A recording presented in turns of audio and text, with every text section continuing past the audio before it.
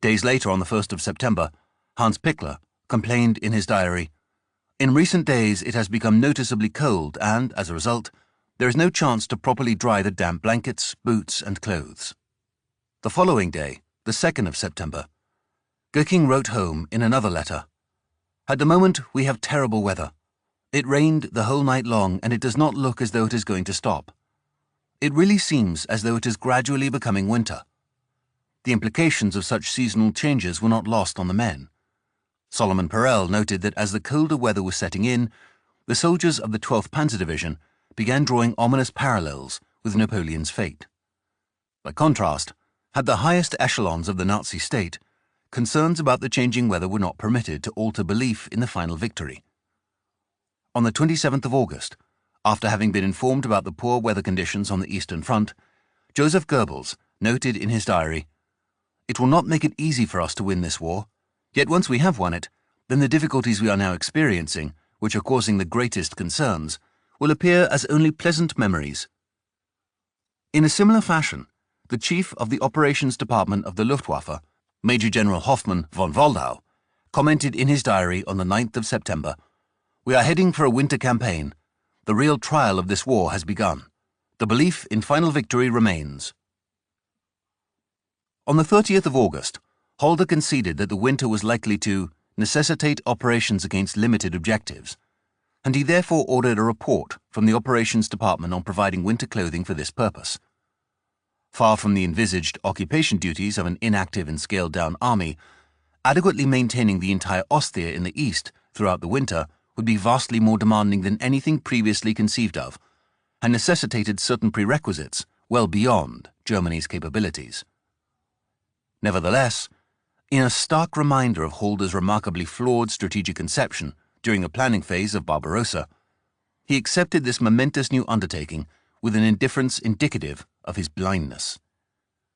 With little real understanding of the prodigious problems a winter campaign would entail in either the production of so many uniforms or their distribution to the front, Halder simply instructed that a report on the measures be passed to the Organization Department for the necessary action. One might conclude that it was a blindness born of ignorance, but there were others in the German army, including some considerably lower in rank, who were under no illusions as to the severity of what was coming. Hans Meyer-Welke, an officer in the 9th Army, wrote home in a letter on the 6th of September, "It is already often really cold.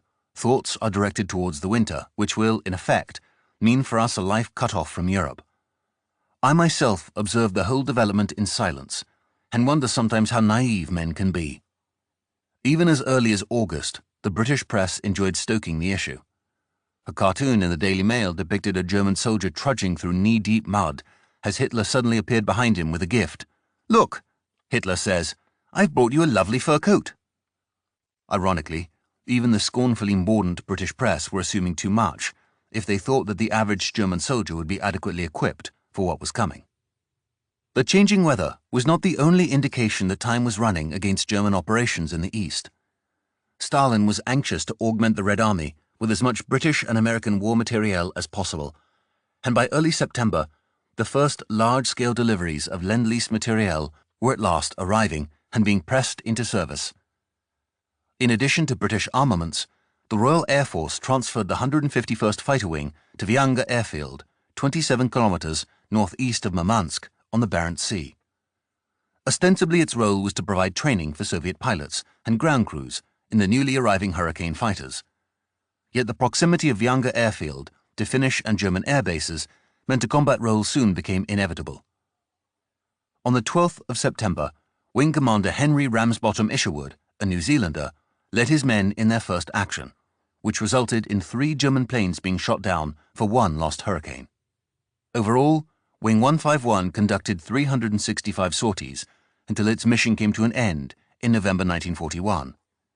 For their expert leadership in combat performance, Ramsbottom Isherwood and 3 of his men received the Order of Lenin, the only non-Soviet serviceman to win them during World War II. As one might expect, Ramsbottom Isherwood and his fellow RAF pilots flying combat missions over the Eastern Front was of far more symbolic than tangible importance, just as bestowing the Order of Lenin on 4 foreign servicemen was. Yet the symbolism was indicative of the new Anglo-Soviet relationship. Whatever ideological differences they may have previously harbored, the common threat posed by Hitler's expanding empire surpassed all outstanding grievances and allowed for an immediate concord built on codependency. When Churchill's private secretary, John Colville, suggested to the Prime Minister that aiding the Soviets was not consistent with his many years as an arch anti-communist, Churchill is said to have explained that he had only one single purpose, the destruction of Hitler, and his life was much simplified thereby. If Hitler invaded hell, he would at least make a favorable reference to the devil. By the same token, the ferocity and magnitude of the struggle now raging inside his own country drove Stalin to seek any assistance his new ally could provide. In a letter to Churchill on the 3rd of September 1941, the Soviet dictator made two brash requests. Firstly, he asked that the British open a second front somewhere in Europe in 1941, and secondly, he appealed for enormous military aid in the form of 400 planes and 500 tanks to be supplied to the Soviet Union every month. 3 days later, the 6th of September, Churchill responded to Stalin's letter by immediately rejecting the idea of a second front in 1941. Action leading to fiascos, he told Stalin, would be of no help to anyone but Hitler. The supply of war materiel, however, was a different matter. In spite of the demands Stalin's request would place on British production and shipping, Churchill not only agreed in principle to the deliveries, he coordinated with the Americans to ensure that Stalin's figures for aircraft and tank deliveries formed the basis of the first protocol governing Lend-Lease aid to the Soviet Union until June 1942. While some have scoffed at the initial Anglo-American military contribution to the Soviet war effort, seeing it as a whimsical gesture aimed simply at maintaining Soviet morale, or worse, a proxy exchange of Western war materiel for Soviet blood, neither representation is accurate. In the course of 1941, British industry manufactured a total of 4,841 tanks, and according to the terms of the first protocol, some 4,500 tanks were due to be shipped over a 9-month period. American military aid accounted for a portion of this figure, but Britain remained the Soviet Union's main supplier of arms throughout 1941 and much of 1942. Indeed, given the scale of Britain's commitments in North Africa and the defense of the home islands as well as the wider empire, the scale of Churchill's undertaking to the Soviet Union testifies to how seriously he took the war in the East. At the same time, the British leadership's public promises of aid for the Soviet Union were briskly dismissed within Nazi Germany. Goebbels stated his belief that the cries of help for the Soviet Union would probably remain more platonic than tangible. Yet again, the German leadership underestimated the resolve of their enemies. Popular enthusiasm for the Soviet cause was at an all-time high within Britain, and on the 22nd of September 1941, Lord Beaverbrook declared Tanks for Russia Week in British factories. The first tank off the assembly line was dubbed Stalin, followed by others named Lenin and Another for Joe. The program proved so popular in British factories that the frequently strained labour relations were set aside for any orders labelled Goods for Russia. At Ashford in Kent, a railway construction yard completed an order for 1,000 railway wagons in just 10 days, despite 76 air raid warnings. Even before the first protocol was signed, 1st of October, the first British convoy bound for the Soviet Union was underway on the 12th of August in Operation Dervish. With the Anglo-American war industry still gearing up for mass production, the terms of the first protocol claimed a significant share of Allied armament production, indicating that the early period of war on the Eastern Front involved the Western powers to a considerably larger extent than is often recognized. With colder weather and the first shipments of Lend-Lease aid now arriving, the importance of keeping Guderian's offensive in motion was now starkly underlined. At that time, the only other major offensive operation still making progress on the Eastern Front was Army Group North's attempt to isolate Leningrad, and then link up with the Finnish army of Field Marshal Carl Gustaf Emil Mannerheim. In the meantime, Guderian struggled with the fierce counterattacks of Eremenko's Bryansk front and what he viewed as the infuriating interference of his own high command. With the full backing of Hitler and the OKW, the OKH had ordered Guderian to redeploy Lemelson's 47th Panzer Corps, which the panzer commander had bitterly resisted. Such a move not only implicated Guderian for his flawed strategic approach, but, as we have heard, the dispute had grown so acrimonious that it entailed a request by Bock for the panzer commander's dismissal. By late on the 5th of September, with the matter now resolved to Bock's satisfaction, the commander of Army Group Center no longer insisted upon Guderian's removal. Instead, he accepted Brauchich's offer to talk with Guderian on his behalf. Nevertheless, the Field Marshal harbored very real doubts for the future, and after noting Brauchich's offer of mediation, Bock concluded, "But I cannot hide my worries about new difficulties." Such concerns proved well-founded. On the very same day that Bock was agreeing to overlook Guderian's insubordinate behavior, 5th of September, a minor matter again flared into another serious confrontation. The issue concerned an order from Bock requiring that the newly freed 1st Cavalry Division, belonging to Panzer Group II, be moved in the direction of Puchep to act as a defensive reserve or to release more mobile elements on Guderian's long flank. The following morning, on the 6th of September, Bock discovered that the division had still not departed, and he therefore immediately instructed that the cavalry division be set in motion with confirmation from the Panzer Group. By the afternoon, still nothing had happened, and Bock therefore called Liebenstein, the Chief of Staff of Panzer Group II, and personally dictated the order to him, which now also placed the division under the direct command of Army Group Center. When Liebenstein reported back to Bock, as he'd been instructed to do once the order had been passed on, he stated that parts of the division would not be following the order because Guderian insisted they were needed south of Dolchok. Liebenstein's report made clear that Guderian had openly declared his defiance and that he would personally answer for the failure to obey Bock. Bock was incredulous, and once again insisted his orders be followed without hesitation. The final comment on this episode in Bock's diary says much about the parallel war being waged by the commanders of Army Group Center. The Field Marshal concluded, "Apart from these battles with the armored group, the front was relatively peaceful."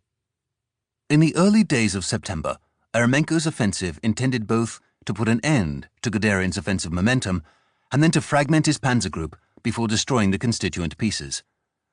The latter was certainly well beyond the strength of the Bryansk front, and while Eremenko failed in the former as well, it is fair to say he came much closer to this objective. Despite the immense pressure on Bock's eastern front, the commander of Army Group Center was careful to maintain a steady flow of reinforcements to Guderian's panzer group, so that the panzer commander's vital offensive did not bog down as so much of the Eastern Front had done. By contrast, Eremenko's best efforts certainly slowed Guderian's advance, halted him in places, and, it could be argued, forced Lemelson's 47th Panzer Corps to retreat back across the Desna. But he could not terminate the offensive. In spite of this, Eremenko was still inclined to claim a significant degree of success in his post-war memoir. The territorial gain made in the offensive was not very great, but the operational impact was. It was a time when the enemy held the initiative, when his panzer drives, supported by the Luftwaffe, followed in quick succession, and the state of our troops, forced to retire deeper and deeper into the country, was anything but good. The determined action against the strongest and most mobile enemy force, and an action, moreover, that succeeded in pushing the enemy back, did a lot to boost morale. They gave us a better knowledge of the enemy and showed us how he could be flogged. Despite what might be construed as Eremenko's face-saving claims, there was a measure of truth to his assessment. Had Stalin not resolutely forbidden the withdrawal of the Soviet Southwestern Front, the dogged efforts of the Bryansk Front to hold and counterattack Guderian's thrust might well have provided the time necessary to preserve the overwhelming bulk of Kirponos's forces. As it was, Eremenko's success is probably best measured not by any boost to Red Army morale as he claimed, but rather by the extent to which his actions drew out the battle for the Ukraine and thereby delayed the subsequent German thrust on Moscow. By contrast, Guderian's success, together with Weich's 2nd Army and Loze's 2nd Air Corps, was in keeping his drive south moving, however slowly, using every means at his disposal.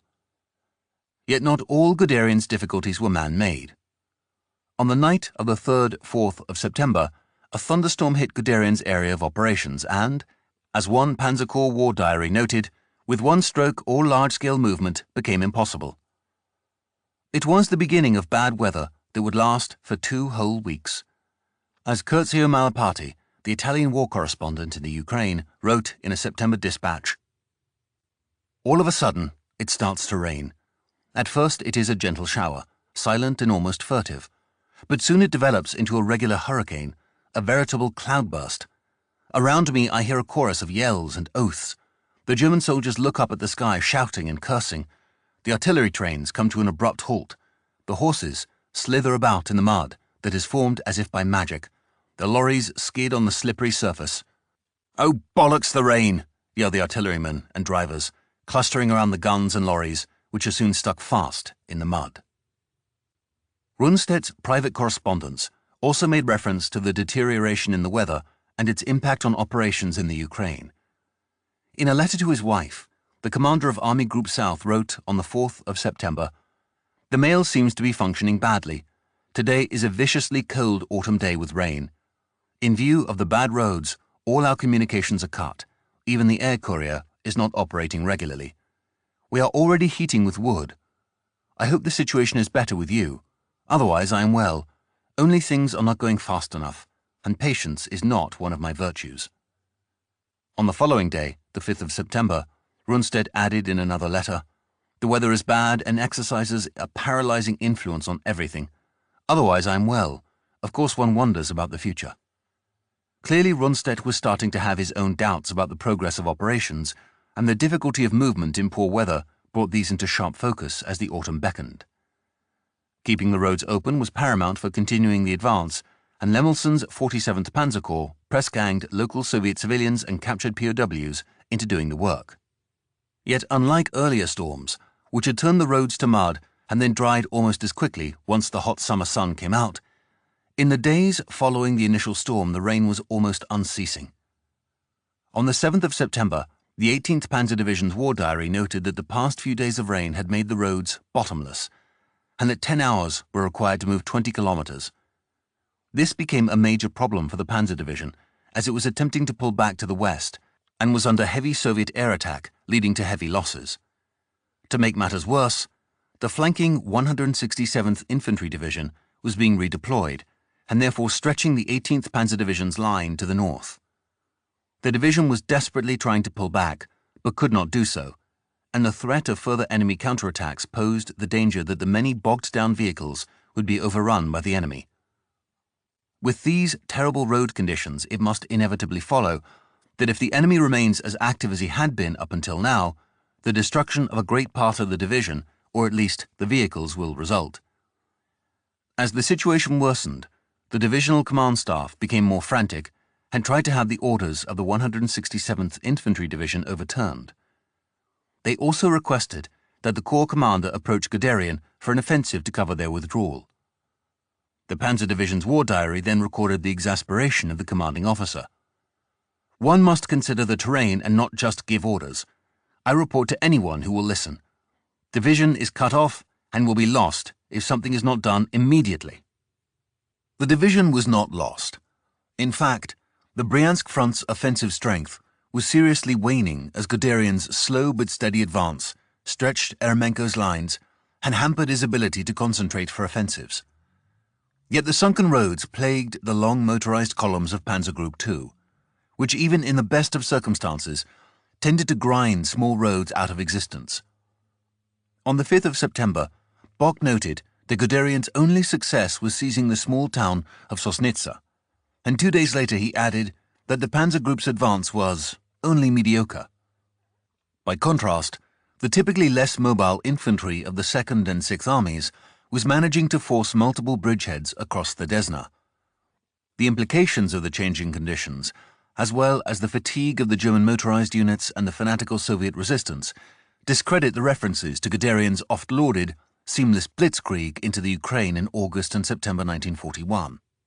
Aided by Weich's Second Army, Guderian's Panzer Group fought a tough, grinding and sluggish campaign, advancing on a broad front with a long, thinly defended left flank. Meanwhile, Kleist's Panzer Group I and Stulpnagel's 17th Army made no progress, aside from the costly house-to-house fighting at Dnipropetrovsk and the more recent bridgehead across the Dnieper near Kremenchuk.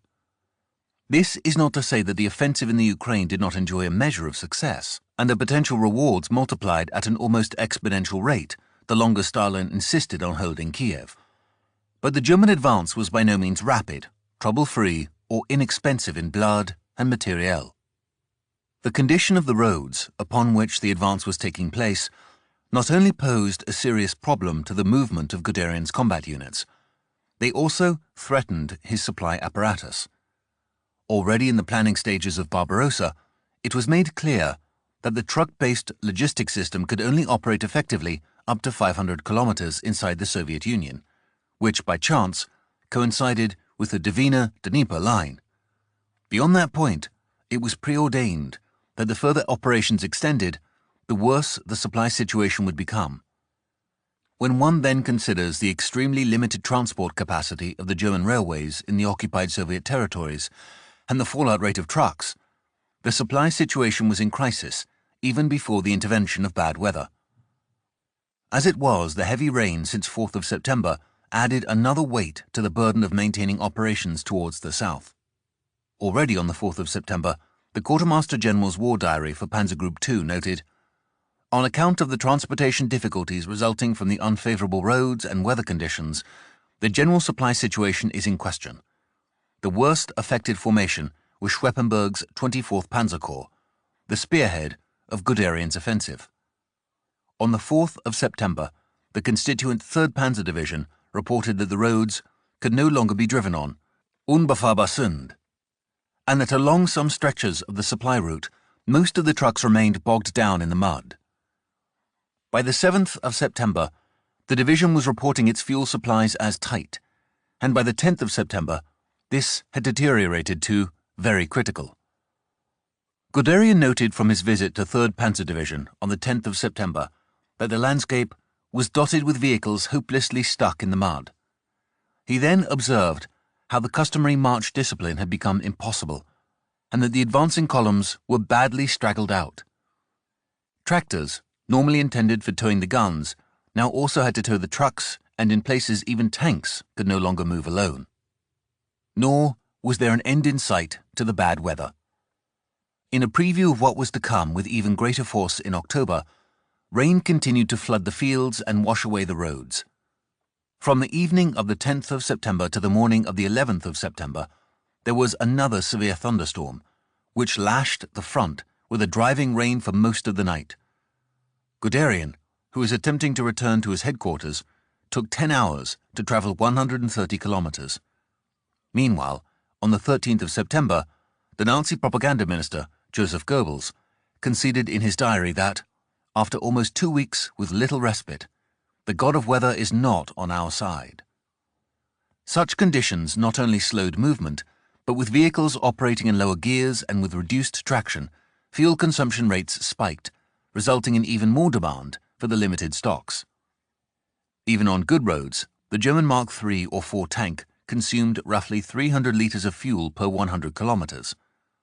Considering the depleted number of tanks in the panzer divisions, moving 50 tanks 100 kilometers would nevertheless require 15,000 liters of fuel and, to make matters worse, estimates suggest that during cross-country operations, consumption rates jumped by 100 to 200%. Nor was it just fuel that the Army's logistics system was failing to supply in sufficient quantities. Oil, new tires, spare parts, and replacement motors were all urgently needed. The problem was ubiquitous across the Eastern Front and had been plaguing attempts to maintain offensive operations since July. In desperation, German units commonly searched for what they needed independently of the formal army channels. As one soldier noted, despite the efforts of our engineers, spare parts became unobtainable, although we searched a distance of up to 100 kilometers throughout the Army and Corps rear area. On the 8th of September, Brauchitsch visited the headquarters of Panzer Group II to fulfill his promise to Bock and address Guderian's unruly conduct. However, the meeting soon took on another agenda, as the Panzer commander used the opportunity to present a 4-point list of requirements. Firstly, Guderian wanted an extension of the railways from Gommel to Bachmach. Secondly, he elaborated on the need for spare parts, replacement motors, and new trucks. Guderian's third point involved a request for a special delivery of oil, which was in critically short supply. Lastly, and perhaps most ominously, Guderian asked for delivery of the soldiers' winter kit, especially the requisite 2 blankets. Brauchitsch, who probably felt somewhat slighted at having Guderian so blatantly manipulate the intention of his visit, refused to agree to any of the Panzer commander's requests. At its root, the German supply system was a house without a foundation. Operating at such depth inside the Soviet Union, the trucks of the Großtransportraum could never meet the demands of the army without an extension of the railways. Generally speaking, the system was predicated on the idea that at least one high-capacity railway line would be used to support the operations of a single army. Yet in the case of Barbarossa, the dearth of a pre-existing, highly developed rail transportation network meant that only 3 main east-west railway lines were envisaged to support each army group. In early September, Army Group Center commanded 3 armies, 9th, 4th, and 2nd, as well as Guderian's Panzer Group, and the 1 remaining corps from Hoth's Panzer Group 3, 57th Panzer Corps. Not only did this clearly represent an inordinate strain on the railways, but the train tracks themselves were often of such poor quality from either age, lack of maintenance, or the damage caused by retreating Soviet forces, that speeds and therefore carrying capacity remained low. The German railways operating in the east were clearly overburdened and too slow, yet at the start of the war they suffered from an even greater hindrance. The Soviet rail gauge was wider than that in the rest of Europe, and therefore it had to be reset to accommodate German trains, as well as many requisitioned from occupied Europe. This process took weeks and placed far greater strain on the Großtransportraum, as it was the only means of rapidly moving supplies forward, aside from the use of a very limited number of captured Soviet locomotives and rolling stock. Goebbels, who received daily military briefings and was therefore very well informed about the military situation in the East, recorded in his diary on the 8th of September, "Almost without exception, the Bolsheviks managed to evacuate all their railroad material so that almost nothing fell into our hands."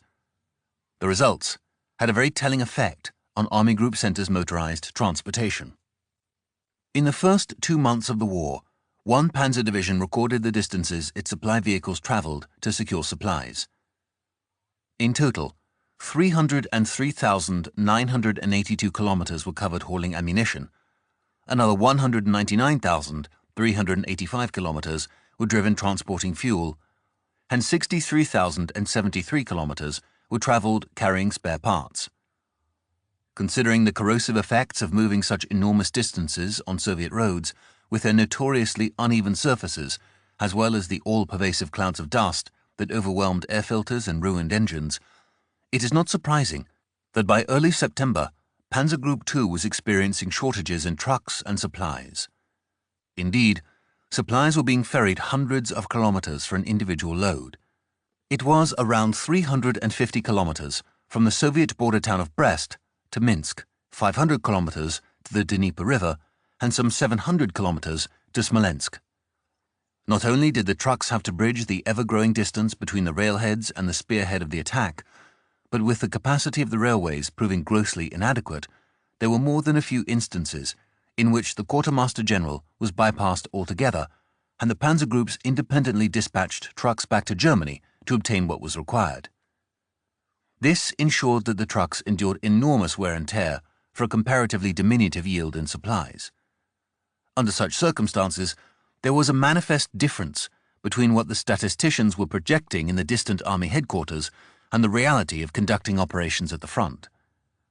A German officer assigned to the OKH, who also had the opportunity to tour Army Group Center's rear area in the early months of the war, remarked, "The inherent antagonism between the theorist from the OKH and the supply realist from the Panzer Group, who both viewed the operation of the Großtransportraum from different perspectives, also impacted the atmosphere."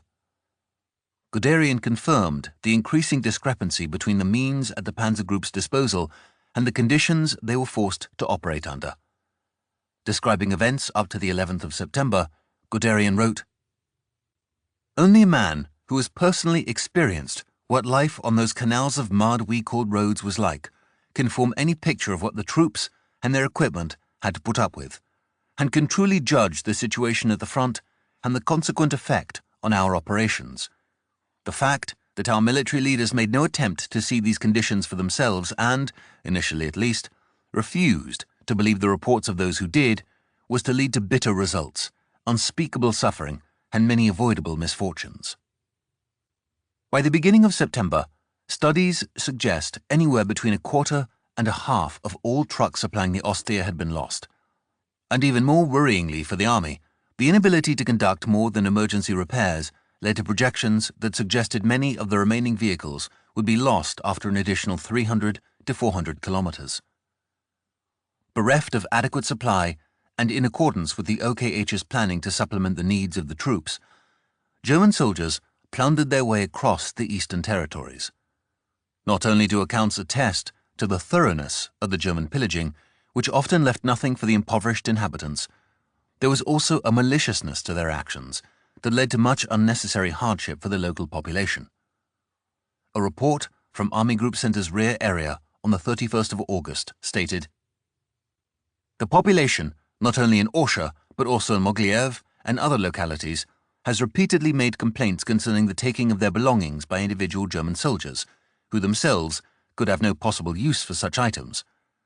I was told, amongst others, by a woman in Orsha, who was in tears of despair, that a German soldier had taken the coat of her 3-year-old child whom she was carrying in her arms. She said that her entire dwelling had been burnt, and she would never have thought the German soldiers could be so pitiless." Most commonly, German soldiers seized foodstuffs from the Soviet peasantry, which they largely justified in their letters and diaries as a simple necessity of war. Yet recent case studies have shown how such practices led directly to the widespread starvation of thousands of Soviet citizens. Helmut Pabst wrote about how he and his comrades looted onions and turnips from people's gardens and took milk from their churns. "Most of them part with it amiably," he wrote home in a letter, but he also made clear his indifference to the suffering of the local people. "Willingly or unwillingly, the country feeds us." Konrad Jarausch wrote home that everyone is constantly looking for booty. He then noted that even in such a poor country, it was still possible to obtain honey and kilos of butter. The looting was ubiquitous and endemic to all levels of command. In Vitebsk, the occupying authorities removed almost all of the town's 200 head of cattle, paying for just 12, requisitioned 1 million sheets of plyboard from the local timber yard, and seized 15 tons of salt from a storehouse. Such arbitrary actions, especially when committed by individual soldiers, had been strictly regulated during the 1940 campaign in France. The radical change in policy reflected both the Wehrmacht's complicity in the war of annihilation in the East and also the great difficulty of managing the Ostia's supply. Holding together the House of Cards, the Home Front and the Eastern Front. On the 11th of September, Goebbels noted in his diary that Hitler had not spoken to the German people in almost 3 months. In fact, Hitler had not even left his secluded Wolfslayer headquarters in East Prussia since the start of Operation Barbarossa. The business of government now came secondary to the direction of the campaign. But unlike Hitler's past blitzkriegs, the war against the Soviet Union offered no clear end in sight. In fact, by late August, there were already numerous acknowledgements within the German High Command that the war in the East would run into 1942. During the Western Campaign in 1940, Hitler had stayed at his Felsenest headquarters near Bad Münstereifel for less than a month. By the time Goebbels was contemplating Hitler's growing removal from public life, the German dictator had already been absent from Berlin for more than 2.5 months. Nazi Germany had suddenly become the Führer state without a Führer, and there was no indication that this was about to end. In practice, this led to an exacerbation of the already chronic diffusion of coordinated administration within the Nazi state because, even by comparison with other dictatorships, Hitler had placed himself in too many roles and acted in each as the sole arbiter of power and decision-making. The result was a hopeless overconcentration of power, which, even without Hitler's long absence from Berlin, could never be effectively managed by one man. The fact that Hitler was now so removed from his government only propagated the independence of the Nazi state's many economic, military, and party fiefdoms that, in the absence of sufficient direction, feuded with each other for resources and influence. Thus, the persistence of the war in the East was not only swallowing up Germany's limited manpower and resources, it was also effectively denying the Nazi state its leader. If Hitler's public absence was detrimental to German morale, as Goebbels had noted, it was, however, overshadowed by the question of how much longer the war in the East would last. None of the past campaigns had lasted so long, and the initial jubilation inspired by Goebbels' grandiose victory proclamations was soon being tempered by the heavy losses that were increasingly becoming known from the thousands of official death notices as well as the harsh realities reported in soldiers' letters. Only 2 weeks after the start of Operation Barbarossa, Erich W., a soldier home on leave, heard at his Sunday church service about those who had lost their lives. As he noted in his diary, they were read out, in a very matter-of-fact tone, the name, year of birth, date and place of death of the dead and fallen, and precisely these cold facts had a doubly moving effect. The widows sobbed throughout the church.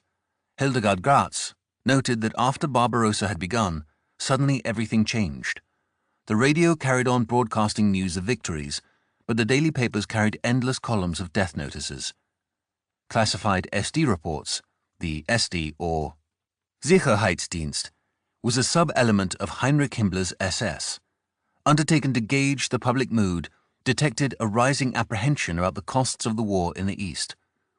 One report from the 4th of August read, "It is often said that the campaign has not been proceeding as might have been assumed from reports at the start of the operation. Since then, we have had the impression that the Soviets have plenty of materiel and that there has been increasing resistance. From the number of reported deaths, the Panzer Corps reports, and front reports, one can safely assume that casualties really are higher than in previous campaigns." While there were certainly those elements within the Nazi state willing to pay any price for Hitler's promise of Lebensraum, by the summer of 1941, there was also a distinct war weariness among other elements of the German population, and the burdens of the new Eastern campaign, demanding ever more sacrifice, were observed with much private trepidation. Indeed, Operation Barbarossa had a polarizing effect in which dissenters were bold enough at times to risk open objection. A local Landrat, chief administrator of a rural district in northern Franconia, reported on the 1st of July, "Overworked and exhausted men and women do not see why the war must be carried still further into Asia and Africa."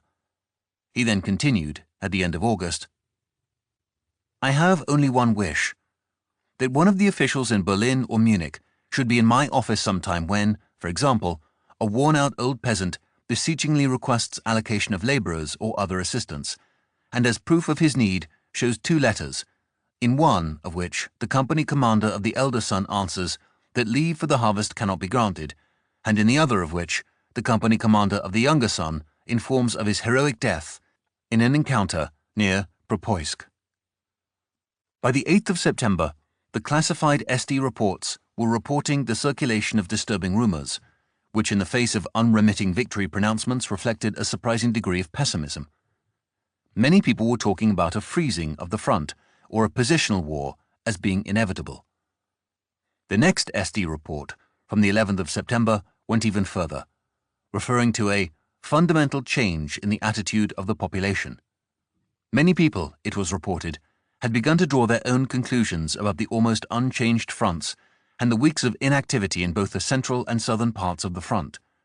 The report then went on to state, "The increasingly more modest prisoner and booty reports, as well as the absence of news about newly captured territory, gives the impression that on all fronts intense battles are taking place."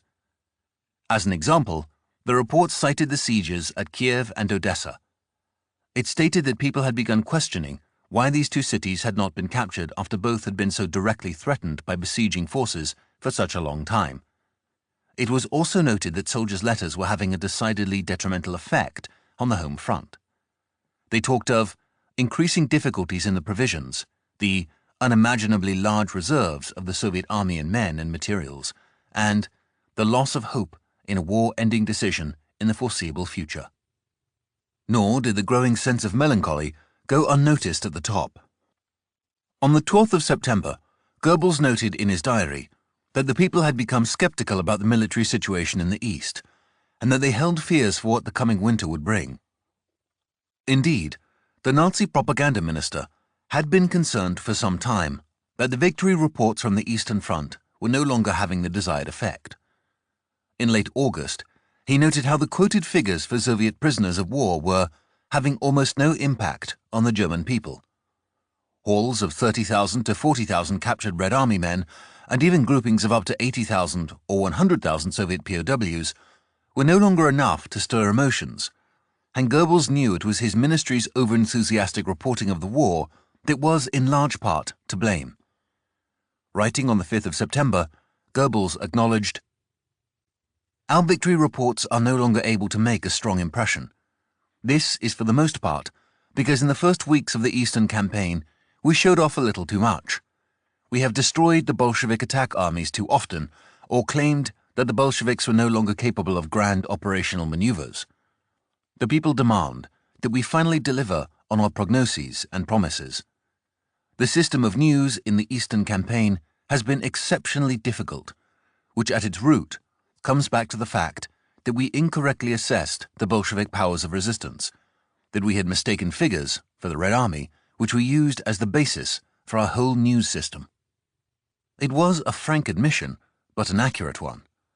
For weeks, the German people had been bombarded with special news bulletins, Sondermeldungen, declaring one victory after another, which allowed only one conclusion to be drawn: that final victory was close at hand. Likewise, the weekly newsreel footage became a veritable victory parade of triumphant German soldiers, fields of destroyed Red Army equipment, and swastikas rising over Soviet towns and cities. From the earliest days and weeks of the campaign, everything reflected the coming victory. Yet from one week to the next, the war stubbornly rumbled on, with one decisive battle after another, until increasingly, every day, Germans began to wonder where final victory lay. Suddenly, the emphatic declarations of success following each new advance were taken on a monotonous repetition that seemed less commentary on the war's progress than a reminder of the still unfulfilled promise to end it. In short, a credibility gap was arising between what the regime was saying and what people were inferring for themselves. Private doubts, fueled sometimes by soldiers' field post and sometimes by what were denounced as Jewish rumors, gave people an uneasy sense that there was much more hardship in the war in the East than they were being led to believe. The growing suspicion surrounding the official accounts led more and more people to seek alternative sources of information, and these tended to confirm their fears, or at the very least, offer substantiation for their doubts. Naturally enough, British radio was broadcasting a very pessimistic view of Germany's progress in the Soviet Union. But so also were the media in neutral countries, and it infuriated Goebbels. In Sweden, the press were particularly negative, which Goebbels complained about in his diary on the 9th of September. They believe that the German Wehrmacht has become bogged down in the East and that they no longer possess the chance to secure victory. Such pronouncements echoed the tone of Pravda, the Soviet daily newspaper, suggesting that not all the bombastic claims of the Soviet Information Bureau were just the usual self-serving hyperbole typical of Stalin's propaganda machinery. Nor was Sweden the only example. Reporting on the Red Army in the summer fighting, Swiss radio presented a very different picture from the German view. There are no signs of waning morale or materiel in the Russian army. In spite of the enemy's gigantic assault and gain in territory, the soldiers are fighting with an equanimity peculiar to the Russian people, which even heavy losses and reverses cannot easily break. Seeing that his attempts to maintain an exceedingly optimistic portrayal of Operation Barbarossa had become a liability, Goebbels now sought to change course. The new face of the war in the East was supposed to be more in line with the reality, as Goebbels explained on the 10th of September. As it stands, I am also of the opinion that the people must gradually be prepared for a longer-lasting war. They must be told and be made familiar with the difficulties of the war. Creating illusions is now at an end. After it has become known that the campaign in the East cannot be brought to an end in the time we had actually expected to do so, the people should also be made aware of what difficulties we confront. 2 days later, on the 12th of September, Goebbels offered a more perceptive interpretation of the fighting than that given by many of the army's own commanding officers. Summing up the transformation of the campaign from a blitzkrieg to a war of resources, Goebbels stated, "It now depends on who can endure this the longest." The Nazi propaganda minister then added his concern about another looming danger, and in addition to that, whether or not we will be surprised prematurely by the winter. The following day, the 13th of September, Goebbels made what was probably his most insightful commentary to date on the war in the East.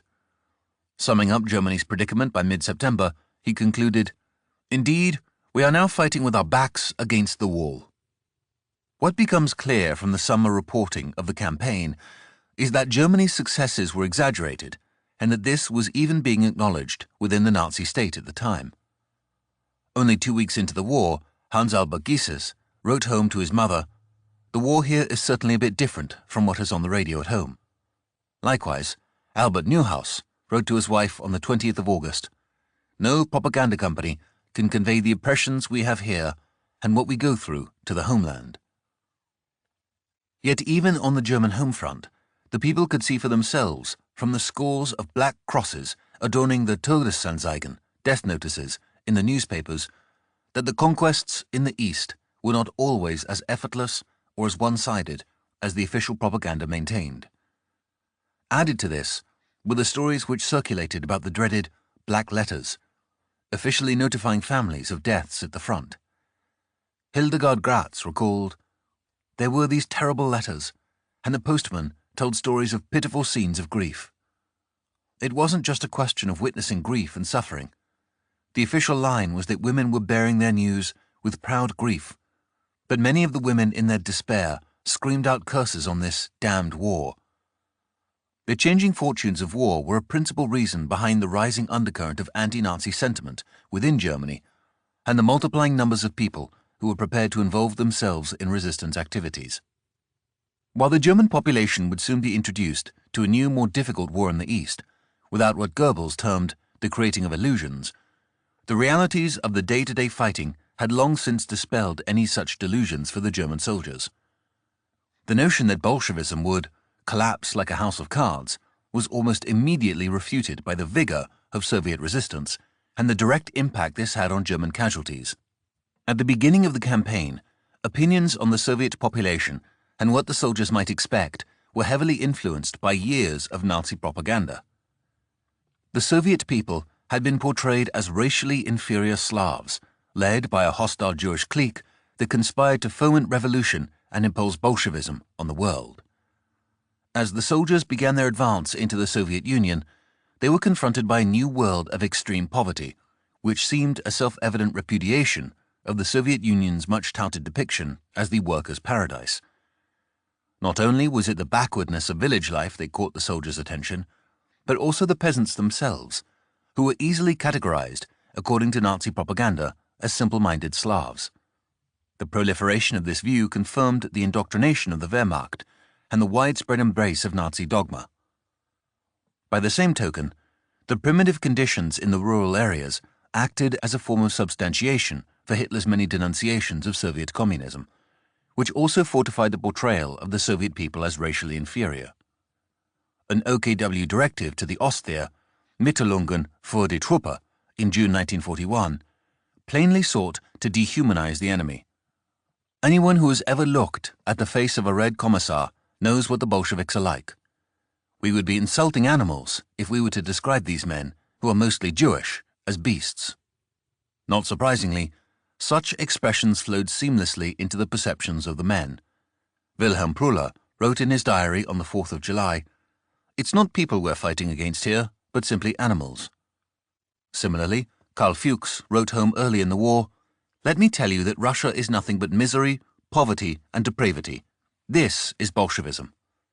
Later he added, "Hardly ever do you see the face of a person who seems rational and intelligent, and these scoundrels, led by Jews and criminals, wanted to imprint their stamp on Europe, indeed on the world."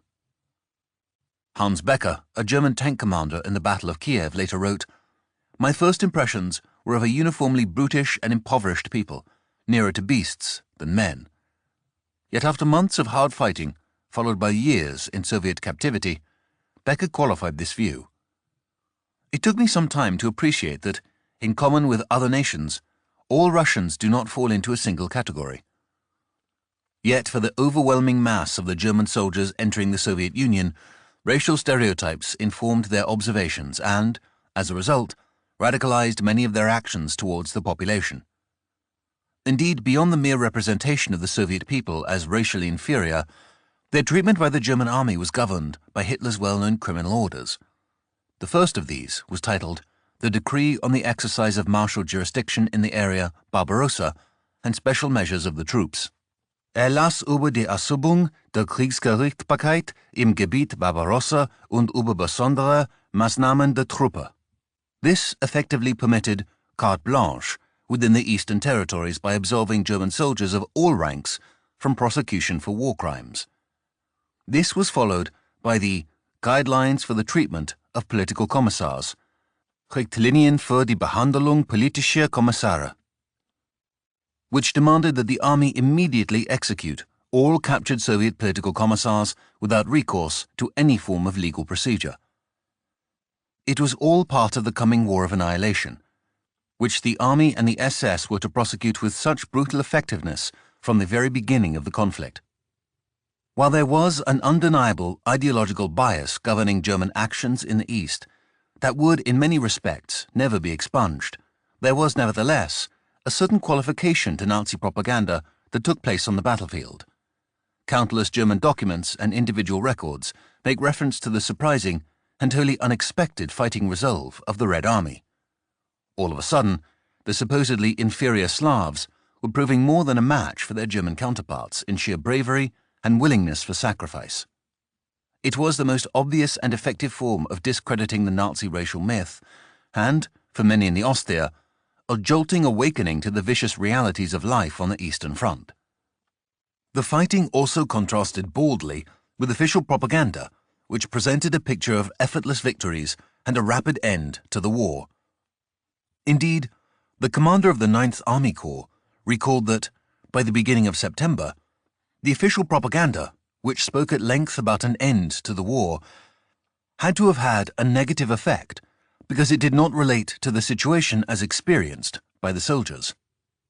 Examples of the Soviet proclivity for toil and endurance at the front had been evident since the first days of the campaign. But even in September, German soldiers were still reacting with a mixture of wonderment and trepidation at what they were witnessing. Adolf B., a soldier fighting in the Ukraine, wrote home in early September, "The Russian war is much more difficult and bitter than the French. No one would have thought that our Soviet brothers were capable of such fervent resistance." Eirik Kern, another veteran of Army Group South, wrote after the war, "We had often wondered at the almost inhuman tenacity with which the Red Army was fighting, the terrible obstinacy with which even the youngest Komsomol youths, boys of 15, defended their pillboxes, their tanks, and their own selves." Hans Pickler served with the 4th SS Polizei Division and was subjected to no small degree of National Socialist indoctrination. Yet after only 2 months of fighting, his opinion of the enemy seemed to have surpassed his opinion even of the much-vaunted Waffen-SS. "It has already occurred to me many times just how much harder, resilient, and tougher these Eastern peoples are than we Europeans." The notion that Soviet soldiers possessed special powers of resilience that constituted something extraordinary, or even something unnatural, is found in many German letters and diaries. Some of the more brazen examples stem from observation of captured Soviet wounded. Curzio Malaparte noted that they do not cry out, they do not groan, they do not curse. Undoubtedly there is something mysterious, something inscrutable about their stern, stubborn silence. Another, more graphic account suggests a certain inexplicable quality to the behavior of the Soviet men, which the observer recorded with a combination of awe, dread, and horror. Several of them, burnt by flamethrowers, had no longer the semblance of a human face. They were blistered, shapeless bundles of flesh.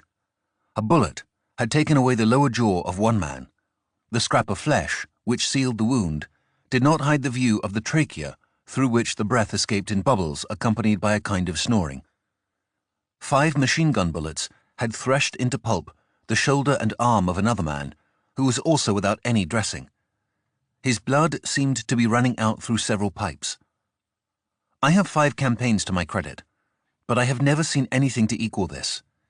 Not a cry, not a moan escaped the lips of these wounded, who were almost all seated on the grass.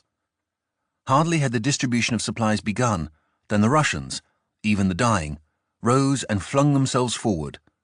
The man without a jaw could scarcely stand upright. The one-armed man clung with his arm to a tree trunk. The shapeless burnt bundles advanced as rapidly as possible. Some half a dozen of them, who were lying down, also rose, holding in their entrails with one hand and stretching out the other with a gesture of supplication. Each of them left behind a flow of blood, which spread in an ever-increasing stream. Given the German predisposition towards racial categorization, it is hardly surprising that such remarkable scenes were commonly drawn up as evidence of a unique Slavic racial peculiarity, which presented them as less subject to physical suffering. This, in turn, informed the rapid role reversal in how the Soviet adversary was being perceived, from an inferior, second-rate foe to a fierce, hardy, and bitter enemy. Not surprisingly, there are accounts that speak of badly wounded Red Army men who had been bypassed, suddenly assailing German troops from behind. In other instances, Soviet pilots whose planes were hit sometimes directed their aircraft into suicidal attacks on German positions. Such stamina in battle and willingness for sacrifice shocked the Germans and harked back to Frederick the Great's ominous aphorism, "Every Russian soldier has to be shot dead twice, and even then he has to be pushed to make him fall." Accordingly, the men of the Ostheer were no longer able to take comfort in their supposed natural superiority. Indeed, from the fanatical resolve of the Red Army to the appearance of superior Soviet weapons, such as the T-34 tank, the IL-2 Sturmovik ground attack plane, and the Katyusha multiple rocket launcher, there were many indications that the enemy in the East was much more than the unsophisticated brute commonly depicted. As one German soldier from the 24th Infantry Division concluded in his diary, impressions of the Soviet Union are so contradictory that they do not furnish a basis for a comprehensive picture. You often see things that do not fit into the frame of the Russia that has been depicted to you. For instance, in almost every inhabited place, you come across new schools with modern equipment.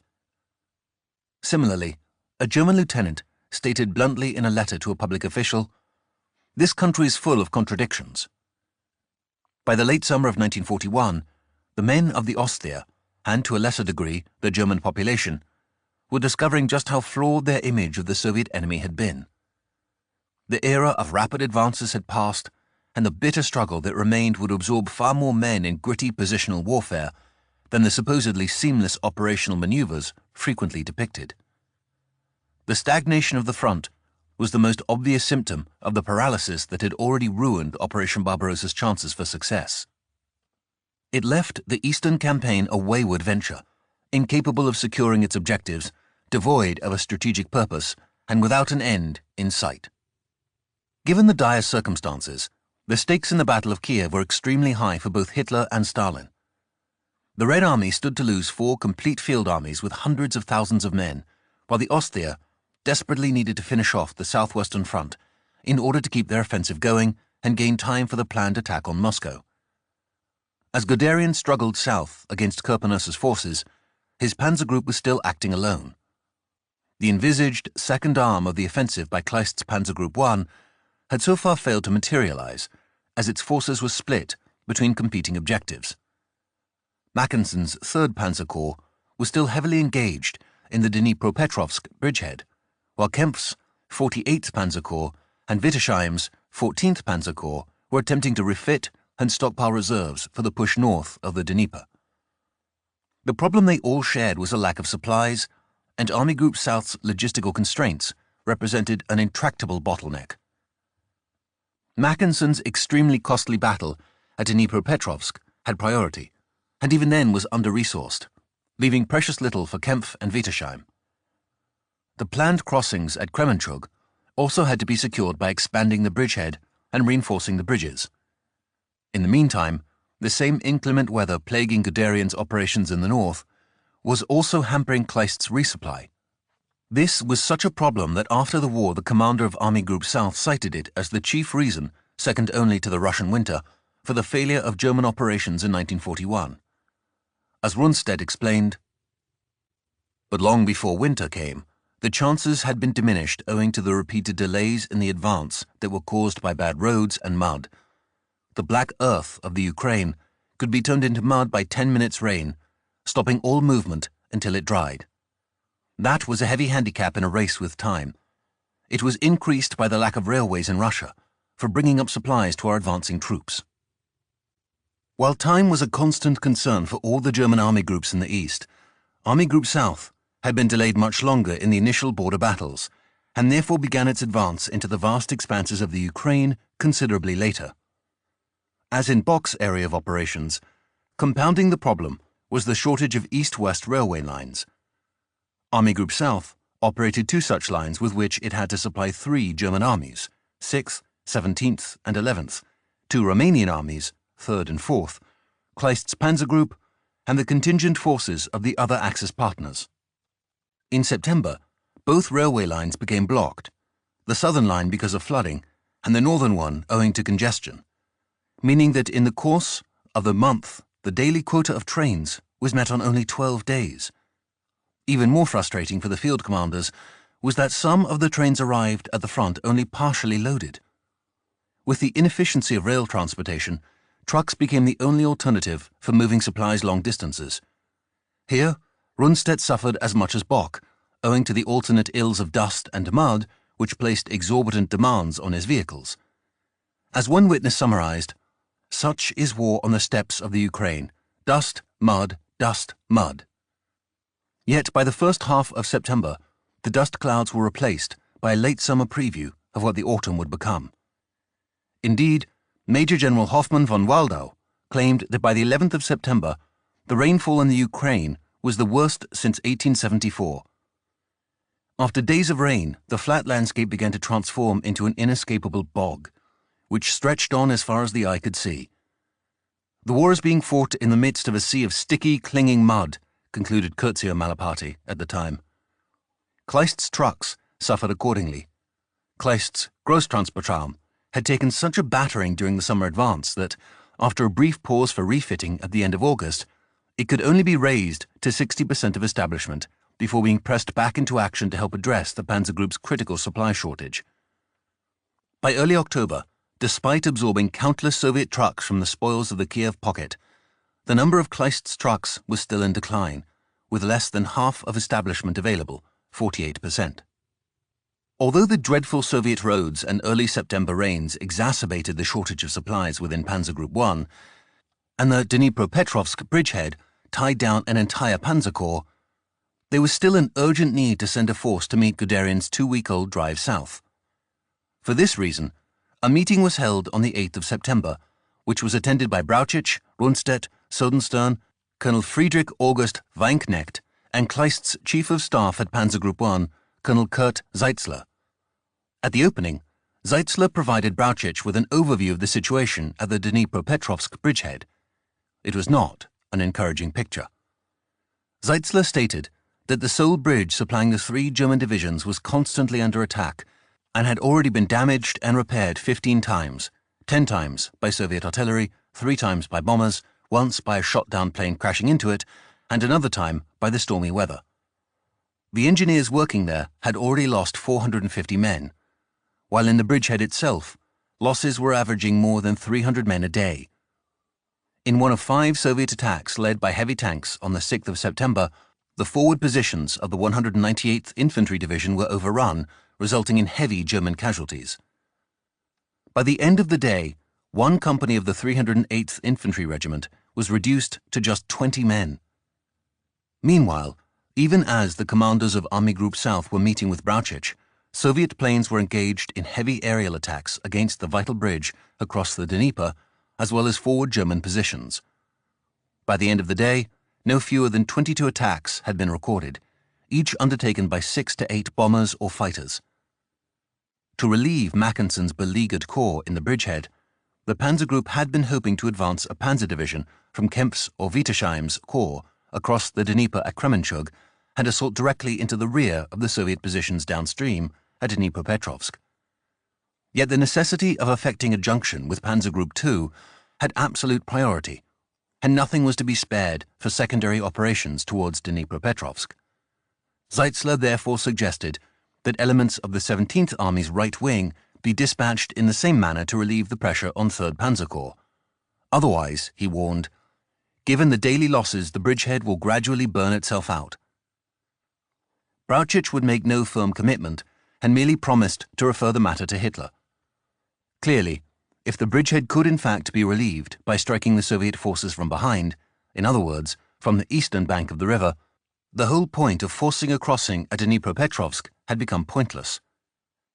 It was precisely this point, in addition to the heavy German losses, that persuaded Zeitzler to make repeated pleas to Army Group South, first on the 5th of September and then again the following day, to abandon the bridgehead.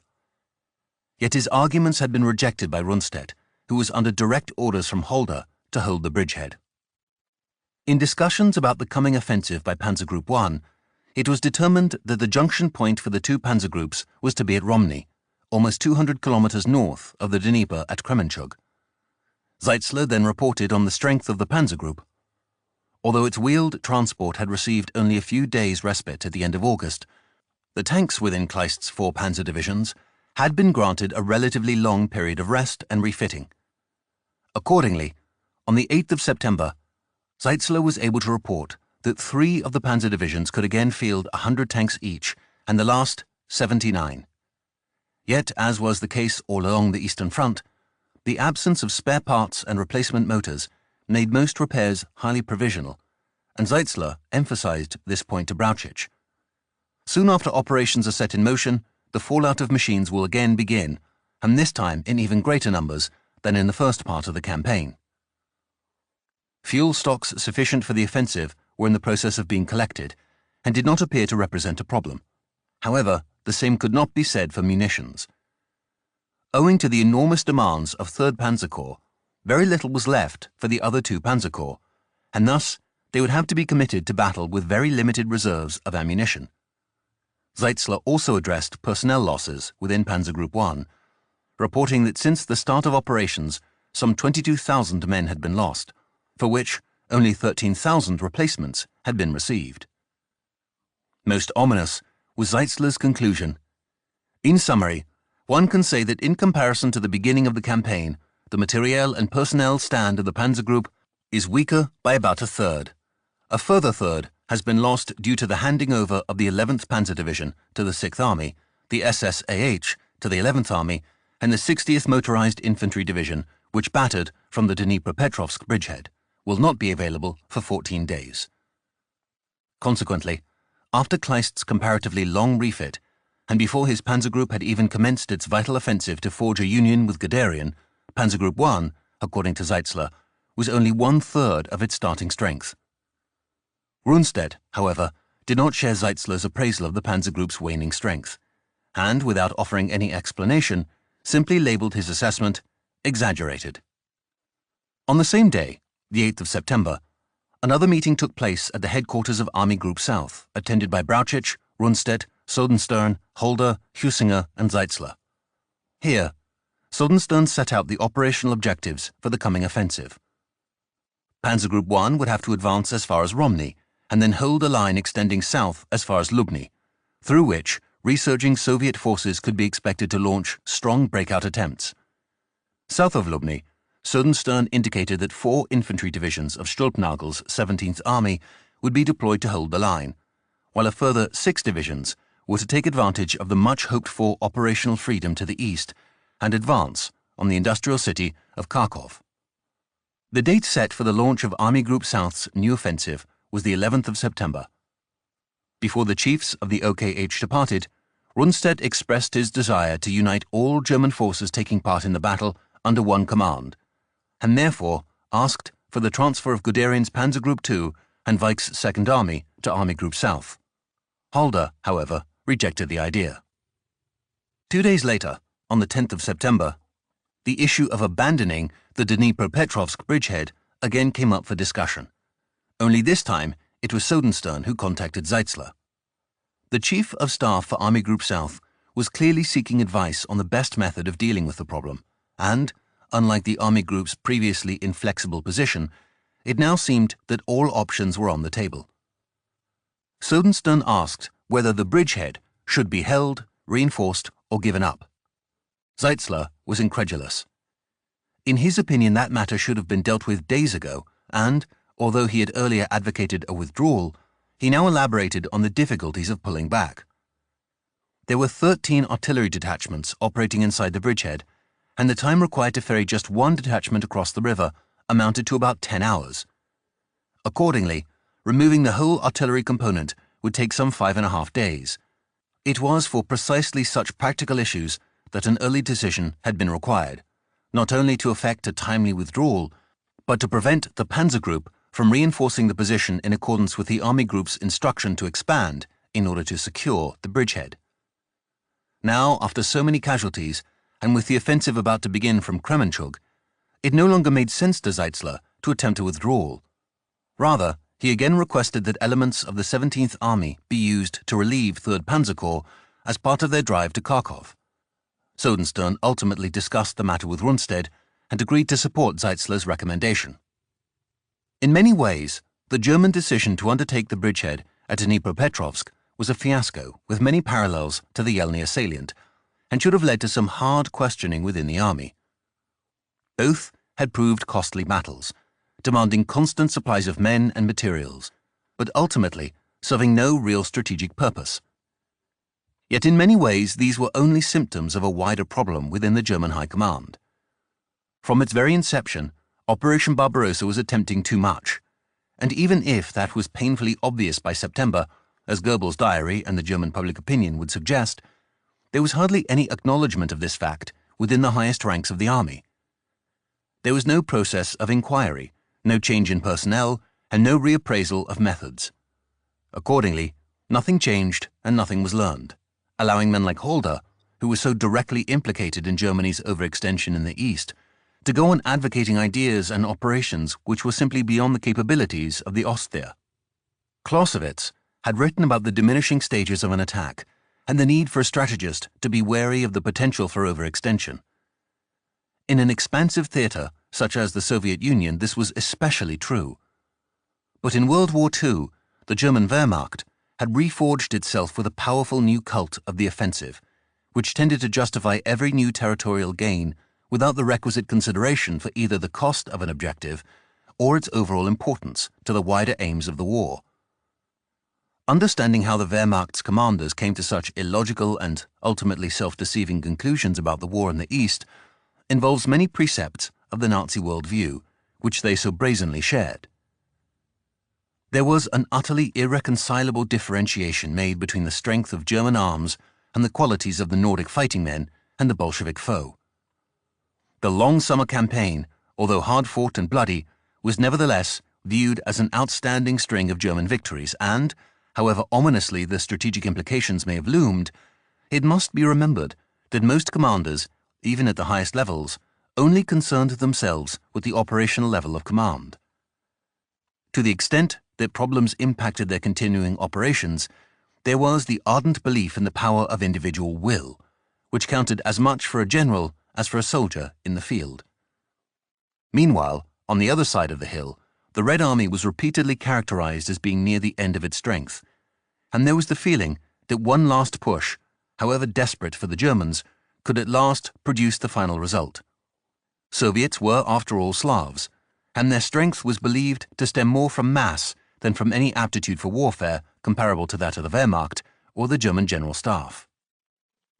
Thus, while the fighting was recognized to be hard, the progress of the war was typically still viewed optimistically, and warnings about the future remained in the minority.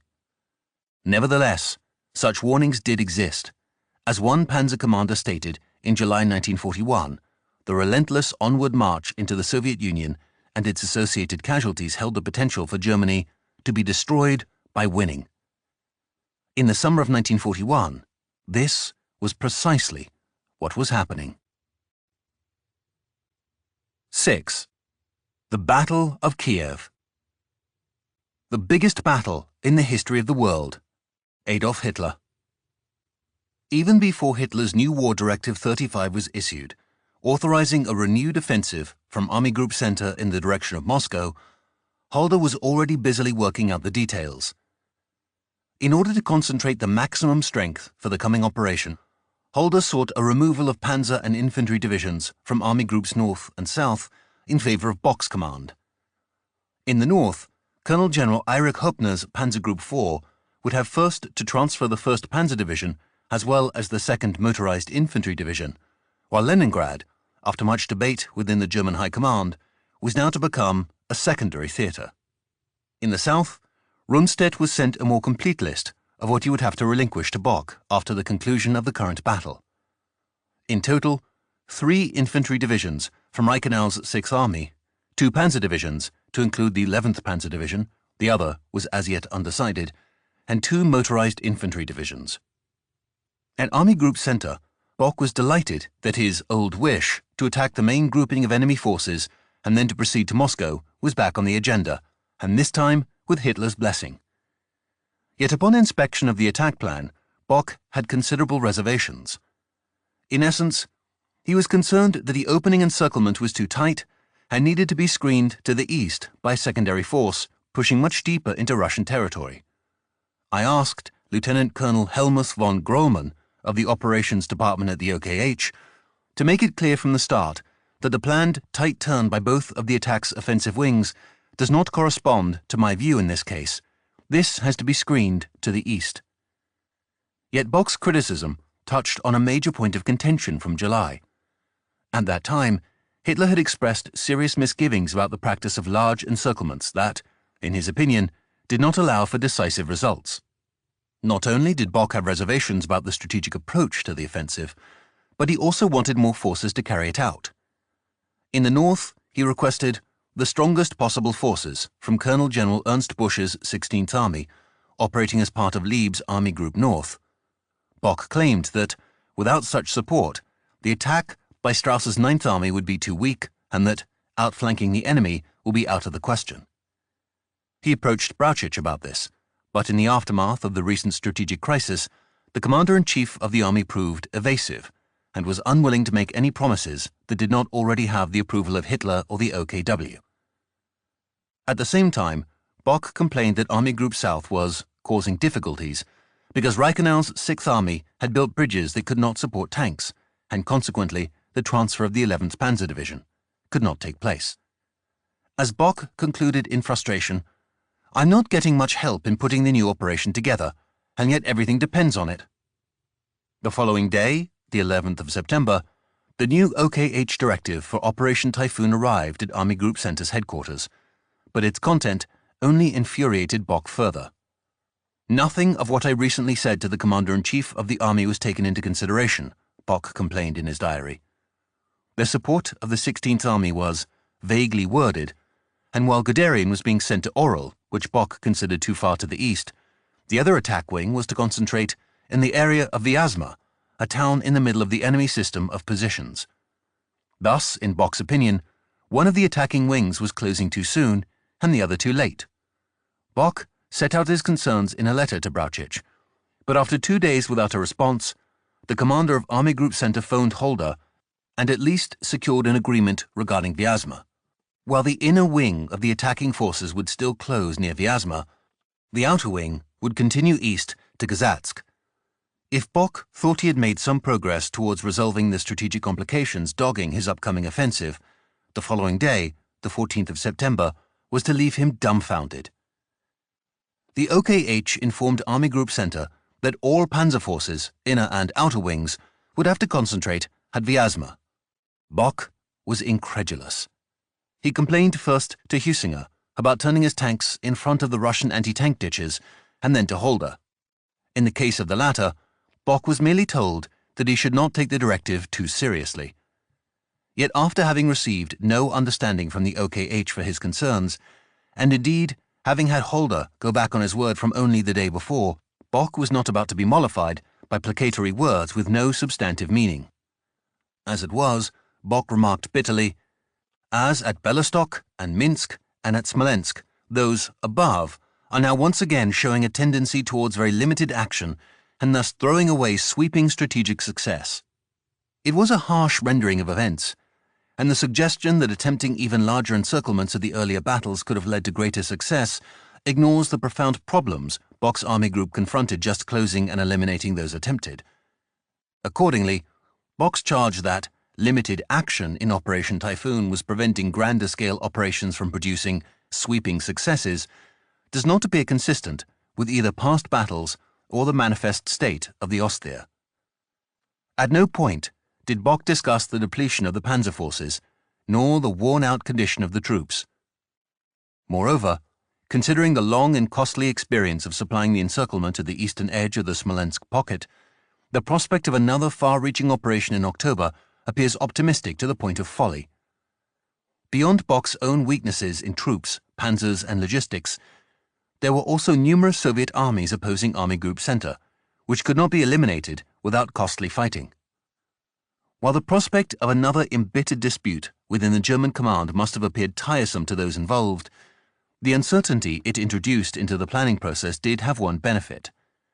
The exact plan could not be known by the British cryptologists working at Bletchley Park, despite their having decrypted the German orders for Operation Typhoon on the 9th of September. Whatever the virtues of the strategic plan for Operation Typhoon, the German command still faced the more immediate issue of successfully cutting off Kirponos's vulnerable southwestern front in the Ukraine. To this end, the most important formation was Guderian's Panzer Group II, which, in spite of every effort, was still making slow progress on account of bad weather, weakened forces, limited supplies, terrible roads, and incessant Soviet counterattacks from Eremenko's Bryansk front. Certainly the soldiers under Guderian's command were under no illusions about the ease of their advance, and the observations of a Jewish boy metaphorically captured the sense of adversity they faced. Even though the advance of the German army units was slowed, they continued to push forward, crushing everything that stood in their way. I remember watching sadly as the half-trucks rolled through the golden fields of ripe wheat, and then with delight I saw the stalks trying to right themselves. Some succeeded, as if to say, "We too are not ready to bend before the conqueror. We won't make it easy for the occupying forces." The boy's words echoed the thoughts of a German soldier who wrote home in mid-September, "It's going even slower. The difficulties are increasing. The land stands defiantly in our way." Nevertheless, the advance was still continuing, and with it, the danger to Soviet forces in the Ukraine was rising with each passing day. Yet nothing would make Stalin see reason, and in spite of the desperate pleas of his commanders and the threat of collapse now gripping the entire northern wing of the southwestern front, the Soviet dictator would brook no talk of withdrawal from Kiev. During the second week of September, as Eremenko's bloodied and exhausted forces began to break up and lose cohesion, Guderian's advanced forces at last gained some operational freedom.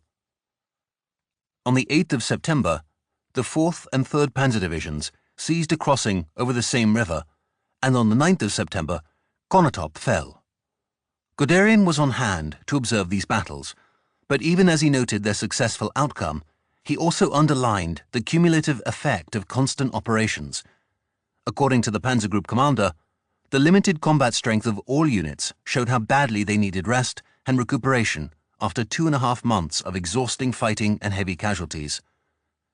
Notwithstanding Guderian's difficulties, Eremenko was in an even worse state after weeks of draining battles and nonsensical orders for offensives with completely impractical objectives.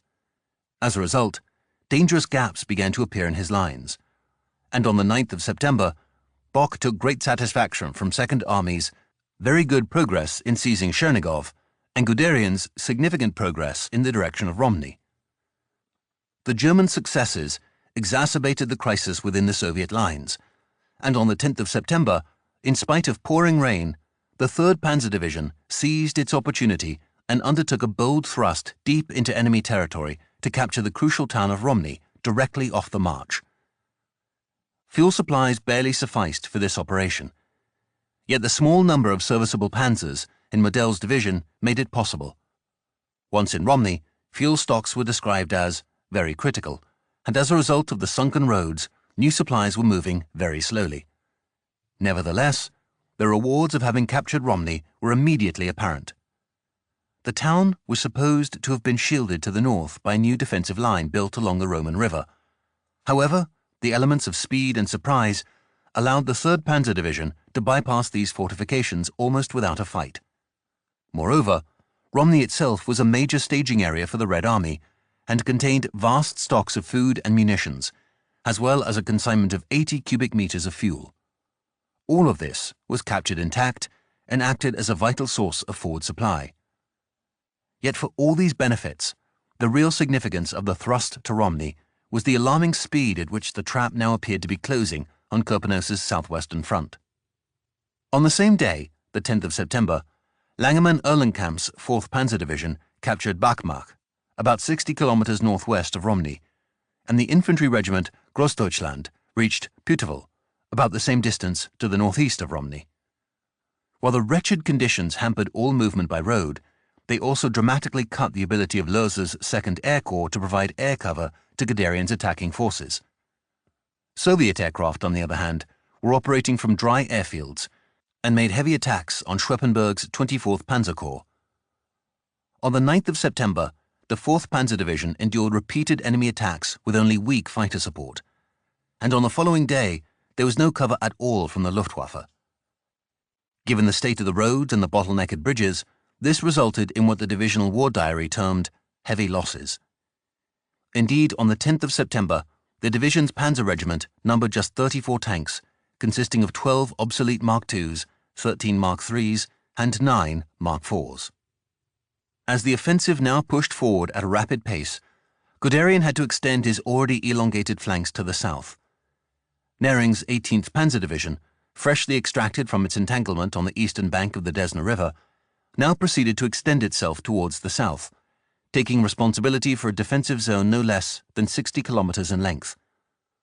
On the following day, the 11th of September, this was extended to 70 kilometers, which posed a serious problem when aerial intelligence reported on the 12th of September the approach of 80 Soviet tanks, with at least 20 of these confirmed as being heavy tanks. The divisional staff endured an anxious night of waiting, as it was considered questionable whether such a strong enemy attack could be held. But in the event, the Soviet force continued to move south and did not seek an engagement. Not surprisingly, attempting to defend such long sections of the front placed paramount importance on having long-range intelligence capable of identifying enemy groupings, knowing what forces were arrayed against them, and having some idea where they were likely to strike. Yet the state of aerial intelligence of the 47th Panzer Corps, to which the 18th Panzer Division belonged, says much about the process of demodernization at the front. Lemelson's Panzer Corps was responsible for overseeing 150 kilometers of front, but on the evening of the 13th of September, it lost its last observation plane to an enemy fighter, and no replacements were available. In the absence of the necessary aircraft, the Corps' aerial intelligence staff was transferred to Veitinghoff's 46th Panzer Corps. Along with them was sent the aerial intelligence staff from Thommer's 17th Panzer Division, which, likewise, had no planes left. Nering's 18th Panzer Division retained its staff, although they themselves were down to their last aircraft, which now had to act as the eyes of the whole Corps along an overextended front and without fighter cover. With Bock's eastern front now extending as far down as Romney in the Ukraine, his previous concerns about maintaining his defensive positions in the north were not unjustified. Since the surrender of the Yelnya salient, the Soviet attacks against the defensive fronts of Strauss's 9th and Kluge's 4th Army had slackened, but not stopped. On the 8th of September, Bock noted, "The Russians continue to assail the defensive front with major and minor assaults. Their air superiority is especially uncomfortable. The bulk of our aircraft are deployed on the attack flanks." 2 days later, on the 10th of September, Halder noted that the 4th Army was being subjected to 3 separate offensives along its line with limited local successes.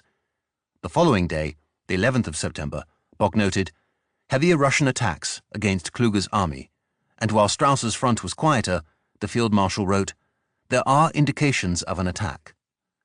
Such slogging battles all along the Eastern Front belong to a largely unknown history of the campaign, subsumed by the wider and seemingly more dramatic events taking place at Leningrad and Kiev.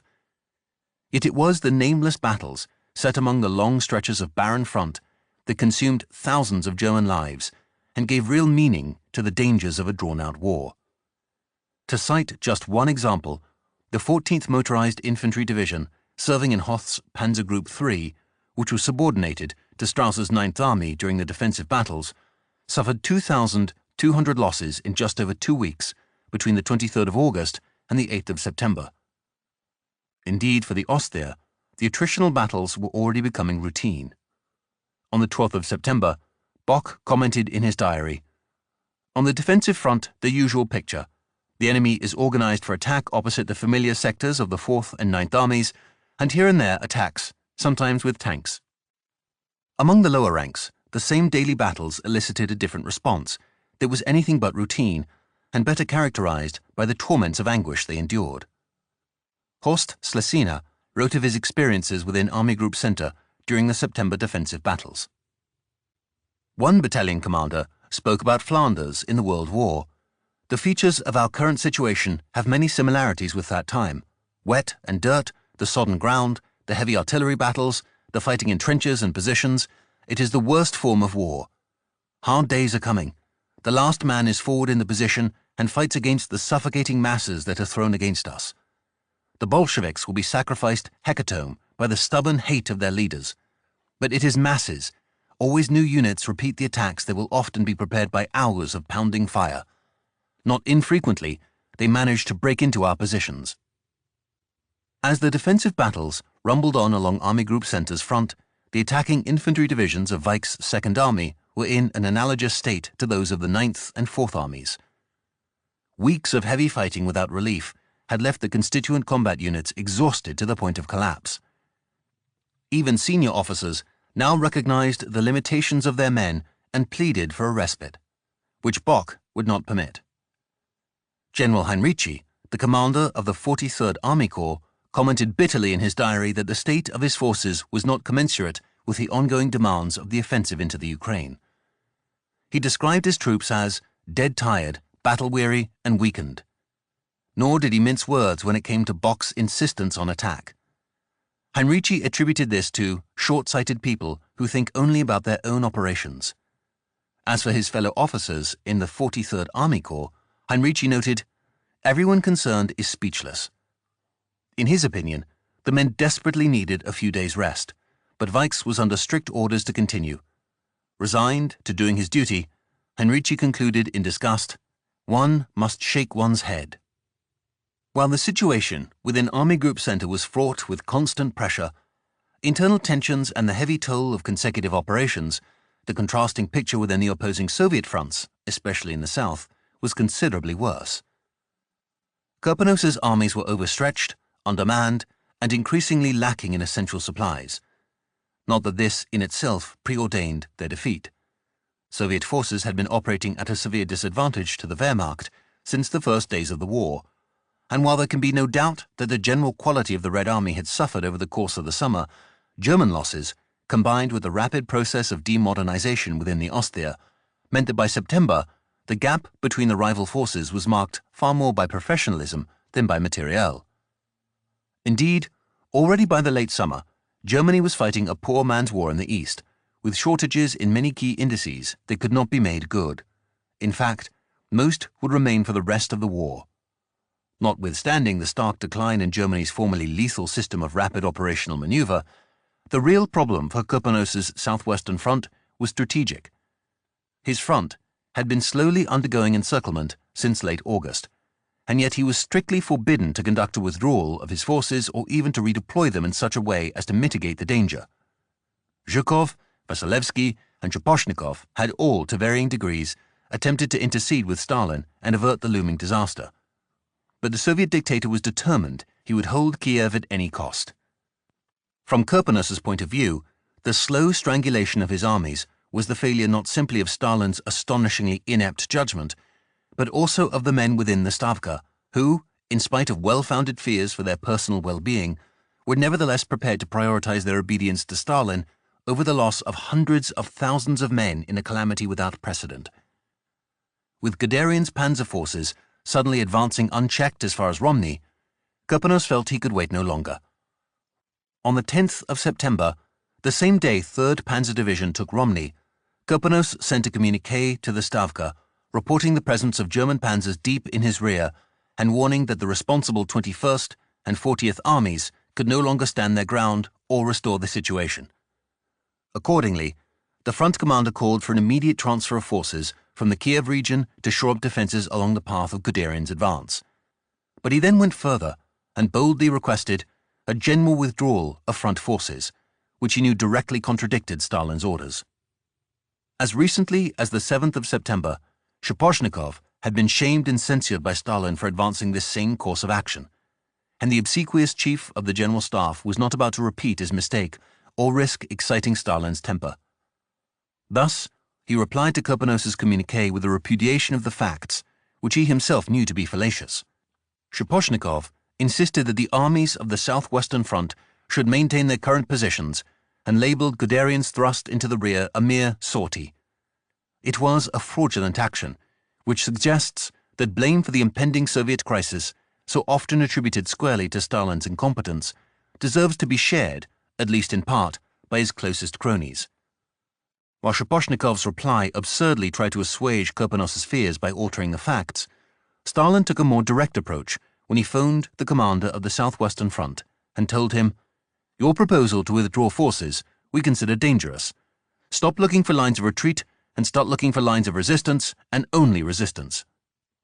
Emboldened by Kurpanos's brash action and wary of the impending disaster, on the following day, the 11th of September, Budeny, the commander of the southwestern direction, also signalled Shaposhnikov, requesting decisive action. For my part, I suggest that at the present moment, an enemy intention to outflank and to encircle the southwestern front from the direction of Novgorod-Seversky and Kremenchug is perfectly apparent. To circumvent this, a powerful concentration of troops must be established. In its present state, the southwestern front cannot do this. If the Stavka, for its part, cannot concentrate at this time such a powerful concentration, then withdrawal for the southwestern front appears to be absolutely ripe. Delay with the withdrawal of the southwestern front will lead to losses in men and a large quantity of equipment. When Stalin was shown Budeny's communiqué, which he considered evidence of a defeatist attitude, he promptly relieved the marshal of his command and once again categorically forbade Kurpanos from undertaking any form of retreat. For his part, Shaposhnikov repeated his confidence that Eremenko's front would deal with Guderian, a claim which none of the relevant commanders had any faith in. As for the rest of the southwestern front, on the 12th of September, Stalin and Shaposhnikov signed a new directive ordering every division in Kurpanos's front to form a blocking detachment, consisting of reliable fighters to ensure the order and discipline of all units. Yet it was no longer a case of just ensuring discipline or rooting out the defeatist elements. Events had progressed too far for such simplistic solutions. Stalin and the Stavka had crossed the Rubicon and were now tied to a major defeat. The only question was, on what scale?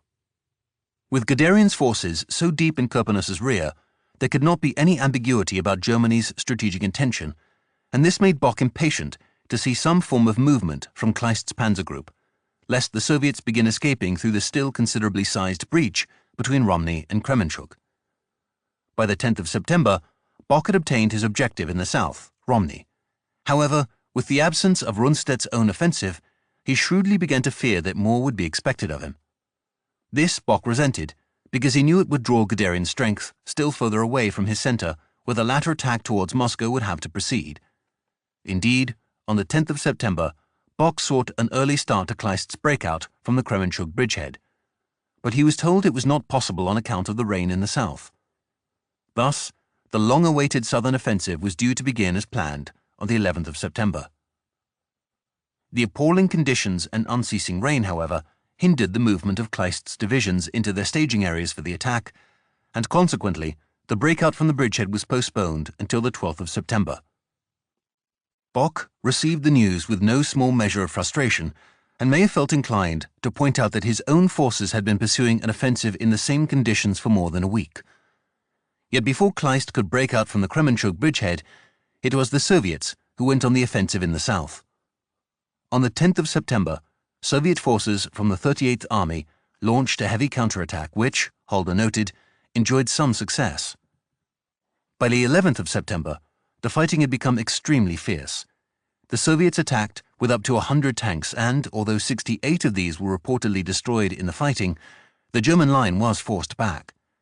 Meanwhile, Kleist's failure to attack confirmed Bock's fears about having to extend himself further to the south, especially since German aerial intelligence was now starting to detect the movement of large enemy columns acting independently and moving east towards three towns, Romny and its southerly neighbors, Lochwitza and Lubny. Connecting the three towns was the Sula River, which ran from north to south and made control of the vital bridges centered around each town vital. Model, the commander of 3rd Panzer Division, put together a small battle group, Kampfgruppe, that could strike out from Romny. It consisted of just 3 tanks, 8 armored reconnaissance vehicles, 1 anti-tank company, 6 artillery pieces, and some motorized infantry.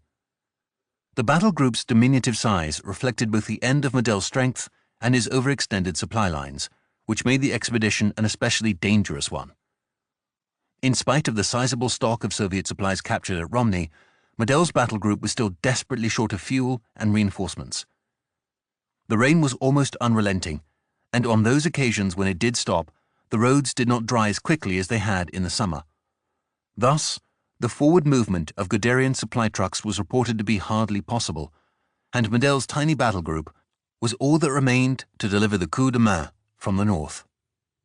While Guderian had done everything he could to secure the ring around the Soviet southwestern front, from the 12th of September, it was largely up to Kleist's Panzer Group 1 to finish the job. The spearhead of Kleist's attack was entrusted to Kempf's 48th Panzer Corps, and more directly to the tough, one-armed Major General Hans Huber, who commanded the 16th Panzer Division. Following Huber was the 9th Panzer Division under one of the relatively few high-ranking Austrian officers in the Wehrmacht, Lieutenant General Alfred Ritter von Hubicki. The attack began at 9 o'clock in the morning on the 12th of September. According to German reports, Soviet forces were visibly surprised, and after just over half an hour of intense fighting, Huber's lead elements were in open country. Driving hard towards his first major objective, Huber's panzers encountered little serious resistance and reached the town of Semenovka by the late afternoon. Yet Huber's advanced units were running very low on fuel and, instead of pausing to await resupply, he made the tactically dangerous decision to continue the advance until the tanks literally stopped dead. This they did in the late evening, 15 kilometers short of Korel.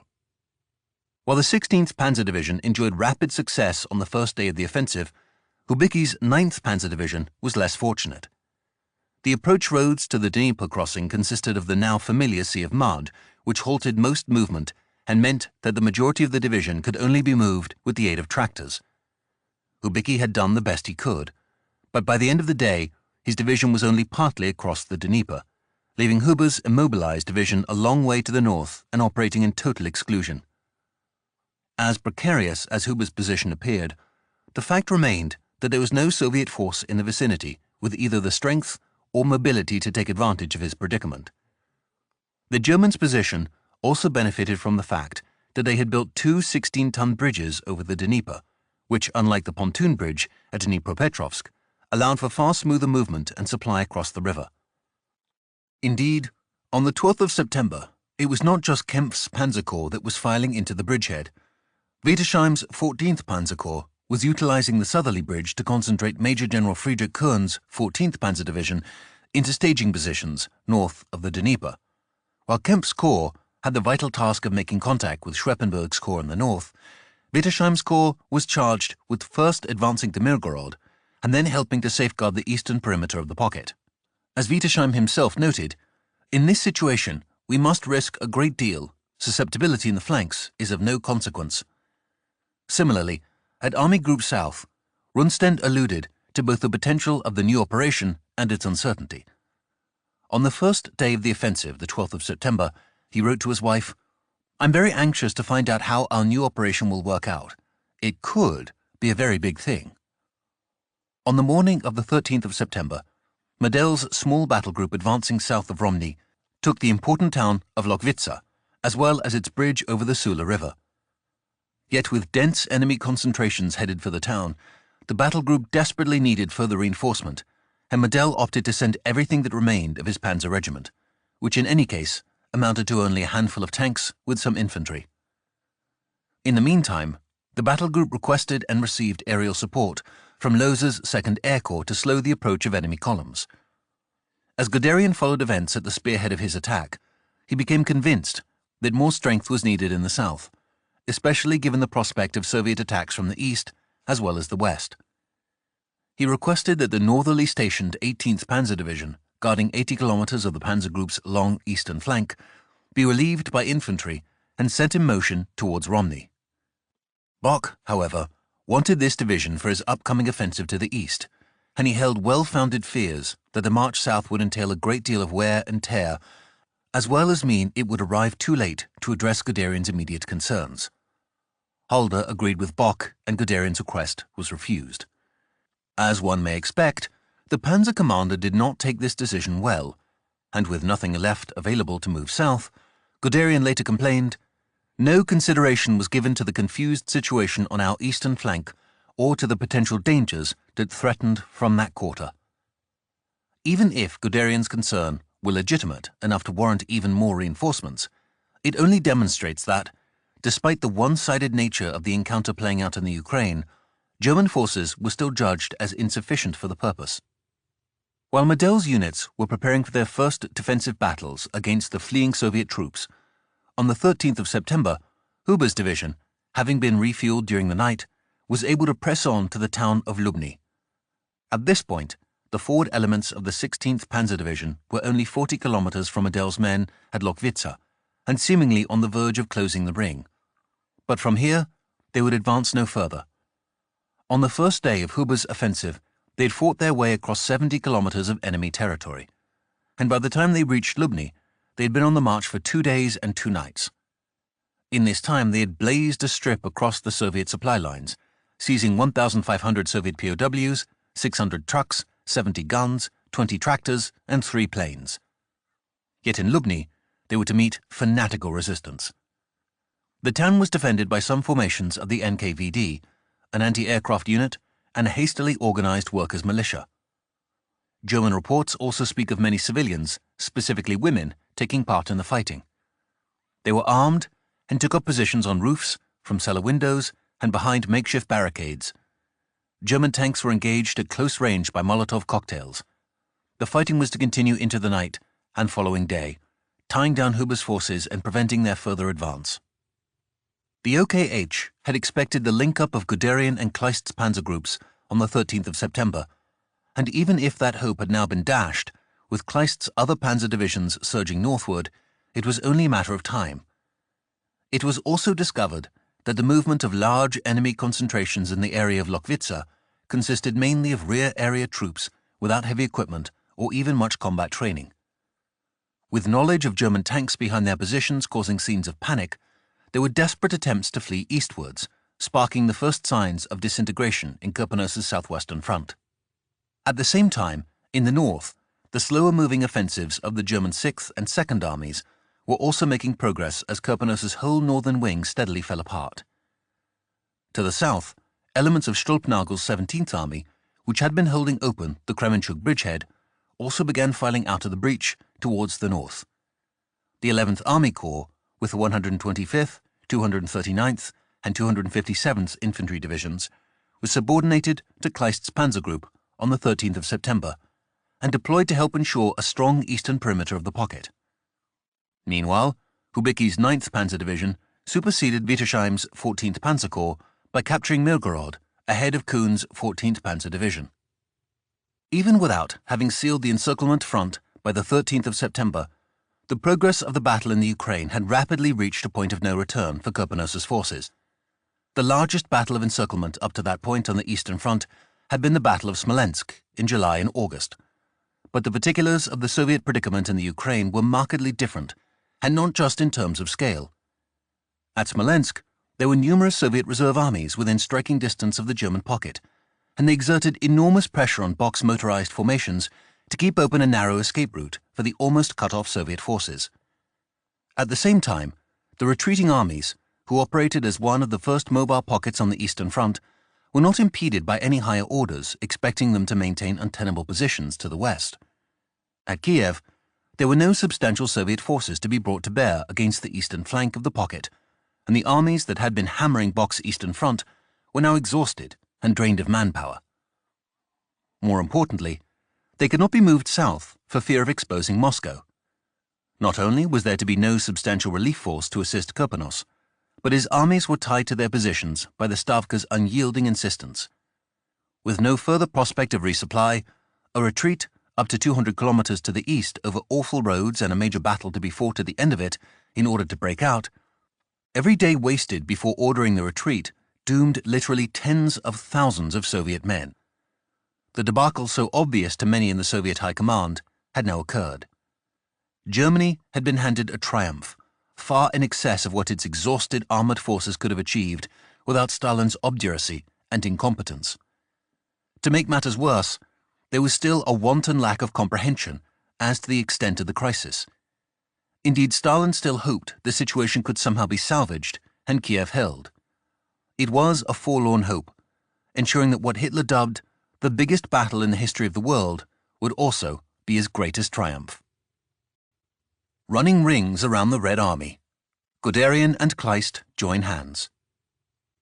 Having dismissed Budeni from command of the strife-ridden southwestern direction, Stalin sought a replacement who was both militarily capable and satisfactorily compliant. In July, the halting of Bock's surging advance had been credited to Timoshenko's astute command of the Western Front, and now Stalin hoped he could repeat this feat by saving Kiev. On the same day that Budeni was relieved of command, the 11th of September, Timoshenko was summoned to Moscow and given his instructions. At midnight, he and his immediate staff boarded a train and headed for their new command in the symbolic town of Poltava. It was here in 1709 that the Russian Tsar, Peter the Great, ended the invasion of King Charles XII of Sweden by decisively defeating his army. Timoshenko was initially convinced he could restore the situation, and at the Stavka's behest, he ordered a renewed attack by Eremenko's overwhelmed Bryansk front against Guderian's panzer group. Eremenko was ordered to transfer all available forces to the 13th Army and then to push through Guderian's panzer group to re-establish contact with the southwestern front. This was to be achieved, according to the Stavka, not later than the 18th of September. As if Eremenko's success was simply a matter of encouragement, he was also promoted to Colonel General. But his offensive predictably failed. In fact, German military files make almost no reference to a renewed attack by the Bryansk front. After weeks of hard fighting, Eremenko's forces were spent. Throughout late August and September, the Bryansk front's so-called Roslavel-Novosibkov operation committed more than 250,000 men and 259 tanks to battle, sustaining roughly 100,000 casualties and losing 140 tanks. Despite not reaching its objectives, the Bryansk front's offensive need not have been in vain if the time Eremenko had won by slowing Guderian's advance had been used for a withdrawal of the southwestern front. But as it was, the fighting only delayed the inevitable. Moreover, the cost of Eremenko's frantic attacks was a dramatic weakening of his front, so that fewer than 200,000 men were left to oppose the start of Operation Typhoon. While Timoshenko invested his hopes in Eremenko's success against Guderian, on the night of the 13th-14th of September, Kurpanos's chief of staff, Major General V.I. Tupikov, took matters into his own hands and sent a blunt telegram to Shaposhnikov, which ended with the words, "This is the beginning, as you know, of catastrophe, a matter of a couple of days." When Stalin was shown the message, he refused to accept the severity of the situation, and, after condemning Tupikov's report as panicky, he told Shaposhnikov, "On the contrary, the situation requires the maintenance of extreme coolness and steadfastness on the part of commanders at all levels. Avoiding panic, it is necessary to take all measures to hold occupied positions and especially to hold on to the flanks. You must compel Lieutenant General V.I. Kuznetsov, commander of the 21st Army, and Lieutenant General M.I. Potapov, commander of the 5th Army, to cease their withdrawal." Although Stalin may have sought to appear undaunted by events and fully composed in his response, there are indications that he was feeling the pressure. On the 13th of September, he sent another letter to Churchill, again pressing for the idea of opening a second front against Hitler in Europe. Failing to do so, Stalin told Churchill, is playing into the hands of our common enemies. He then went on to make a most extraordinary proposal by the standards of the notoriously insular and secretive Soviet state. After 2 decades of almost paranoid fear of the Western world, Stalin's letter continued, "If, at the moment, the opening of a second front in the West seems unfeasible to the British government, then perhaps some other means could be found of rendering the Soviet Union active military aid against the common enemy. It seems to me that Britain could safely land 25 to 30 divisions at Archangel or ship them to the southern areas of the USSR via Iran for military cooperation with the Soviet troops on Soviet soil in the same way as was done during the last war in France." It was an astounding offer. It went far beyond the current deployment of a single RAF fighter wing in the distant north. Stalin's offer to invite hundreds of thousands of foreign troops into his country perhaps therefore reveals a good deal about the Soviet dictator's hidden fears at the height of the Battle of Kiev. Obviously, Stalin was under a great deal of pressure, as the warnings he had repeatedly rejected seemed to be playing out just as he had been advised they would. Whatever Churchill's response, nothing could avert the loss of Kiev, and indeed a large part of Kurpenos's southwestern front. It was now only a matter of saving what could be saved, and for this, Stalin would have to accept the fallacy of his strategic conceptions and allow an immediate breakout from the rapidly closing pocket. This, however, would not be forthcoming, and in the days ahead the German command would be more than ready to capitalize on their good fortune. While the fighting in the Ukraine progressed favorably for Germany, Bock's defensive front also gained a reprieve with a near-total cessation of Soviet attacks from the east. The crisis that had gripped his front in late August and early September had now fully abated, allowing Army Group Center a free hand to plan and organize for Operation Typhoon. To the south, however, Guderian still held grave concerns for his eastern flank, which now extended more than 200 kilometers in length. Although the halting of attacks against Bock's 9th and 4th Armies was noted to be conspicuous, the OKH could not identify any large-scale transfer of forces to the south. This, however, was of little comfort to Guderian, who, on the 14th of September, noted that, as a result of the ongoing bad weather, aerial reconnaissance was impossible, and ground reconnaissance was stuck in the mud. After almost 2 weeks of such conditions, and well before the advent of the much worse autumn rains, the bad weather had already played a persistent role in impeding German operations. Nor was Guderian's concern for his southern flank unjustified. He had no way of knowing the appalling losses sustained by Eremenko's forces, and the 2 corps detailed to protect his eastern flank, 46th and 47th Panzer Corps, were stretched to a dangerous degree. Moreover, after his recent experiences at the Battle of Smolensk, as well as the heavy attacks by the Bryansk front during his drive south, the absence of sustained pressure from the east probably seemed too good to be true. Indeed, from the perspective of the defending divisions, the length of their respective fronts forced even routine actions to be viewed as especially serious. Between the 14th and 18th of September, Nering's 18th Panzer Division was stretched across more than 90 kilometers of front, and the divisional diary made it clear that enemy activity did not allow for 1 second the thought that the division was deployed to a quiet sector. Everything is deployed forward and fully engaged. It was also difficult to shift reserves to flashpoints in the line owing to the dreadful road conditions, which rendered the Panzer Corps, according to Guderian, almost immobilized. This exerted additional strain on the men at the front, as one soldier lamented in a letter home on the 13th of September. "Here in this damned Russia, one must have nerves of iron." The absence of intelligence also meant that Guderian's headquarters had little idea of what was happening beyond their eastern perimeter, and the uncertainty this created increased from day to day. Uncertainty also reigned with regard to the coming winter. This stemmed largely from the High Command's stubborn unwillingness to recognize the gravity of the problem. The post-war memoirs of many high-ranking German officers refer to the winter of 1941-1942 as either arriving early or being exceptionally cold.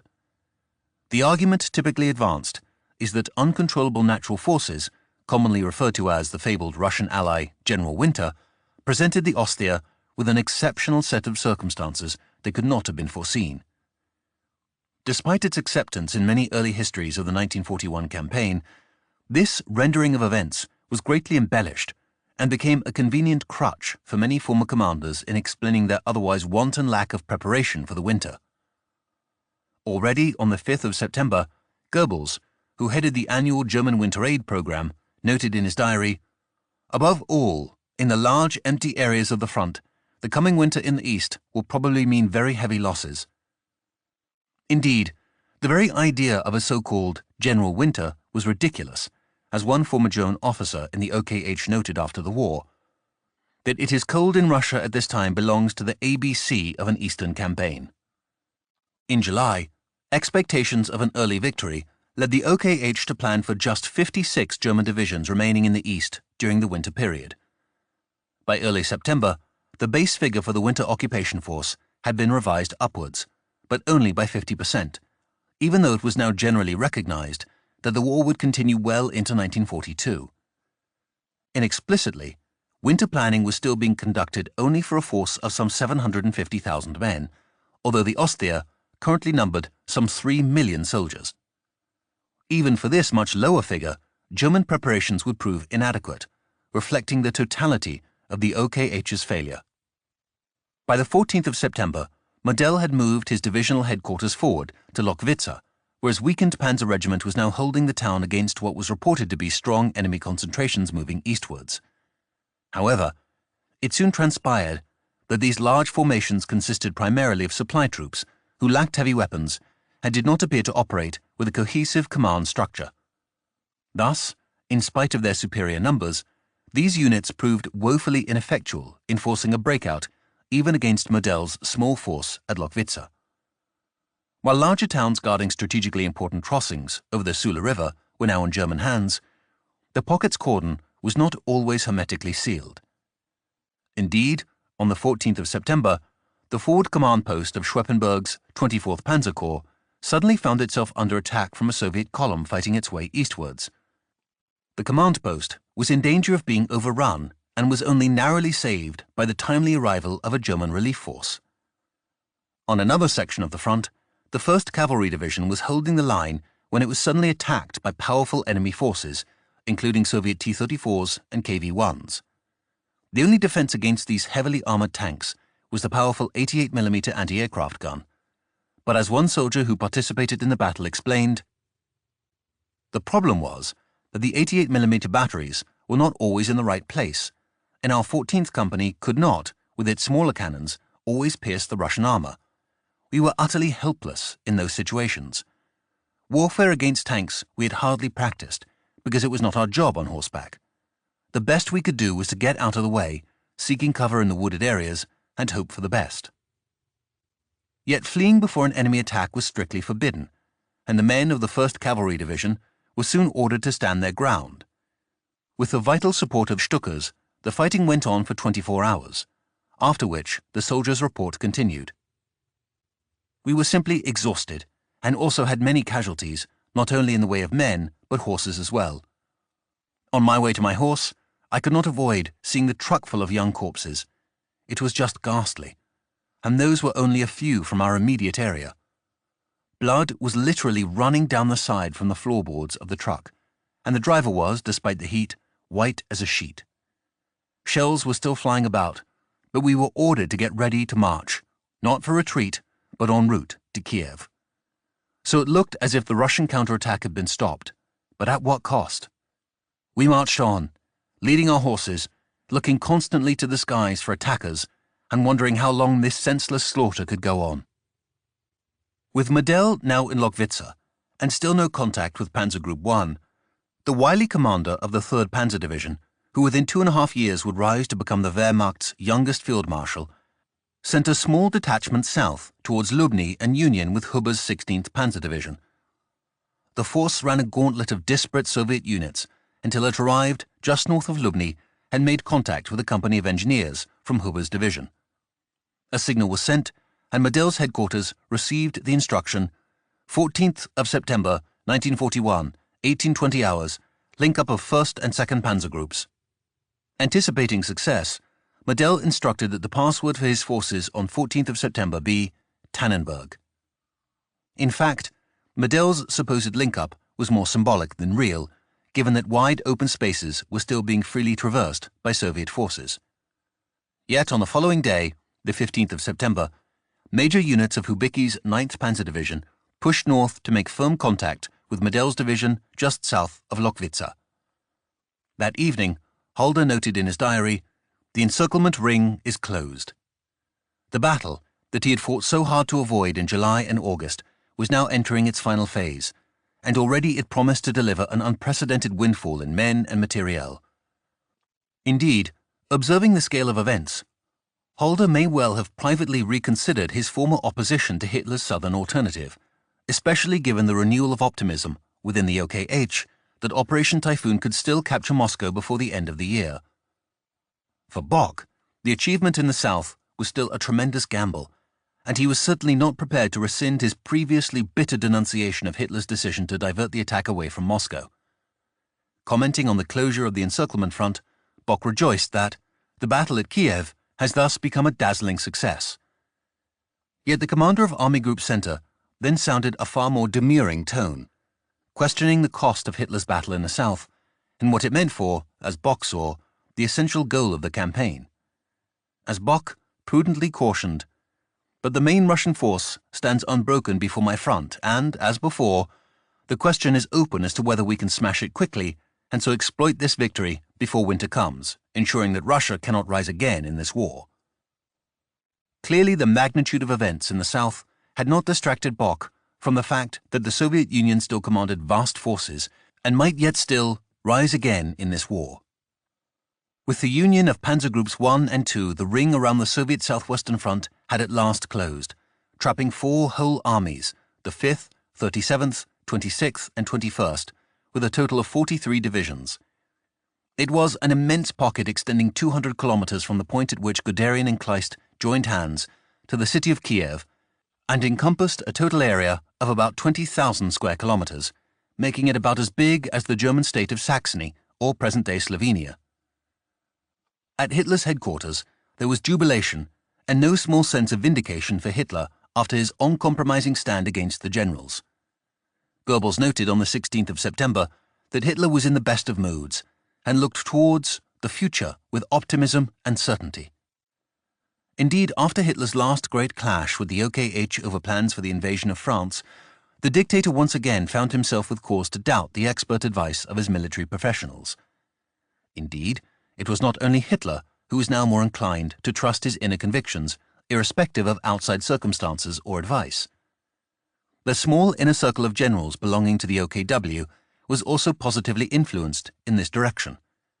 It was, after all, Hodel who had told Husinger in August, while the two were debating Hitler's preference for the turn to the south, "One must not try to compel him, Hitler, to do something which goes against his inner convictions. His intuition has generally been right. You can't deny that." Thus, the encirclement at Kiev was another major step in solidifying the absolute loyalty of the men who would, in future years, time and again, trust the dictator's judgment against all odds. As Hitler reveled in the impending calamity about to overtake the Soviet forces in the south, he cast his mind forward to the anticipated end of Stalin's rule, in which his war of annihilation, currently in progress, would lay the foundation for Germany's future Lebensraum. While the Ostseer concentrated on the battle against the Red Army, the SS and SD, together with the necessary support of the German army, were directed towards a campaign of genocide without precedent in history. By the late summer, there were daily mass executions of Soviet Jews performed by special task forces, Einsatzgruppen. On any given day, the number of victims could easily reach into the thousands, and occasionally the tens of thousands. Nor could non-Jewish Soviet civilians feel safe as random acts of extreme violence spread through the occupied territories and starvation threatened certain communities as a result of German food seizures. It was a truly apocalyptic picture that ultimately claimed more Soviet lives during the course of the war than did the staggering losses of the Red Army. Indeed, the war was only the start of the German genocide in the East, as post-war plans aimed to reduce the Soviet population by up to 30 million through a deliberate policy of starvation. As Hitler considered his future empire in the wake of his latest successes in the Ukraine, he told his inner circle, The struggle for the hegemony of the world will be decided in favor of Europe by the possession of the Russian space. The essential thing for the moment is to conquer. After that, everything will simply be a question of organization. It was precisely what this process of organization meant for the occupied peoples of Europe, especially those in the East, that made the Soviet Union's war effort, however desperate at times, so important. Already in September, news of widespread German war crimes was being broadcast openly, offering a palpable inducement for resistance, even in the most desperate circumstances. Such stout resistance manifested itself in many bitter examples as the pocket east of Kiev constricted. From a strictly military point of view, the German command failed utterly to recognize their own role in the radicalization of Soviet resistance, particularly in potentially anti-Soviet regions, such as the Ukraine. Indeed, the German leadership became so enamored with the scale of their achievement that numerous high-level officials, not just Hitler, rejoiced in premature visions of an end to the war in the East. The Secretary of State in the Foreign Office, Ernst Freiherr von Weizsäcker, noted in his diary on the 15th of September, "An autobahn is being planned to the Crimean Peninsula." There is speculation as to the probable manner of Stalin's departure. If he withdraws into Asia, he might even be granted a peace treaty. In defiance of the view from above, many soldiers at the front were growing increasingly skeptical of any hopes for a foreseeable end to the war in the East.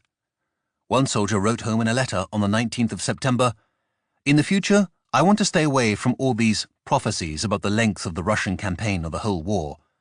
At the end of September, another soldier commented on the successes at Kiev and then concluded, "But there is, however, only one form of success in war, and that is called finished." Even senior officers at the front had grown increasingly doubtful about the progress of the war. The commander of 43rd Army Corps, who was taking part in the Battle of Kiev, wrote in a letter to his wife on the same day the Guderian and Kleist linked up, "The last great blow that hopefully will decisively deplete the enemy has yet to be struck. Even so, I scarcely believe that Russia will give up before the winter, even if this blow is a great success. The country is too big and the populace too numerous. There is also the present hope of help from England and America. Both will do anything to sustain their ally, who is providing them with decisive support. The Soviets absorb the whole German Wehrmacht and cause us heavy casualties from our best. You should see how tired and battle-weary our troops are. 3 months of such unheard-of fighting and forced marches leave their mark on the men. Thus, an end to this campaign and leave in autumn is not to be expected." Not only was there no end in sight to the war, but, as General Heinrici noted, the continuing toils of the troops were compounding their fatigue. One soldier from the SS Division Das Reich, who was marching south as part of Guderian's panzer group, kept a diary relating his experiences. On the 12th of September, he noted, "We march along a railway embankment. It is very tiring walking on the sleepers. Our feet are suffering from being continually wet from the rain and the swamp." 2 days later, on the 14th of September, he continued, "On roads that have been washed away, in pouring rain, carrying all our weapons and equipment, we fight our way against enemy resistance. We are at the end of our strength. We have been marching for days and with only poor rations. The supply trucks are stuck fast in the mud 30 or more kilometers away.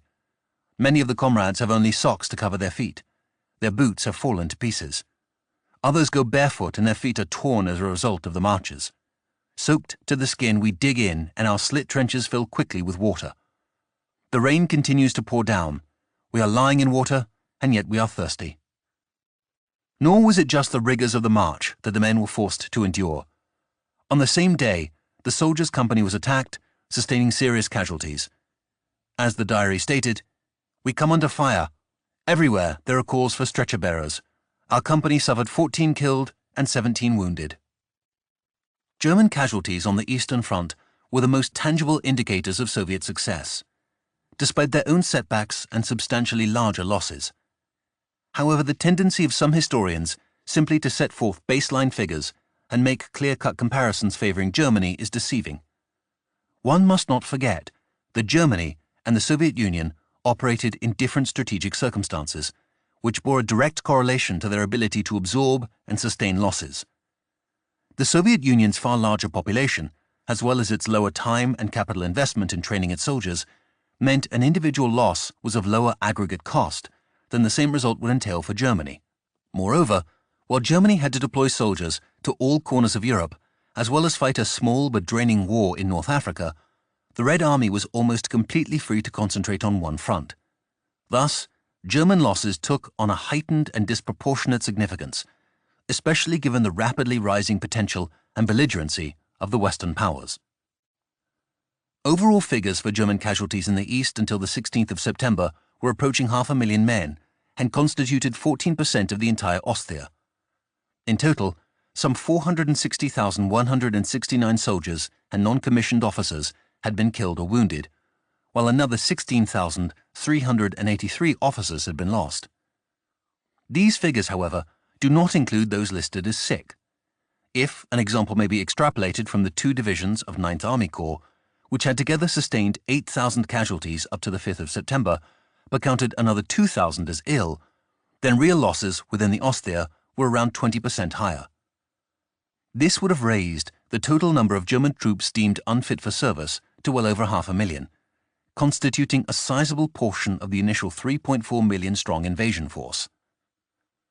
At Army Group Center, the ever-growing list of casualties boded ill for the renewal of the offensive, especially as replacements had not sufficed to cover all of the preceding losses.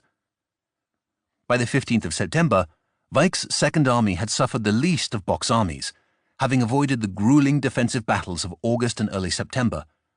Nevertheless, Weich's had sustained a total of 23,000 losses. Kluge's Fourth Army and Strauss's Ninth Army were considerably worse off, having suffered 38,000 and 48,000 losses respectively. Hoth's Panzer Group III had been stripped of some of its divisions in August, distinctly cutting its overall tally of casualties. In total, it registered 17,000 losses by mid-September.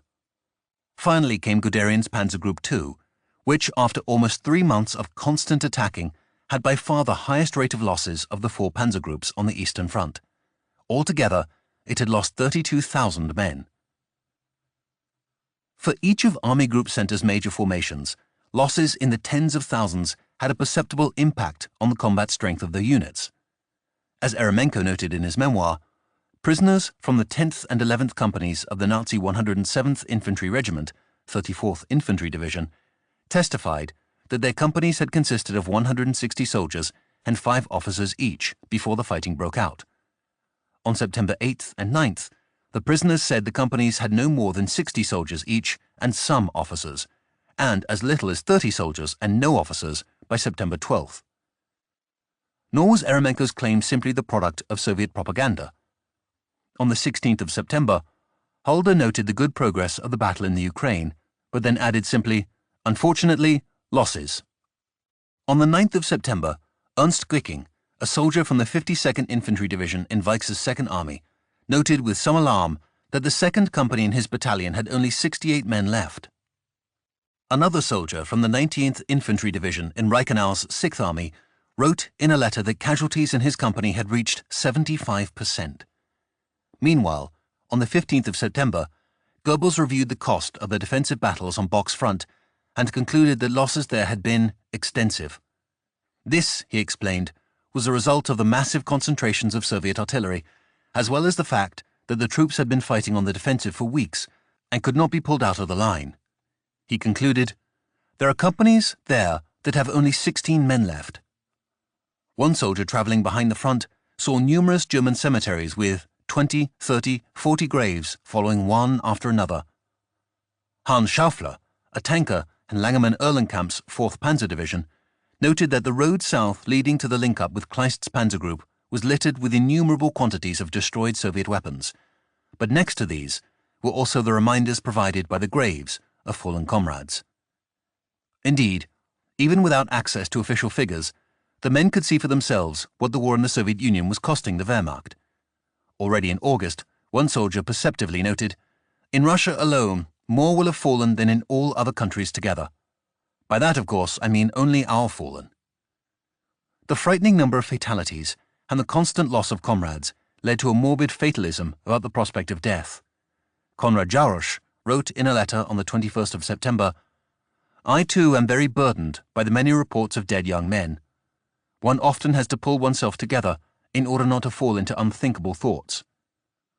While it may have been natural for the men to avert their thoughts from their ever-present proximity to death, one German chaplain summed up their predicament in the most direct terms.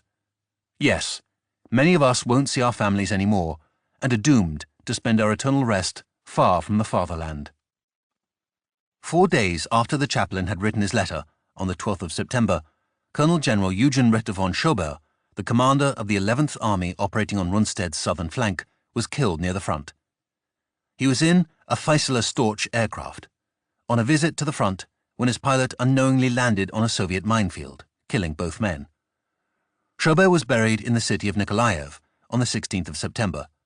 Yet Schober was not just another casualty. He was one of Germany's highest-ranking officers, a public figure featured in reports from the front, and the most senior German officer to be killed in the war so far. Goebbels lamented the loss of one of the Wehrmacht's most competent army commanders, as well as an outstanding member of the Nazi Party who was a political general and a soldierly politician. SD reports showed that there was also a strong public interest in Schober's death, which led to people asking uncomfortable questions. As the report framed the public's concern, how large must the losses in officers and men be when even an army commander dies? Nor was this a long way from the truth. There is evidence that numerous other senior German commanders either narrowly escaped death during the course of the summer or felt compelled to involve themselves directly in engagements with the enemy. When General Heinrici wrote to his family in August, he alluded to the many dangers that even a corps commander faced in the east. Heinrici noted the uncomfortable feeling he had driving through kilometers of forest, always with the possibility of running into Russians. In another instance, he wrote about having taken over command of a battalion at the front, which had descended into chaos. More recently, he noted an artillery bombardment of his headquarters in which 7 men were wounded. He was thankful it was not worse, because the possibility that things could have turned out differently has appeared often enough before. Guderian also noted close calls with Soviet artillery and cited one instance in which 5 officers sitting near him were wounded. As Guderian concluded, it was a wonder that I remained unhurt. The Panzer commander was also no stranger to the battlefield, and sometimes during his visits to the front, he proceeded right up to the forward positions and even took part in attacks. Perhaps the most revealing instance of this kind is found in a letter from Field Marshal von Reichenau to Paulus at the OKH, in which the commander of the 6th Army related his role in an attack on Soviet positions during the Battle of Kiev. As Reichenau explained, "I did not lead this assault out of any lust for adventure. Rather, there was the urgent need to plug a gap in the line, which Reichenau personally undertook at the head of a regiment in the 44th Infantry Division." Recounting his experiences, he told Paulus, "I led the assault for 3 kilometers, quite literally, not only with the first wave, but as the leading man in it. Enemy resistance was very stubborn, their mortar fire being particularly severe, and the only way we could avoid it was to advance just as fast as we could." Rendering a final judgment, Reichenau acknowledged, "The fighting has been really fierce, literally to the last drop of blood." The idea of a corps commander leading a battalion or a field marshal leading a regiment might say something about the elan of the German officer corps, and perhaps equally the imprudence of the protagonists. But underlying it all was the absence of officers at the lower levels, which, given the danger experienced even at the higher levels of command, is hardly surprising. As gaps increasingly appeared within frontline formations, the ongoing demands of the war forced German commanders continually to ask more from fewer and fewer men. A stopgap measure adopted as early as the summer of 1941 to address the critical manpower shortage in the East was the recruitment of local auxiliaries. These forces became known as Hiwis, which stemmed from the German Hilfswillige, literally willing helpers. Local commanders typically instigated their recruitment without any official sanctioning, owing to the fact that Nazi policy at the start of Operation Barbarossa was opposed to any form of collaboration with the subjugated peoples of the East. Nevertheless, as the situation became desperate, even pro-Nazi officers relented in favor of alleviating the strain on their men. The Hiwis were employed in a variety of roles, mainly involving some form of manual labor such as building bunkers, working at aid stations, preparing food, driving trucks, or acting as translators. On the 31st of August, Albert Neuhaus noted that Soviet POWs were not sent away to camps, but immediately put to work improving the state of the roads and building bridges. This, he stated, they did willingly, having not received enough to eat in the weeks before their capture or defection. Goebbels also commented on the enthusiasm of some Soviet POWs to work for the Germans, and added that they were being used to carry ammunition for the troops. Only very rarely in 1941 were Hiwis allowed to participate as combatants within German units. But even this is hard to determine with any accuracy given the official restriction, which prevented commanders from reporting on the incorporation of anti-Soviet elements. In one concrete example, a defecting Soviet regiment with an indeterminate number of Cossacks was re-employed in anti-partisan operations as Cossack Detachment 600 behind Army Group Center. The unofficial use of Hiwis in the late summer of 1941 was a clear sign of the progressive radicalization in military policy on the Eastern Front. The practice was forced on the army by the desperate need to reduce the inordinate strain on the Ostseer. Nevertheless, the number of Hiwis in 1941 constituted only a small fraction of the Ostseer, and although their numbers would grow dramatically in the years to come, it was never adequately proportionate to the scale of Germany's manpower deficiency on the Eastern Front. By the middle of September 1941, the Battle of Kiev may have appeared to be heading towards a grand operational success, but it was also an outstanding symptom of the intractable problem Germany confronted in the East. With each new advance and conquest, the Ostseer was shedding men at an alarming rate, while at the same time the depth and length of the front grew owing to the expanding funnel of Soviet geography. Thus, more ground was continually having to be held by fewer men, increasing the demands on the armies and limiting the ability of the Ostseer to concentrate forces for new operations. With already more than 500,000 casualties in less than 3 months of fighting and no possibility of ending the war, Operation Barbarossa had doomed Germany to a colossal bloodletting in the East. 7. Slaughter in the Ukraine. We will break them soon. It is only a question of time. Adolf Hitler. With the ring around the Soviet southwestern front now closed, German intelligence estimated that they had cut off up to 60 Soviet divisions, but that under the prevailing circumstances, they would collectively possess a battle strength of only about 20 divisions. In many respects, Köpenius now found himself in the eye of the storm as German forces prepared to press the southwestern front from all sides. In spite of all his warnings and desperate pleas to shore up the flanks, Köpenius had been surrounded, and yet still he could not secure permission to order a breakout to the east. Meanwhile, his front was already in an advanced state of disintegration. The northern flanks had largely collapsed, and his strongest army, the 37th, remained meaninglessly tied to Kiev, some 200 kilometers from the new Soviet line. With his hands firmly tied from above, Köpenius faced an excruciating choice. Either risk sharing Pavlov's fate by openly defying Stalin and ordering a retreat, or go on rejecting the pleas of his subordinates and accepting the steady suffocation of his entire front. The War Diary of Army Group South anticipated that the coming reduction of the Kiev pocket would be a difficult battle, in which the enemy would have to be smashed by strong forces. There was also a degree of wonderment expressed at the static nature of the Soviet response, which the German command could only guess resulted from complete surprise on the part of the Soviets, as well as a lack of orders about what to do next. General Heinrici expressed his utter incredulity at Soviet actions. In an incomprehensible manner, the Russian has left his troops to remain in a situation in the Ukraine which must result in their capture. In 8 days there will be a special announcement that another very far-reaching victory has been won. Even so, the one-sided battle still remained to be won, and Army Group South cautioned, without a doubt, in the next few days one must expect the beginning of large breakthrough attempts. On the 14th of September, as the immense battle approached its climax, Halder rejoiced at the classic succession of events in the south, and 2 days later depicted the fighting as running according to a program.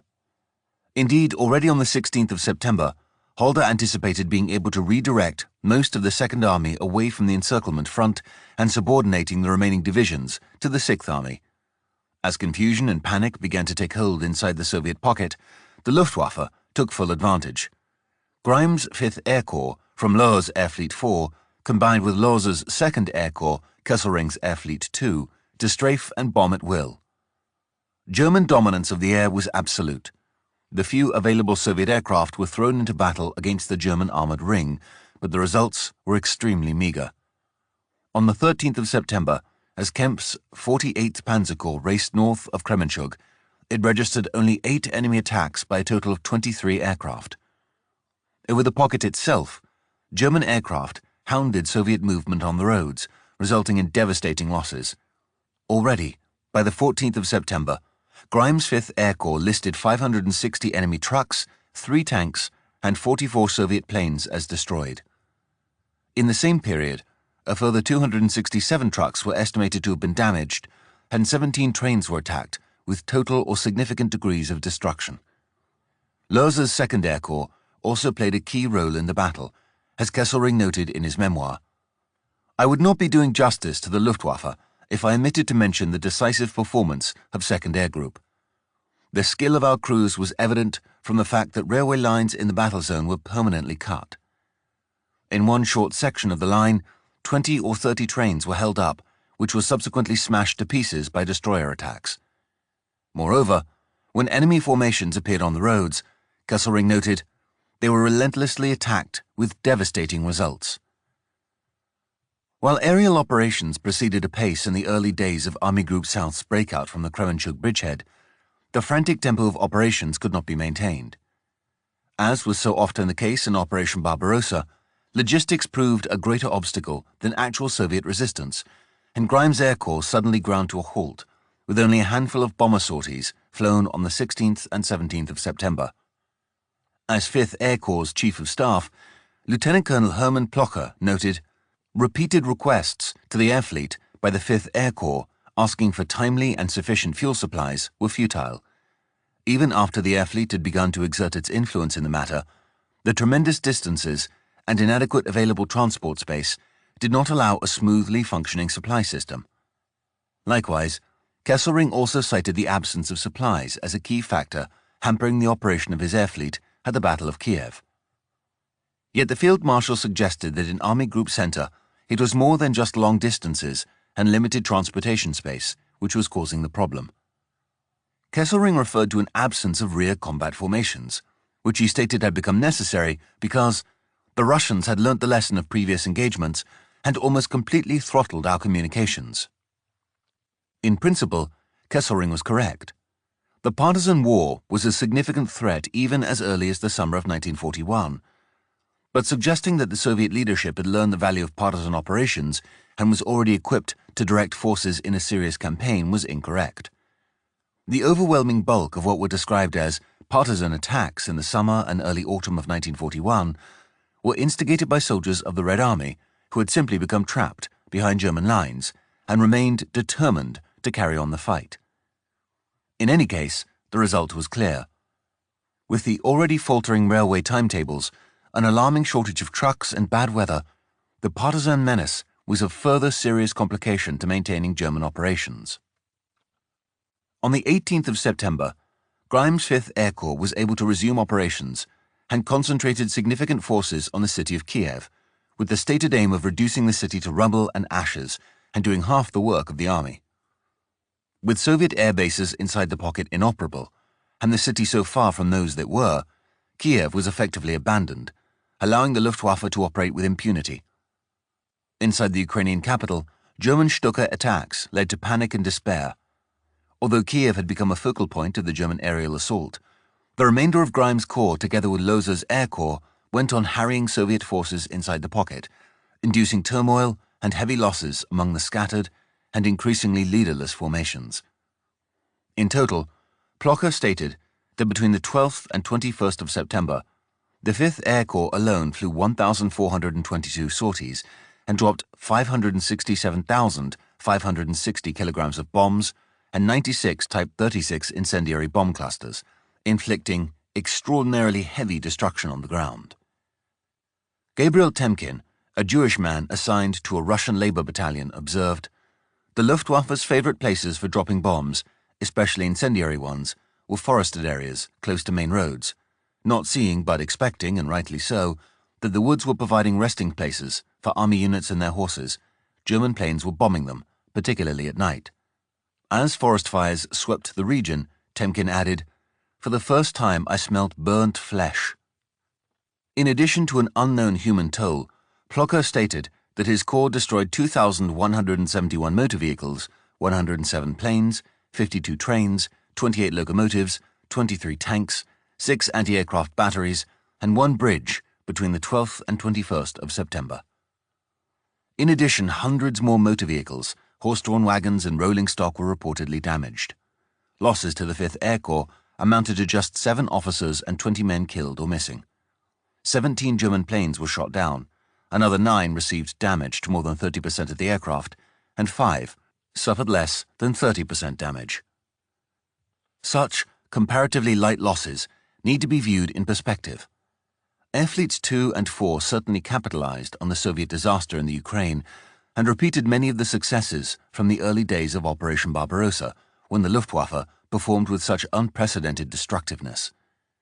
Yet after weeks of unremitting operations, in which the Luftwaffe could only satisfy a select number of the demands made on it, the effects were beginning to show. At the start of Operation Barbarossa, the Luftwaffe deployed a combined total of 2,995 aircraft on the Eastern Front.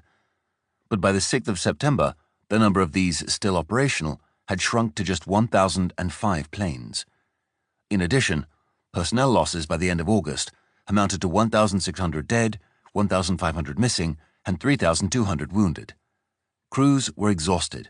Vast numbers of planes were in need of repairs, and the forward bases were typically poorly serviced or had been badly damaged, in part by previous German aerial attacks. As Kesselring acknowledged, our divisions, including the Luftwaffe, were simply overtaxed, at the end of their tether, and far from their supply centers. On the 21st of August, Field Marshal Erhard Milch, the Inspector General of the Luftwaffe, conducted a tour of airfields in the east and noted that they were littered with scores, sometimes hundreds, of damaged aircraft. The damage to so many German aircraft was, however, not simply attributable to Soviet aerial attacks or damage sustained while flying combat missions. In fact, estimates suggest that most damage to German aircraft resulted from pilot error. The Luftwaffe had been engaged in a war of attrition against the RAF since the spring of the previous year, and heavy pilot losses demanded replacements from the training schools before the men were fully qualified.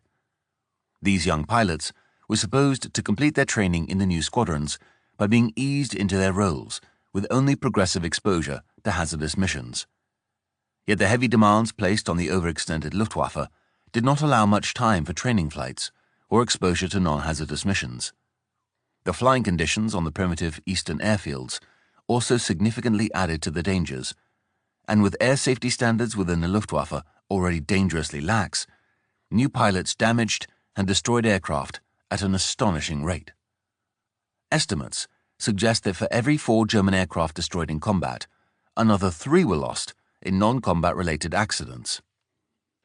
For example, 225 Stukas were lost in 1941 as a result of enemy action, but another 141 were destroyed in non-combat related incidents. The number of Stukas listed as damaged in combat was 56, but a further 130 were damaged in non-combat related accidents. Even more revealing were the figures for German single-engine fighters. A total of 622 were destroyed in combat, but an additional 705 were written off as not due to enemy action. The number of single-engine fighters damaged in action came to 246. However, an incredible 813 more fighters were damaged in non-combat related activities. As one might expect, the combined impact on aircrews from both combat and accident-related losses took a steep toll on the Luftwaffe's personnel. The average monthly crew strength for bombers operating on the Eastern Front was 901 men, and they suffered an average monthly loss of 126 men, equaling 14% of the total each month.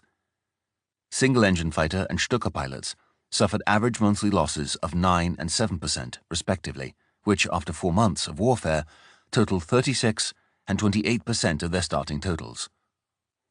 Clearly, without the ability to end the war in the East, and given the growing demands on the Luftwaffe in other theaters, an improvement in the overall experience and skill of the pilots and crews was impossible to achieve. Accordingly, the high rate of attrition among German air crews and the steady demise of the Luftwaffe in World War II began irrevocably in the summer of 1941. Just as the Luftwaffe's destructive role in the Battle of Kiev belied its growing weakness, so too did the closing of the encirclement front conceal the ruinous state of Guderian's panzer group. Halder noted in his diary on the 14th of September that just 20% of the tanks in Model's 3rd Panzer Division were operational.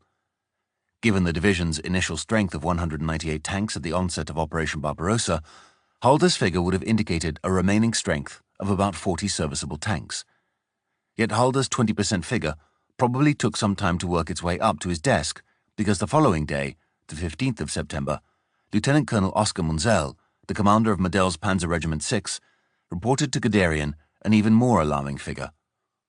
According to Munzel, the entire division possessed just 1 Mark IV, 3 Mark IIIs, and 6 Mark IIs, making a total of 10 operational tanks for the entire division. As Guderian noted, these figures show how badly the troops needed a rest and a period for maintenance. They show that these brave men had given of their last in order to reach the objectives assigned them. Yet just reaching their set objective no longer sufficed. There were also the inevitable breakout attempts by countless Soviet troops that would have to be repelled, and after that Army Group Center was already planning a major role for Panzer Group II in Operation Typhoon. In fact, the underlying reason for why there were so few tanks in Model's division was because there was no rest on the Eastern Front, and that even after almost 3 months of continuous action, there was always a new, decisive goal that had to be obtained.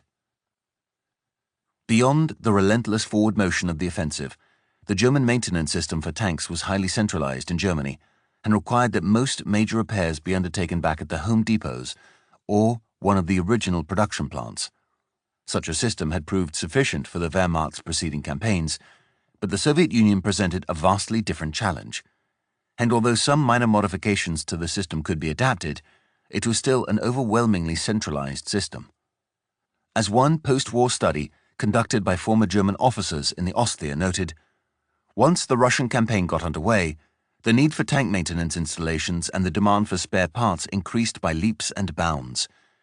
The tank maintenance services were handicapped because only the larger towns contained buildings that provided even minimum shop and billeting facilities.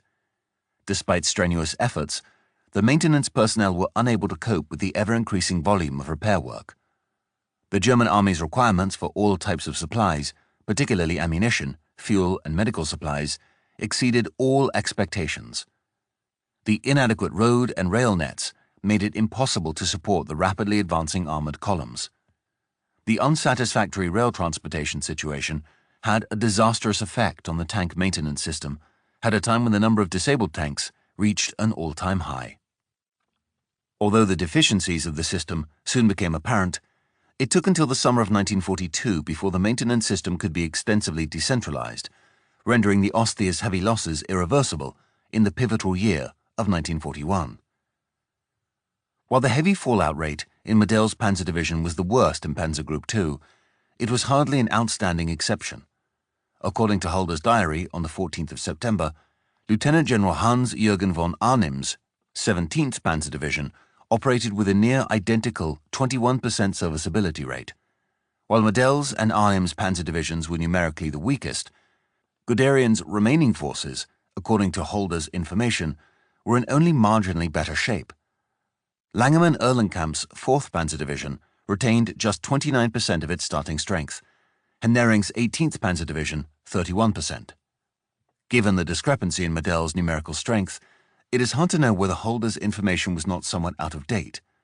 But even if one accepts his figures as current, it still highlights an alarming reduction in serviceability. Indeed, if one totals the numerical strength of Guderian's entire tank fleet, by mid-September, Panzer Group II possessed the equivalent strength of just one panzer division, and that was before the end of the Battle of Kiev. However much a lame duck the Soviet southwestern front had become, the prospect of Guderian's panzer group gaining any kind of substantive rest and refit before the next big offensive was highly doubtful, and in that sense, Kirponos's desperate last stand still served a wider purpose. To the south of Panzer Group 2, Kleist's panzer group was already taking its first large hauls of prisoners. On the 17th of September, Kempf's 48th Panzer Corps reported capturing 7,000 Soviet POWs, 35 guns, and countless trucks. At the OKH, Halder observed the situation within the Soviet pocket and noted how enemy formations are bounding off the encirclement ring like billiard balls. Yet Kempf's divisions were not simply holding the eastern perimeter of the pocket and waiting. They were now attacking westward, compressing the pocket. Against the increasing tide of Soviet units seeking to escape captivity, this was no easy task. Indeed, as Hubicki's 9th Panzer Division attempted to take the town of Gorodishche, it was met on the approaching roads by heavy resistance, which included dug-in anti-aircraft guns used in an anti-tank role. After 3 German tanks had been destroyed, the attack was called off until the following day. Nor was it just the panzer divisions that were seeking to force their way into the Soviet pocket. Kleist's 11th Army Corps, which had been subordinated to him from Stülpnagel's 17th Army, was pushing westward between the southern flank of Kempf's Panzer Corps and the Dnieper River. To maximize the pressure, Reichenau's 6th Army, together with significant elements of the Luftwaffe, was ordered to assault Kiev with all available forces. The city was seen as the nerve center of Soviet resistance within the pocket and had the highest density of Soviet troop concentrations. At the same time, having utterly shattered Kirponos's northern flank, Lieutenant Colonel Walter von Seydlitz-Kurzbach's 51st Army Corps, belonging to the 6th Army, was making remarkable progress towards the south against scattered enemy resistance. Indeed, on the 18th of September, the Corps linked up with elements of General of Infantry Alfred Wagner's 34th Army Corps, also of the 6th Army, which had forged a new bridgehead over the Dnieper at Rzhischew. The Great Pocket was now split into 2 distinct hemispheres and was continuing to shrink fast. At Kirponos's headquarters, there was consternation. There was no longer any need to threaten the Stavka with what would happen. To convey the scale of the catastrophe confronting the southwestern front, they only need inform them of what was actually taking place. By the 18th of September, however, even sending and receiving messages had become difficult as communications broke down along with the command and control of the armies.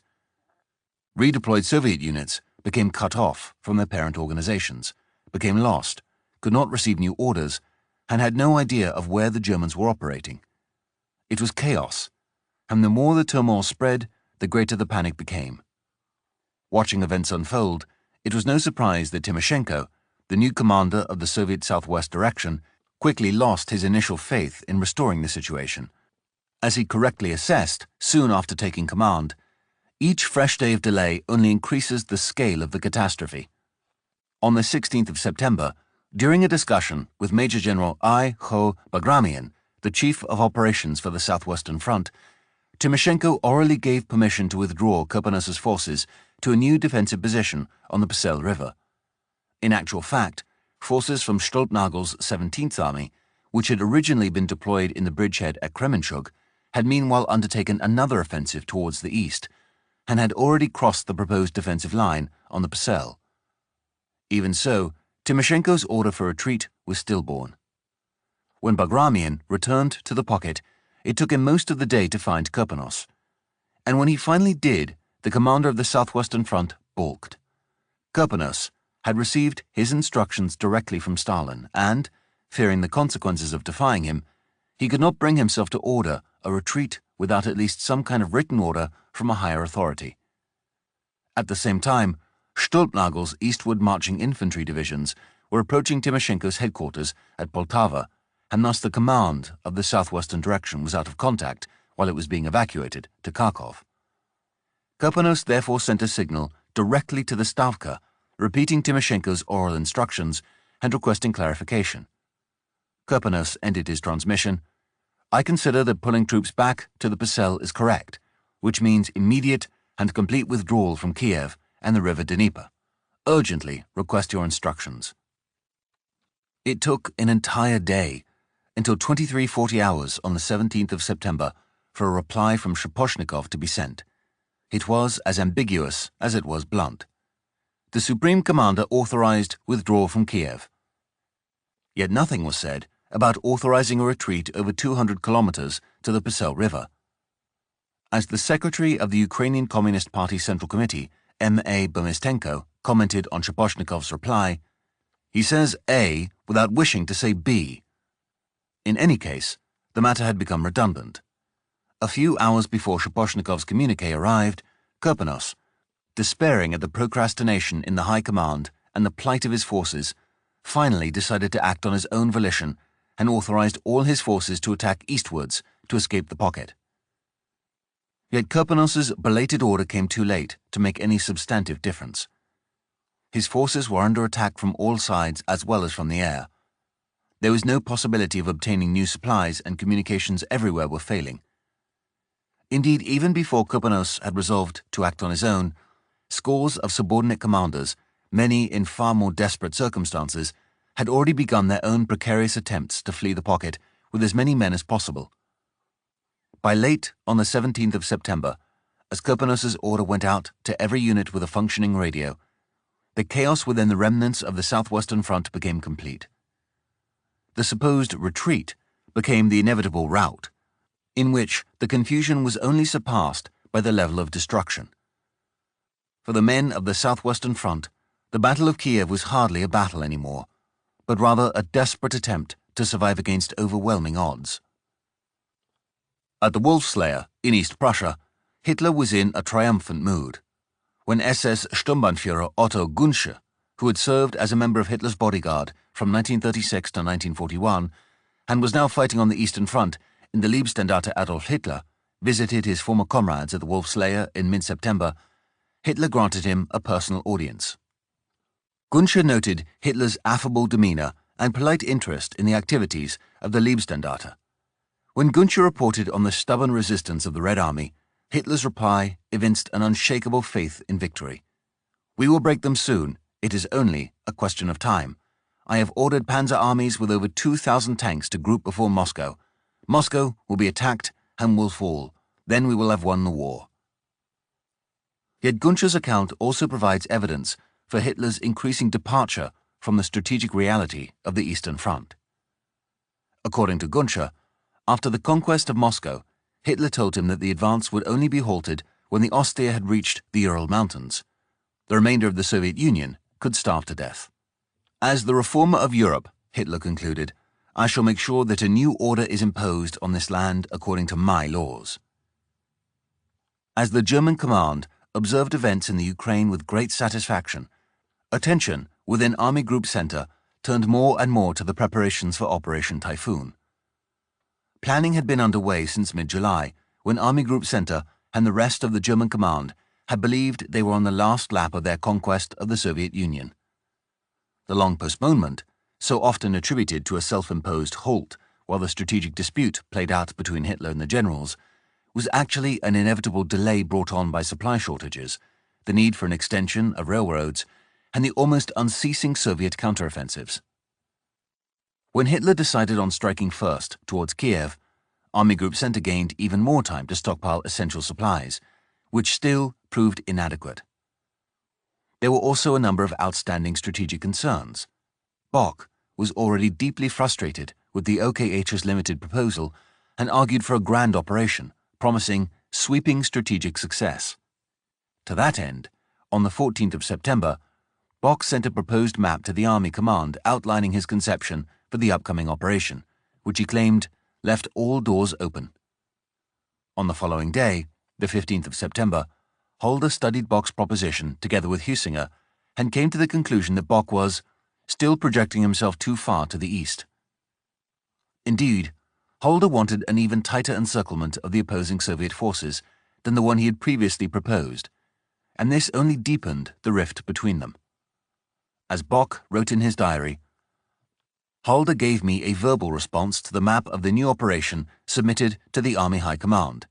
The essence of it is that the battle is to be even more limited in scope.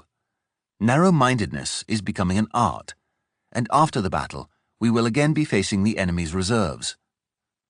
Bock was correct in his assessment that without a larger-scale operation, Army Group Center would again have to deal with the Red Army's reserves.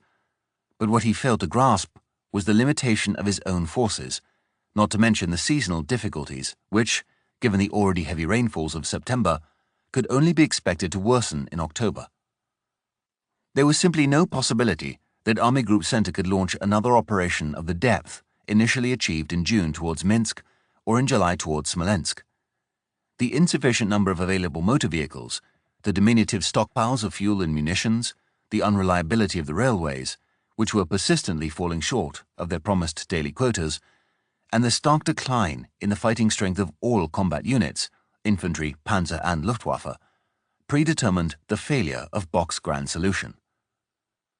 The war diary for Hoth's Panzer Group III also rejected the idea of a deep penetration, arguing, "Given past experience, it seems inadvisable to attempt an encirclement with an objective too far to the rear because the Russian does not react to threats to the flanks and only holds a longer time at the front."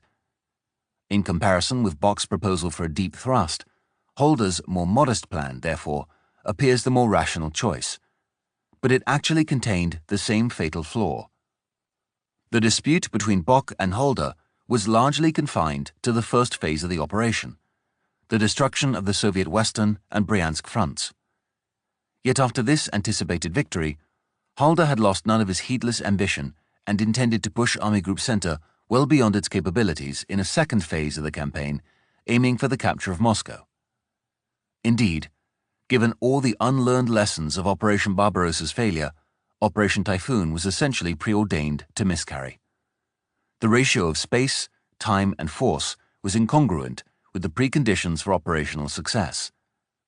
The weakness of the available forces, the proliferation of obstacles constituting friction, and the distances involved were all utterly misunderstood by both Bock and Holder. A so-called Battle of Destruction opposite Army Group Center constituted a realizable plan, but raw firepower was no longer matched by mobility, and the fortress of Moscow was still another 300 kilometers from German lines. Simply getting there would consume an inordinate amount of Bock's strength, especially given the major battle to be fought in the first phase of the operation. Seizing Moscow, therefore, constituted a prohibitive delusion, logistically unworkable, willfully ignorant of the seasonal conditions, and inexcusably dismissive of Soviet strength. Not only was Bock frustrated by the operational plans for his upcoming offensive, he was also angered by the protracted redeployment of forces to his front. As he wrote on the 17th of September, "Kesselring came and was shocked that the gathering of forces for the attack is taking so long. I am too. In fact, of all the panzer divisions that Army Group North is to release to me, not one is yet on the march today." This was especially disturbing news, given that the offensive was supposed to begin before the end of the month, soon to be postponed to the 2nd of October, and that the redeployment south would undoubtedly prove especially costly to the motorized vehicles. Panzer Group III, which was due to incorporate 3 panzer divisions, 1st, 6th, and 8th, currently operating within Army Group North, as well as the 7th Panzer Division, noted on the 18th of September that the advanced time of year necessitated the earliest possible beginning to the next offensive. The diary then continued, "For Panzer Group III, this depends entirely on the arrival of the divisions coming from the Northern Front, which, as a result of the march, will probably also require a number of days for refitting and repairs." Panzer Group III was not the only one anticipating problems with mobility in the upcoming offensive. While Guderian's panzer force had shrunk to precarious levels, his fleet of trucks, vital for moving forward fuel, munitions, and infantry, was in no condition to sustain another long advance. Even with most of the Panzer Group in static positions, and with large quantities of captured supplies at Romny, the trucks were still struggling to deliver enough fuel to the front. The 3rd Panzer Division was worst affected, and the quartermaster's diary for the 15th of September stated that its supply dumps were simply too far away, forcing the trucks to endure long journeys for comparatively little yield. By the same token, the supply of Guderian's 46th and 47th Panzer Corps was entirely unsatisfactory, owing to the unpredictability of the railways. The war diary of the Panzer Group's quartermaster described the line between Gomel and Novgorod-Seversky as completely insufficient and unreliable. As a result, the supply of the two Panzer Corps was not guaranteed, and relief was deemed urgently necessary. In such cases, there was little choice other than to pick up the slack by placing even greater demands on the trucks of the Großtransportarm. The result was predictably destructive. As the war diary for the 47th Panzer Corps noted on the 18th of September, the status report submitted to the Panzer Group on 18/9 for the period August to September showed that as a result of the heavy demands over the last weeks on outrageously bad roads, the state of the trucks has worsened. Owing to the failure to deliver spare parts, innumerable instances of damage, often only relatively minor, cannot be repaired. This, in part, therefore, explains the high percentage of conditional and non-serviceable trucks.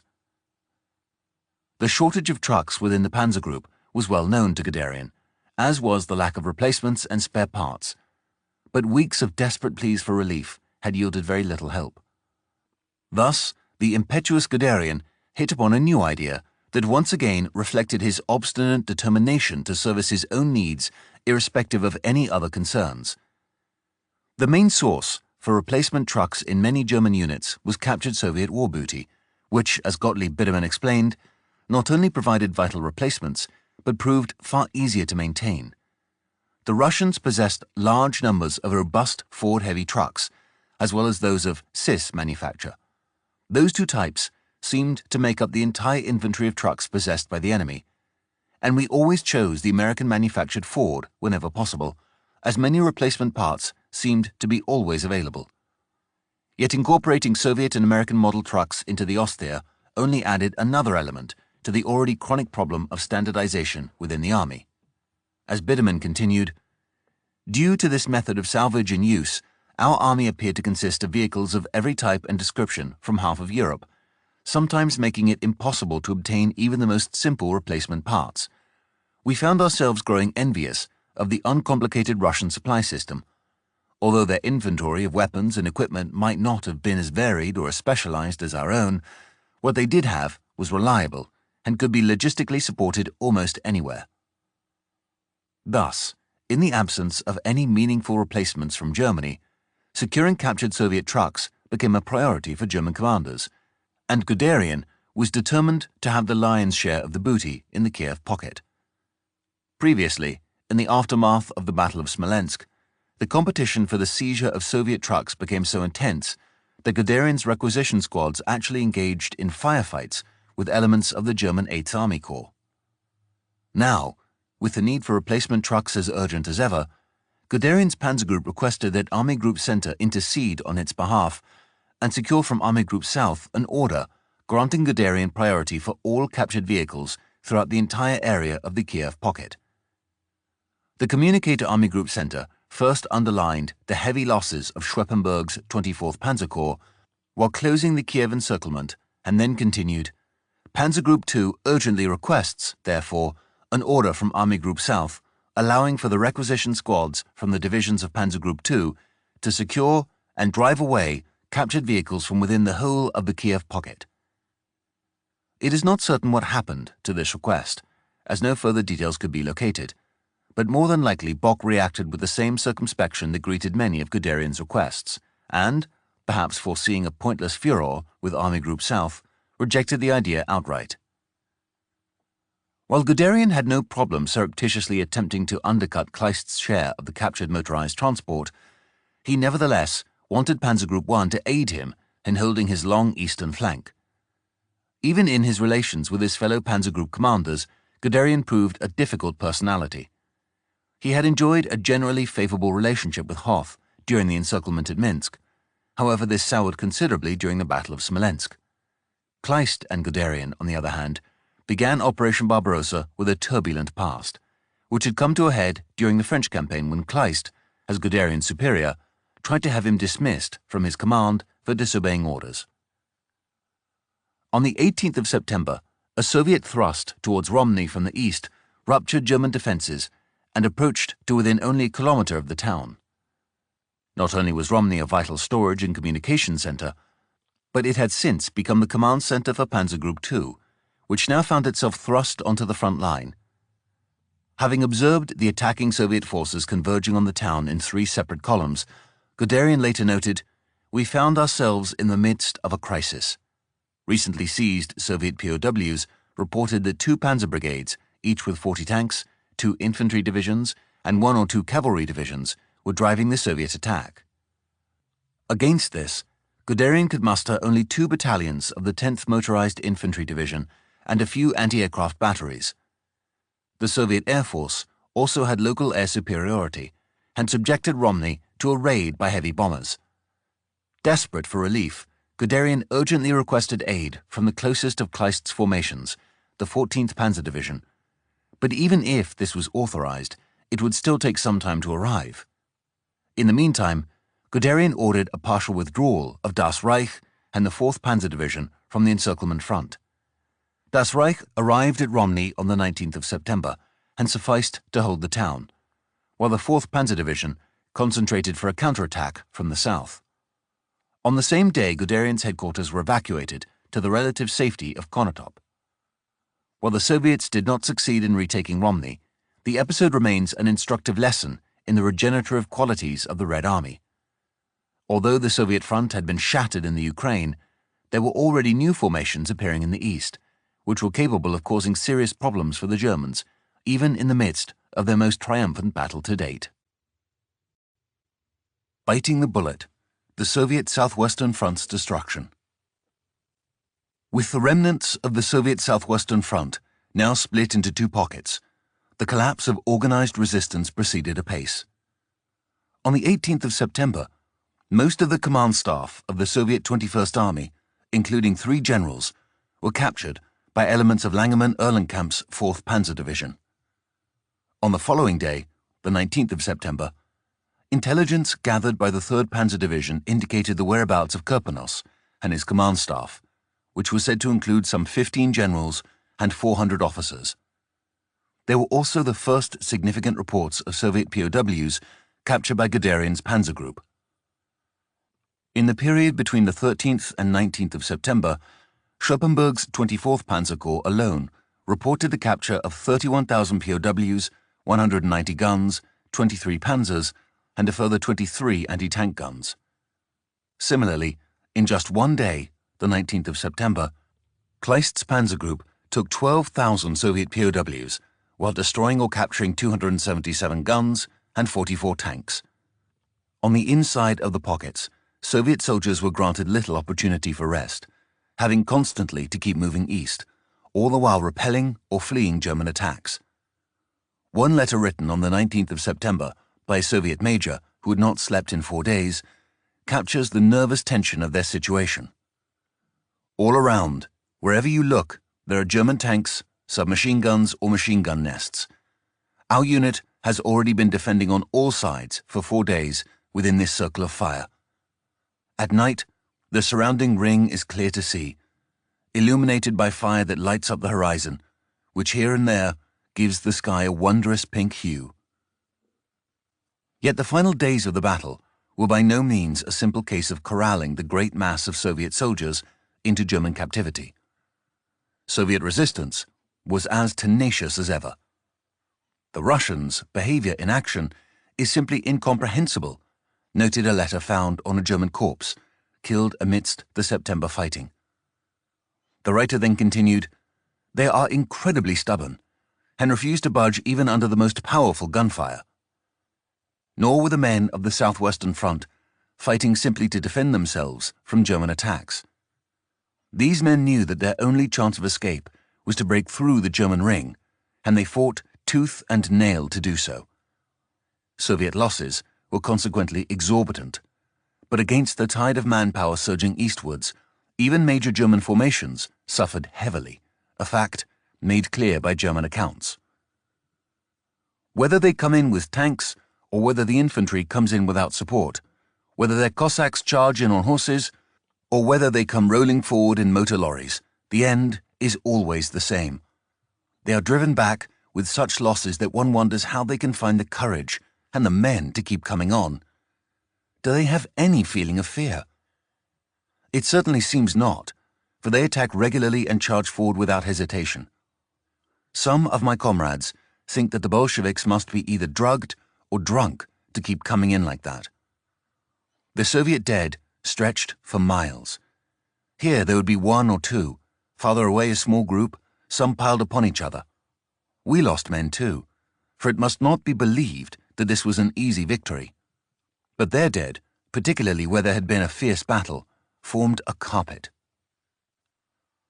East of Poriatin, in the area of Major General Heinrich Klossner's 25th Motorized Infantry Division, Soviet forces fought fanatically on the offensive, and by the 19th of September had overwhelmed the positions of the 35th Infantry Regiment and temporarily effected a breakthrough.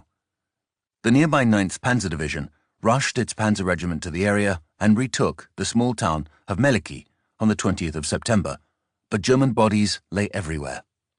Unwilling to take prisoners, Soviet soldiers not only killed every German they came across, but many of their captives were gruesomely mutilated. As the war diary of the 9th Panzer Division recorded, this regiment had countless losses, and time and again one comes across German soldiers horribly mutilated. The same ghastly treatment was also administered to the captured German wounded. But atrocities on the Eastern Front were by no means an exceptional occurrence, and neither side shrank from the worsening cycle of retributive violence. Around the same time, on another battlefield in the Ukraine, a group of just over 100 German soldiers were found hung by their hands from trees, while their feet had been doused with petrol and burnt until the victim was dead. It was a slow, tortuous method of killing known to German soldiers as Stalin's socks. Yet such gruesome Soviet atrocities also revealed the Wehrmacht's own potential for ruthless mass murder. The discovery of the 100 burned Germans prompted a swift response. At noon next day, an order was received by division to the effect that all prisoners captured during the last 3 days were to be shot as a reprisal for the inhuman atrocities which the Red Army had committed in our sector. It so happened that we had taken very many prisoners during those fatal days, and so the lives of 4,000 men were forfeit. They lined up 8 at a time by the side of a large anti-tank ditch. As the first volley crashed, 8 men were hurled forward into the depths of the ditch, as if hit by a giant fist. Already, the next file was lining up. As untold numbers of defenseless people were being ruthlessly slain by German murder squads in the rear areas, details of which had become common knowledge in the unoccupied parts of the Soviet Union, it was hardly surprising that many men in the Red Army were reluctant to surrender themselves. As one member of the 25th Motorized Infantry Division noted on the 20th of September, "We take a few prisoners. Most of them have to be dragged out from under haystacks or flushed out of the furrows. Shy, unbelieving, filled with terror, they come.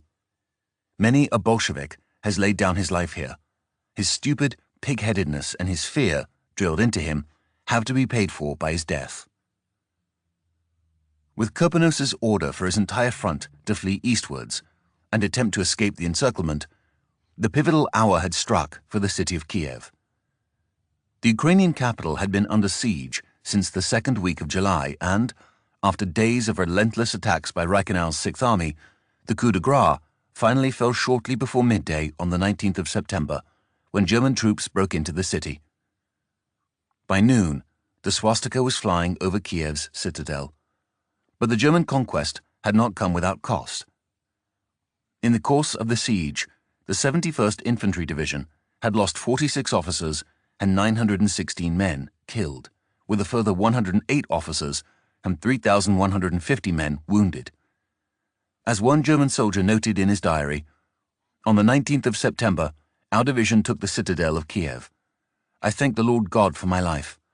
I cannot express how much luck and chance helped me to survive everything. Oh, you good old 4th Company, you no longer exist. H.H., the best company leader, fell, and so many comrades." Yet the NKVD had a latent plan for Kiev, which meant that the killing of Germans in the city was not quite over.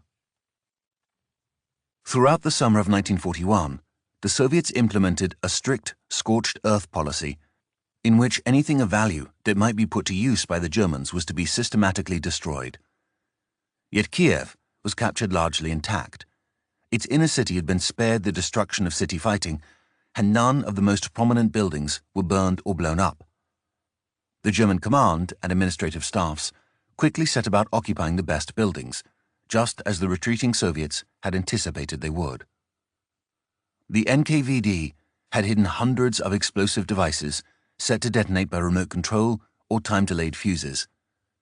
The same tactic had been utilized against Finnish forces in Vyborg only days before, and the Germans had in fact been warned by their allies about this kind of attack.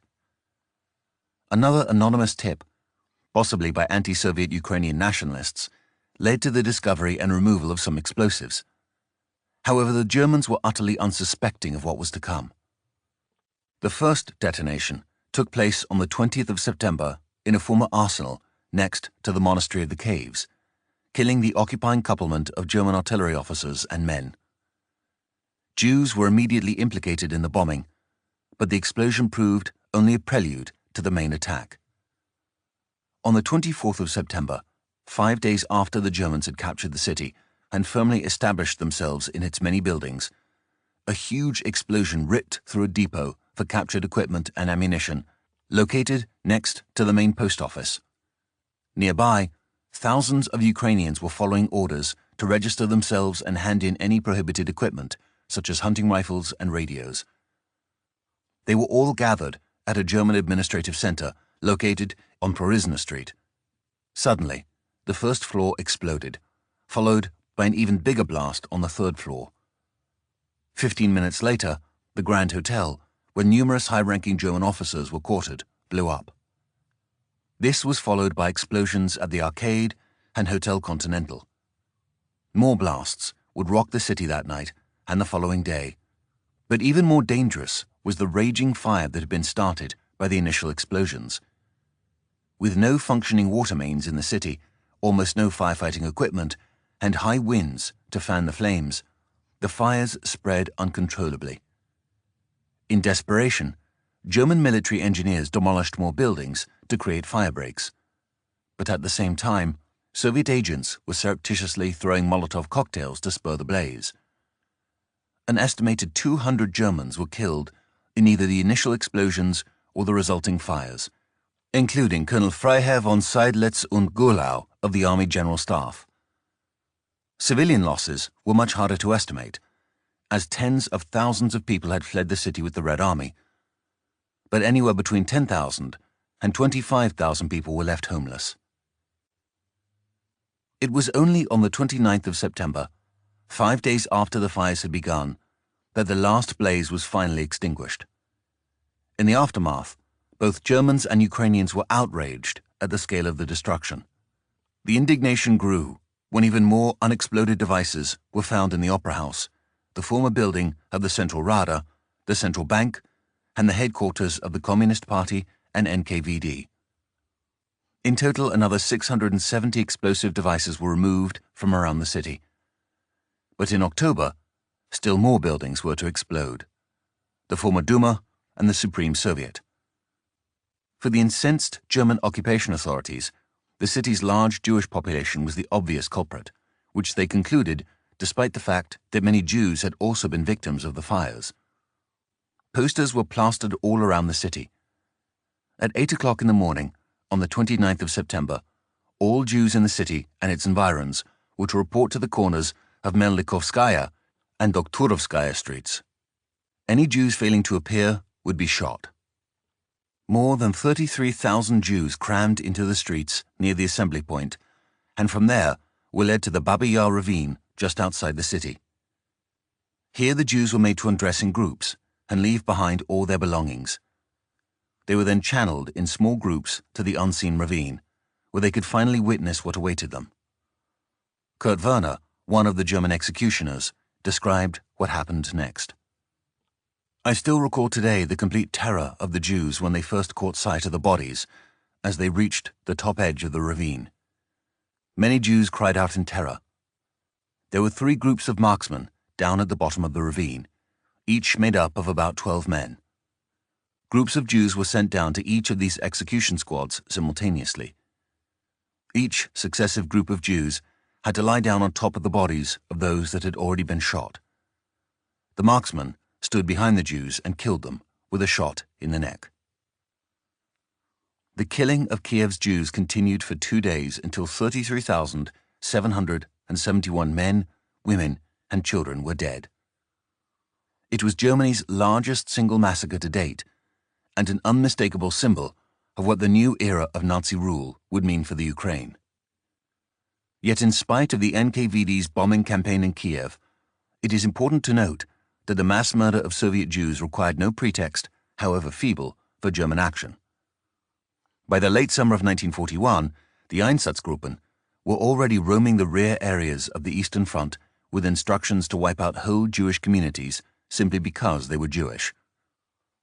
Long before the gas chambers industrialized the whole process, the Holocaust was underway in the East, using crude but effective means. Not only did Kiev fall on the 19th of September, but on that same day, the remnants of the southwestern front were broken up into a third pocket. The most powerful of the 3 Soviet pockets was concentrated around Borispol, to the southeast of Kiev. It was predominantly made up of the Soviet 37th Army and had an almost impossibly long journey to reach the safety of Soviet lines, especially as the German 17th Army was now pressing further eastwards. Indeed, Poltava, which had hosted the former headquarters of Timoshenko's southwestern direction, was also captured on the 19th of September.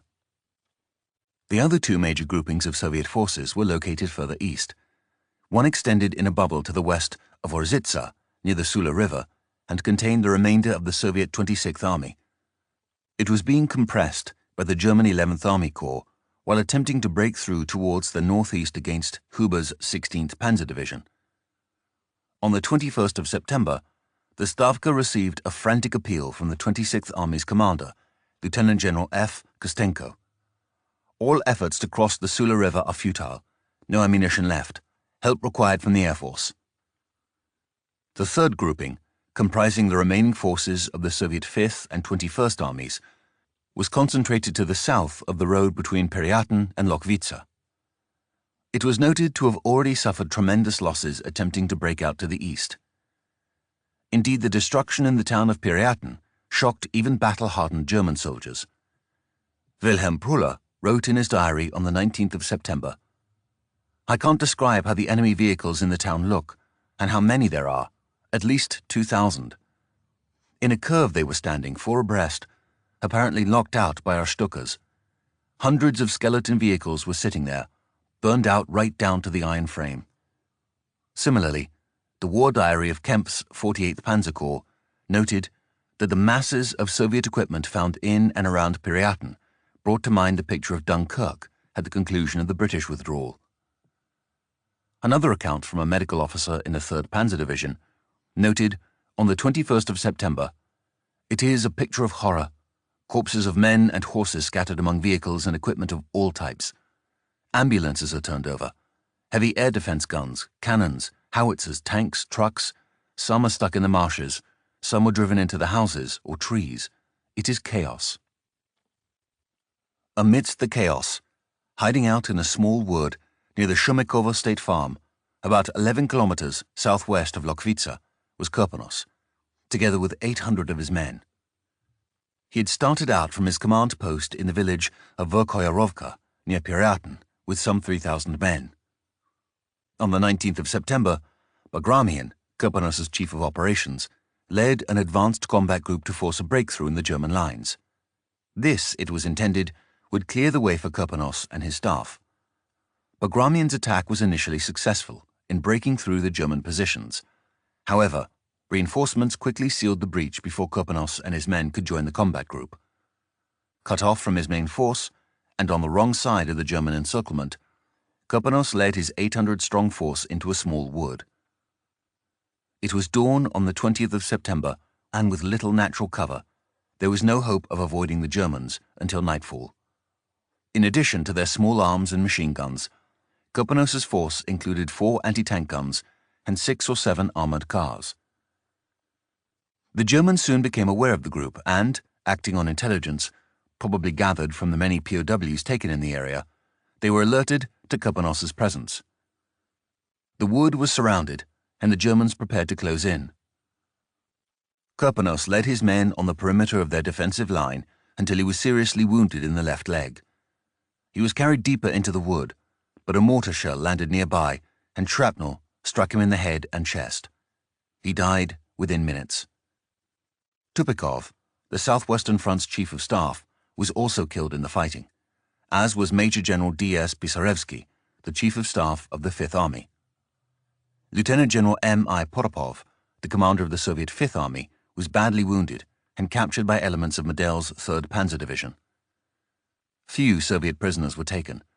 Those who had thus far survived the fighting elected to use their last cartridge on themselves. Completely surrounded and without hope of reinforcement or relief, Kopenosa's hapless group became symbolic of the whole Soviet Southwestern Front.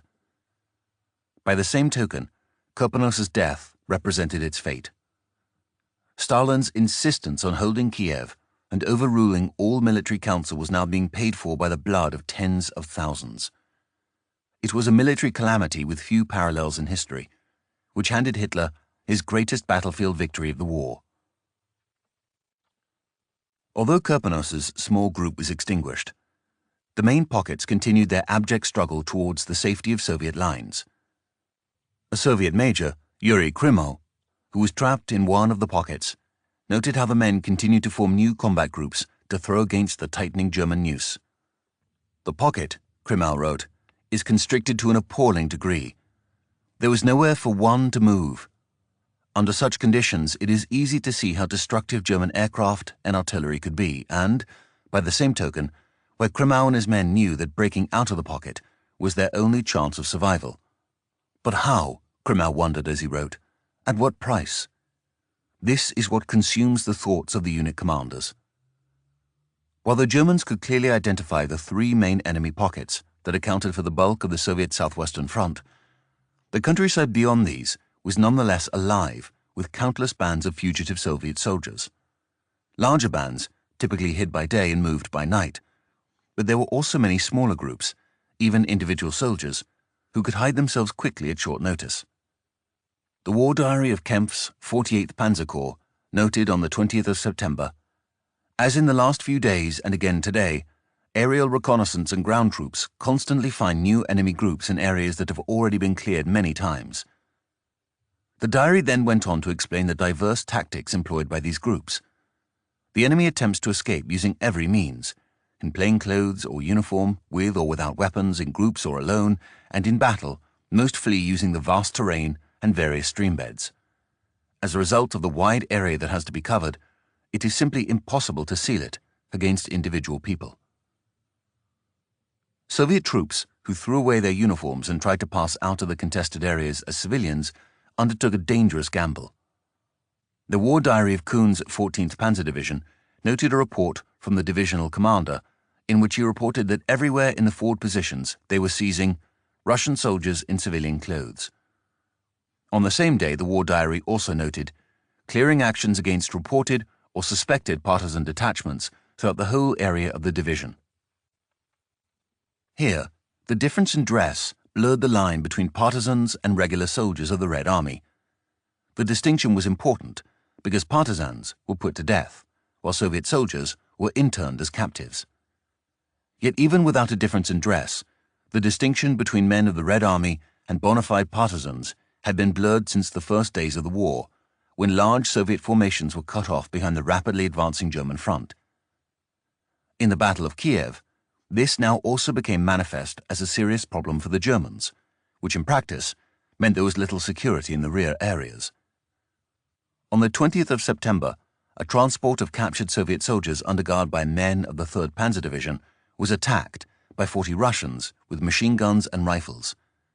As a result, all the captives were able to escape. Part of the problem was what to do with the enormous numbers of Soviet POWs.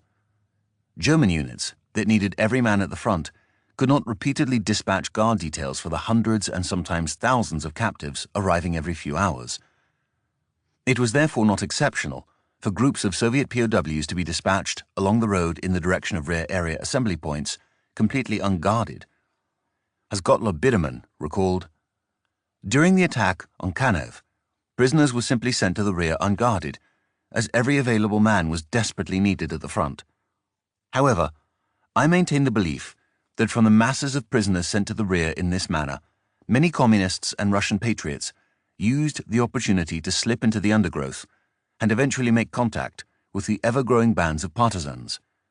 The well-organized partisan units would become an increasing menace to our rear areas. As the war continued, the people came to trust and support the partisans to a great extent, and they were able to find shelter and protection everywhere. Of course, the trust and support given to the partisans was in no small part a result of Germany's draconian occupation methods. Indeed, the same problem the Germans had of distinguishing between soldiers and partisans also extended to the wider Soviet population. The Germans could not tell who were peaceable civilians and who were partisans, but because the Slavic peoples of the East were considered untrustworthy and viewed as little better than Untermensch, subhuman, widespread reprisals against the civilian populace for partisan activity were deemed completely justified. If the assailants of an attack were discovered, they were typically hanged in public places and left there for days as a warning to the rest of the population. Yet in 1941, the Soviet partisan movement was still finding its feet. Soviet propaganda, both at the time and after the war, attempted to draw parallels between the so-called partisan warfare conducted against Napoleon's army in 1812 and the war being waged behind the German lines in 1941. While both wars utilized the term partisan warfare, in fact, there were appreciable differences. In 1812, the core Russian forces conducting partisan raids on the French rear were squadrons of regular light cavalry, together with Cossacks, detached from larger Russian armies. A more genuine people's war, in which civilians organized together to fight regular forces, was in fact a much less common phenomenon for civilians in 1812 than in 1941. Thus, not only was the nature of partisan warfare different, but 1941 was in many ways a more aggressive form of a people's war than the historical parallel held up by Soviet propaganda. While studies suggest that the number of Germans killed and wounded by partisan attacks in 1941 was low, the already profound shortages of men in the Ostheer rendered this additional burden hardly inconsiderable. Of far greater effect were the materiel and transport losses caused by Soviet partisan attacks, which exacerbated one of Germany's most serious problems. Indeed, already in September 1941, partisan strikes had become so widespread that in some areas trucks were no longer allowed to drive at night. Less direct methods of attack saw the partisans target bridges, railway tracks, and other vital sources of infrastructure, which cost the Germans time and resources to repair. The problem was already so pronounced that some divisions were already undertaking large-scale operations to clear their surrounding area of clandestine enemy activity. These were the precursors to the murderous anti-partisan sweeps typically associated with the later years of the German occupation. Yet, as the commander of the 31st Infantry Division informed Higher Command in September, large-scale actions have delivered no discernible success. In most of the regions conquered by the Wehrmacht, the rapid onward advance of the main German formations granted surviving Soviet forces the opportunity to conduct sabotage or commence renewed action against vulnerable German targets. This was also a problem in the aftermath of the Battle of Kiev, when many hostile elements remained hidden throughout the countryside. As Max Kuhner recalled, "My first assignment after the terrible days of Kiev was a fairly simple one. All I had to do was keep in touch with our battalions." Yet Kuhner was warned by his lieutenant about stray Russian soldiers and partisans, who he was told would show no mercy. Now that was the first time I had heard that word, partisan. Not only would they kill and destroy, they were also after uniforms and documents. While many Soviet soldiers were prepared to make any sacrifice to avoid German captivity, there were also a large number for whom the war no longer mattered as much as preserving their own lives. Others actively despised the Soviet state particularly a high percentage of Ukrainians, and were glad of the opportunity to abandon the brutal discipline and deprivations of the Red Army. Fede Pehido, a Ukrainian native, observed a group of recently captured POWs from the Kiev encirclement. They were guarded by Slovakian soldiers who allowed civilians to fraternize freely with the men. As Pehido recalled, all of them complained about a terrible chaos in the army. The Red Army soldiers were always hungry and had to beg or steal. There was no underwear, no soap, many had lice. Footwear was mostly broken. They had to fight barefoot or with rags wrapped around. There were no blankets. Under such conditions, Pehido saw how low morale had sunk. Many now spoke out openly against Stalin's regime. "They want us to die for them. No, we are not as stupid as they think," said one. Another added, "They left our children without bread, to starve to death, but force us to defend Stalin and his commissars." There was even a more extraordinary tale from a Siberian soldier who told Pehido about joining a group of about 200 men who took up arms against their Soviet commanders and fought their way to German lines in order to hand over their weapons and surrender. Twice, the group had to fight pitched battles against loyal members of the Red Army. Nor was this the only case of open defiance. In another recorded instance, a divisional commissar spoke at a regimental assembly, telling the men that they would have to fight their way to the east. He assured us that there were very few Germans and that it would be very easy. The Red Army soldiers became agitated. At that moment, the regimental commander openly rebelled. "Who do you obey? Away with the damned Chekist!" The commissar immediately shot him, but was then set upon and torn to pieces by some of the men. While dissent progressed at times into open revolt during the Battle of Kiev, instances of this must be considered the exception rather than the rule. Clearly, the September fighting had weakened the morale of the Soviet soldiers, but in the prevailing chaos, those who wished to escape the clutches of the Red Army had ample opportunity. German propaganda companies also attempted to encourage this process by promising Soviet soldiers rations of bread and cigarettes. On the 21st of September, the war diary of the 14th Panzer Division noted that signs in Russian had been posted throughout the area which read, "Soldiers of the Red Army, follow the example of your comrades and come over to us. We will give you bread." The divisional war diary noted that this method had had very good success, with masses of enemy troops giving themselves up. In another instance, German aircraft dropped flyers to Soviet troops, encouraging them to surrender, whereupon they were promised cigarettes. A nearby German regiment was then inundated with Soviet POWs until all of their cigarettes had been handed out. On other sections of the front, propaganda vehicles were employed, which were fitted with large speakers that attempted to persuade Soviet soldiers to come over to the Germans. This method also reportedly met with success. With the enormous Soviet southwestern front rapidly disintegrating and the capture of so much new territory, Goebbels had a great deal of new material to reinvigorate the propaganda war and try to address the waning public mood, especially in relation to the war in the East. The most recent SD reports suggested that the negative trends in public opinion were continuing in spite of the recent announcement that Leningrad had been cut off. That for the 18th of September reported that many Germans now believed the Soviet people were fighting out of their own profound belief in communism and not just for fear of the Commissar's pistol. The German population also feared the vastness of Soviet territory and its seemingly inexhaustible reserves of men and materiel. Goebbels may have been inclined to view this as part of the German population's tough new introduction to the war in the East, a hardening process by which he would groom them for the longer and costlier than anticipated struggle. Yet Hitler wanted the new successes celebrated with the full fanfare of triumphant victory announcements. Dutiful as ever, Goebbels immediately discarded any reservations he may have had about raising expectations too high and set about planning daily announcements, peaking on the 20th of September with 3 new Sondermeldungen to be broadcast over the course of the day. The first of these outlined the great success in effecting the encirclement of Soviet forces in the Ukraine.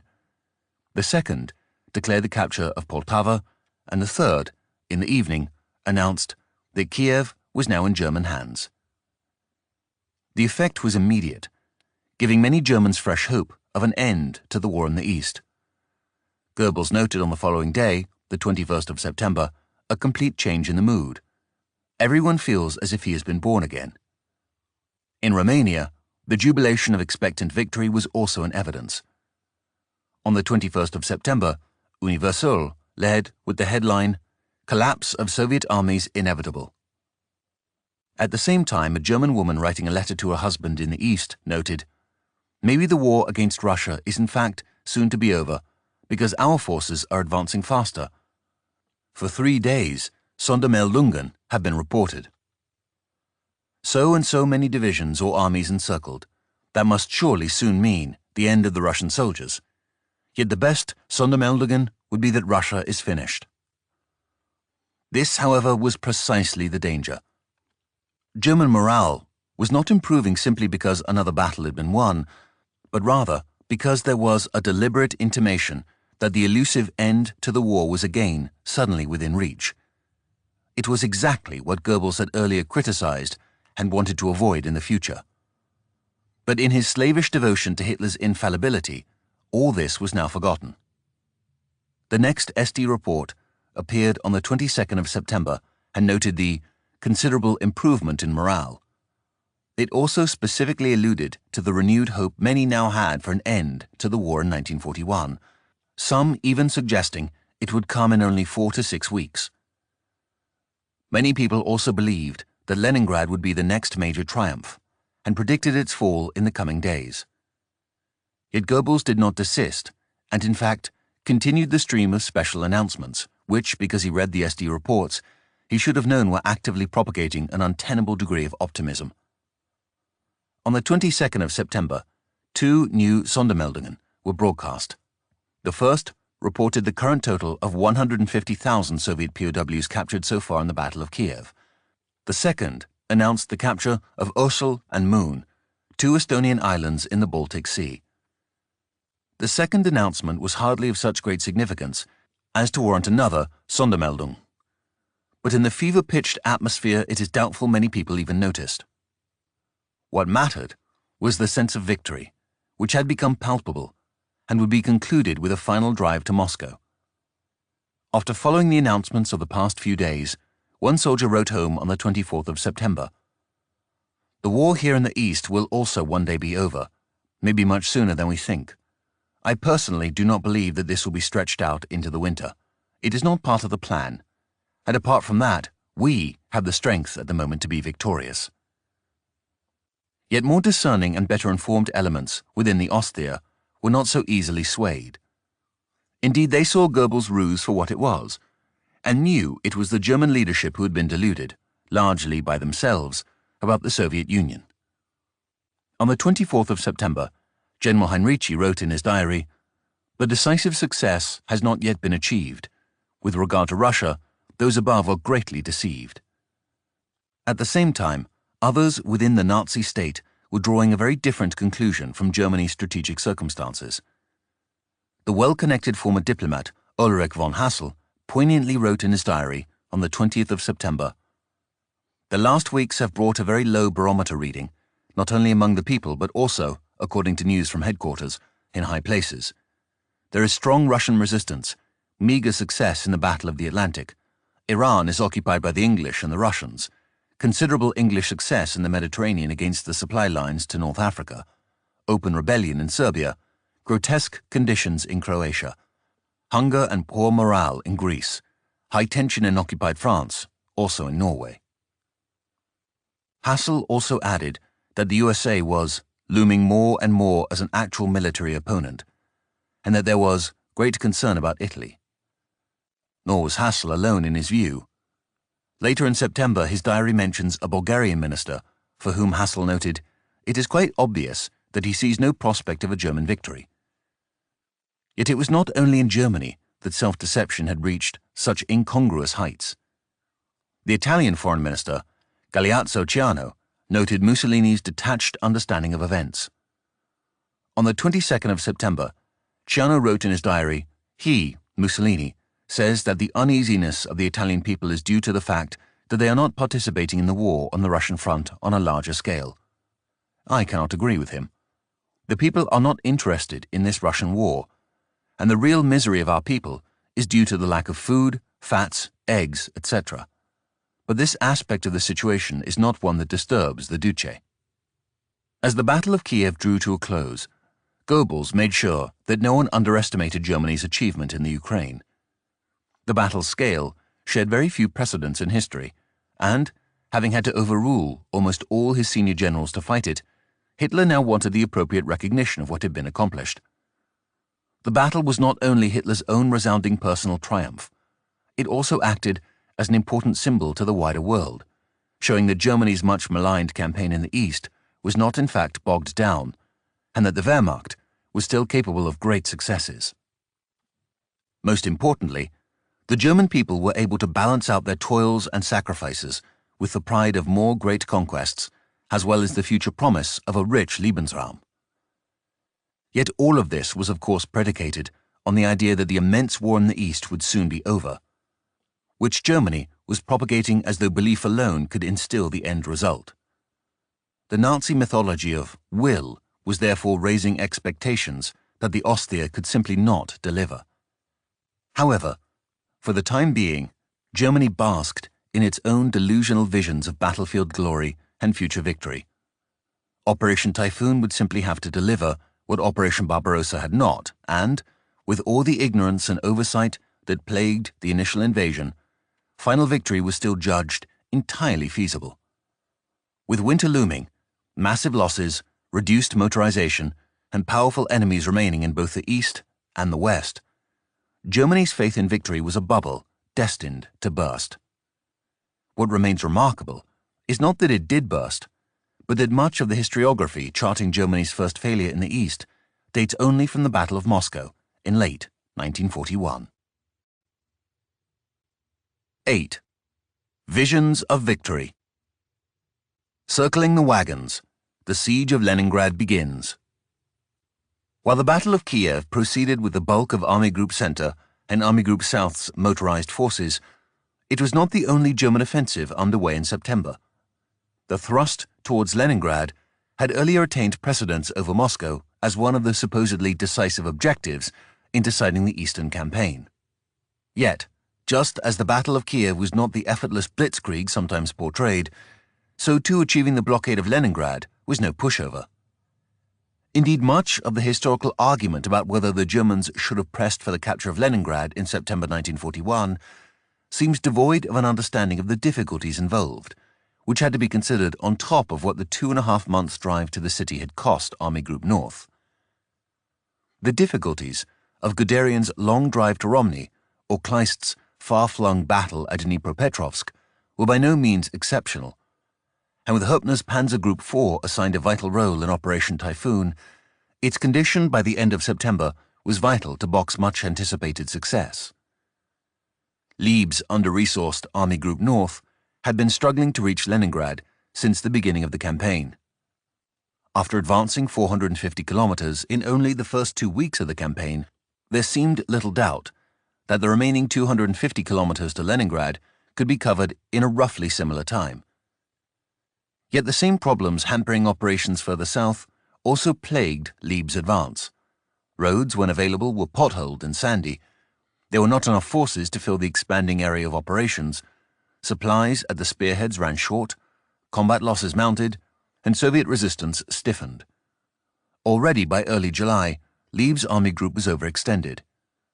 After the rapid gains of the first 2 weeks, the next month of operations saw an advance of only 120 kilometers. Even so, Lieb's forces had to be propped up by the transfer of major units from Army Group Center. Colonel General Wolfram von Richthofen's 8th Air Corps was dispatched at the end of July, and that was followed by General of Panzer Troops Rudolf Schmidt's 39th Panzer Corps in mid-August. Only with such strong reinforcements could Lieb's army group penetrate successive Soviet defensive lines and continue closing in on Leningrad. Nevertheless, the fighting was taking its toll on the combat units, for which there were not enough replacements to keep pace with losses. At the beginning of August, Army Group North had already sustained 42,000 casualties, but received only 14,000 replacements.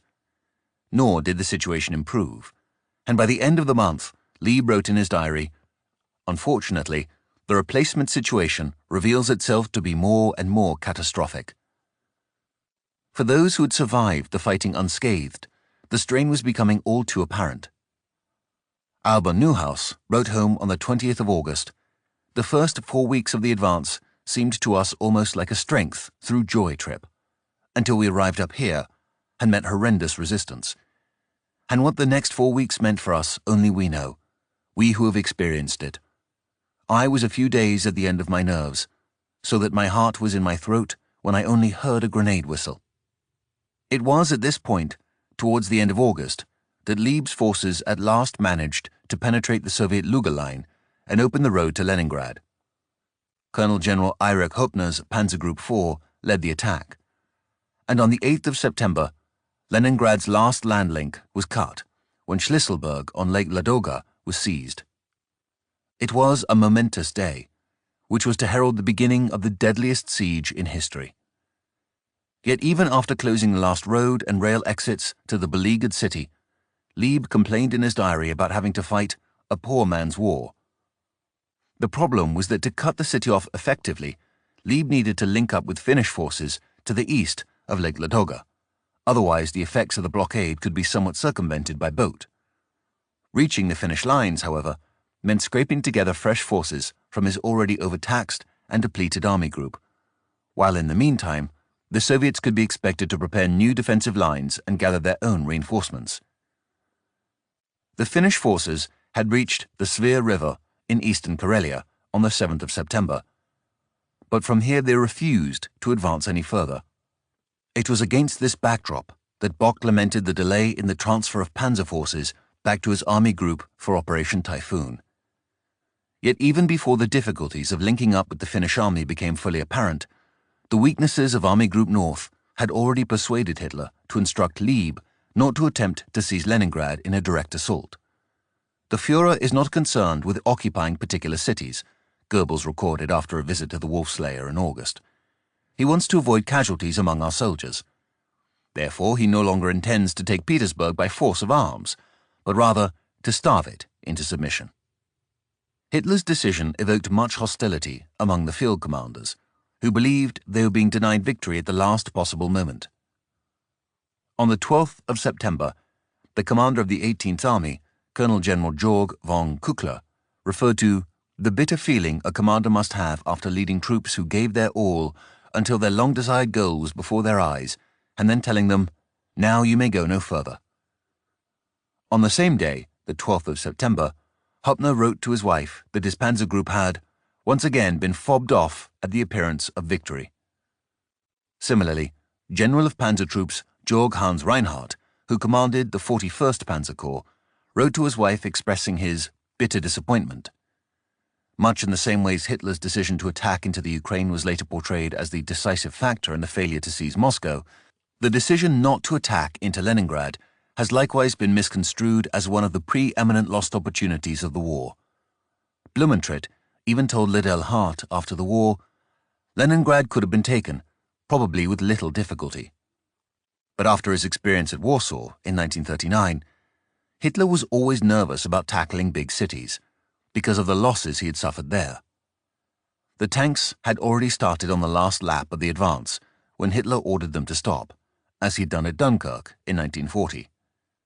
In fact, seizing Leningrad was in no way analogous to the halt before Dunkirk, and Hitler was wise to take heed of the debacle at Warsaw. More recent examples at Odessa and Dnipropetrovsk should only have confirmed Hitler's caution and warned against quick victories in large urban areas. Indeed, for all the ineptitude of Marshal Voroshilov's command of the Soviet northwestern direction, there was at least a concerted effort made to fortify the environs of the city with earthworks, trenches, and gun emplacements. By the time the German siege had begun, Leningrad was shielded behind 640 kilometers of anti-tank ditches, 600 kilometers of barbed wire entanglements, 1,000 kilometers of earthworks, and 5,000 pillboxes. It was a remarkable effort carried out over many weeks by 500,000 people mobilized from the Young Communist League as well as ordinary civilians. On the 16th of September, Georgy Nyadzev, a citizen of Leningrad, recorded in his diary, "The whole city is bristling with bayonets, machine guns, firing points, obstructions. In some streets, in the approaches to the city, barricades are being erected. Leningrad has been got ready for fighting in the streets, in the squares, in the houses. What are we to be witnesses of?" In addition to the fortification of the city, there was also a renewed sense of purpose when Marshal Zhukov arrived, fresh from his conquest of the Yelnya salient, to replace the inept Voroshilov. He immediately suspended Voroshilov's plan to demolish Leningrad and scuttle the Baltic fleet. And on the 17th of September, he signaled his ruthless commitment to holding the city by ordering under pain of death, "Not a step back. Do not give up a single verst of land on the immediate approaches to Leningrad." While Soviet forces were clearly fighting with their backs to the wall, it does not follow that Lieb's forces were, by sheer proximity, on the brink of a major victory. Hitler's assumption that assaulting the city would result in heavy casualties was not only accurate, it begged the question of how such a battle could be sustained, given the already stark depletion of the combat units. As Walter Brosche, a German infantryman taking part in the siege, wrote, "In the middle of September, we reached a chain of hills about 5 miles from the Gulf of Finland and 10 miles southwest of Leningrad, city center. In the distance, the city pulsed with life. It was bewildering. Trains ran, chimneys smoked, and busy maritime traffic ran on the Neva River. But we now had only 28 soldiers left from 120 normally in the company, and had now been gathered into so-called combat battalions, totally unsuitable, in view of our reduced strength, to attack Leningrad." Another soldier, William Lubeck, offered a similarly bleak picture of the regular German infantry in mid-September. Lubeck stated, "While our heavy weapons company of about 300 personnel had lost perhaps 10 to 15 men over the preceding 3 months, the toll of almost daily combat had been far more costly for most of our regular infantry companies. From their initial strength of about 180 troops, they had typically been reduced to a force of between 50 to 75 men." On the 20th of September, Kuckler informed Lieb that his infantry fighting at Leningrad were already very worn out, while the commander of the 28th Army Corps, General of Infantry Moritz von Wiltkorin, bluntly informed Lieb, the offensive, is not possible anymore. While the close proximity of the Wehrmacht to Leningrad's city center has often been used as a crude measure for gauging how close Lieb came to seizing the city, in truth, both sides were exhausted by mid-September. Not only was Lieb's infantry numerically weak, but he had already received orders to transfer the bulk of his motorized forces to Army Group Center as of the 15th of September. Indeed, even without attacking into the teeth of well-prepared and heavily defended positions, Lieb's attempt to continue his offensive and link up with the Finnish army would consume more strength than he possessed. Thus, the decision not to continue the assault towards Leningrad was a bittersweet salvation for the German troops. As Hans Mauermann observed, "Then suddenly it was halt, which was actually met with some satisfaction. Every day it had been attack, with all its uncertainties and not knowing what might happen. From the perspective of even more hardship, this was very welcome. The emotion swung between shame that we had not pulled it off to thanking God we did not have to go in there." Utilizing the so-called hunger strategy, Hitler believed he could still force Leningrad into submission while sparing the blood of his troops. It was a strategy which again blurred the line between legitimate military operations and the war of annihilation. The achievement of victory at Leningrad now depended upon the starvation of the Soviet Union's second-largest city with a population of 2.5 million people. There was now no difference between the soldiers of the Red Army defending the city and its women and children. All were targets under the new German plan for a citywide atrocity, and, as with the criminal orders and the mass killing of Soviet Jews, the army leadership were more than willing to oversee its implementation. As Halder noted on the 18th of September after Lieb's final assault was blunted by Soviet defenses, "The ring around Leningrad has not yet been drawn as tightly as might be desired, and further progress after the departure of the 1st Panzer Division and the 36th Motorized Division from that front is doubtful. Considering the drain on our force before Leningrad, where the enemy is concentrating large forces and great quantities of materiel, the situation will remain tight until such time when hunger takes effect as our ally. Unhindered by any moral misgivings, Goebbels too was excited by the prospect of a bloodless victory and noted in his diary on the 10th of September, "Furthermore, we shall continue not to trouble ourselves with demanding Leningrad's capitulation. It has to be destroyed by an almost scientific method." Indeed, the Germans evinced a penchant for systematic mass killing following an exacting premeditated procedure, and here at Leningrad it was no different. An expert from the Munich Institute of Nutrition, Professor Ernst Ziegelmeier, was engaged to advise on all aspects of the hunger strategy, leading to his pitiless conclusion, "It is essential not to let a single person through our front line. The more of them that stay there, the sooner they will die, and then we will enter the city without trouble, without losing a single German soldier." Inside the isolated city, starvation rations were soon being issued. The Badaev warehouses, which had been used to store most of the city's supply of grain, sugar, meat, lard, and butter, had been bombed on the same day Schlisselburg fell, the 8th of September, and completely burned out. The loss of so much food was not the only factor in the starvation of the city, but it definitely quickened the process. As Lyubov Shaporina wrote in her diary on the 16th of September, "Rations are being cut once again. Now I receive 200 grams of bread instead of 600, and that is certainly not enough. 200 grams of bread for an entire 14-hour day in the hospital is rather difficult, to say the least." Such meager rations prolonged life, but could not prevent the onset of a major famine, which would soon grip the whole city. German soldiers blockading the city differed in their expectations of what was to come. Alba Neuhaus expected the city to surrender soon, and expressed excitement at knowing the number of Soviet POWs. Franz Fenne, on the other hand, foresaw events developing in a darker, if more accurate light. The Soviets, he believed, would never give up, at least, that is, not before they turned to ash. The siege transformed the war on the northern sector of the front, as the army switched from presiding over a major battle to taking a leading role in the application of the starvation policy. Hundreds of thousands were calculated to die in Leningrad, while in the interim, Lieb employed heavy guns and air raids to further batter the city into submission. The strategy employed at Leningrad formed an outstanding example of the ruthless lengths to which the German army was prepared to go in the service of the Nazi state. As with the other agencies of the regime, there really was no limit to the murderous excesses the army was prepared to tolerate.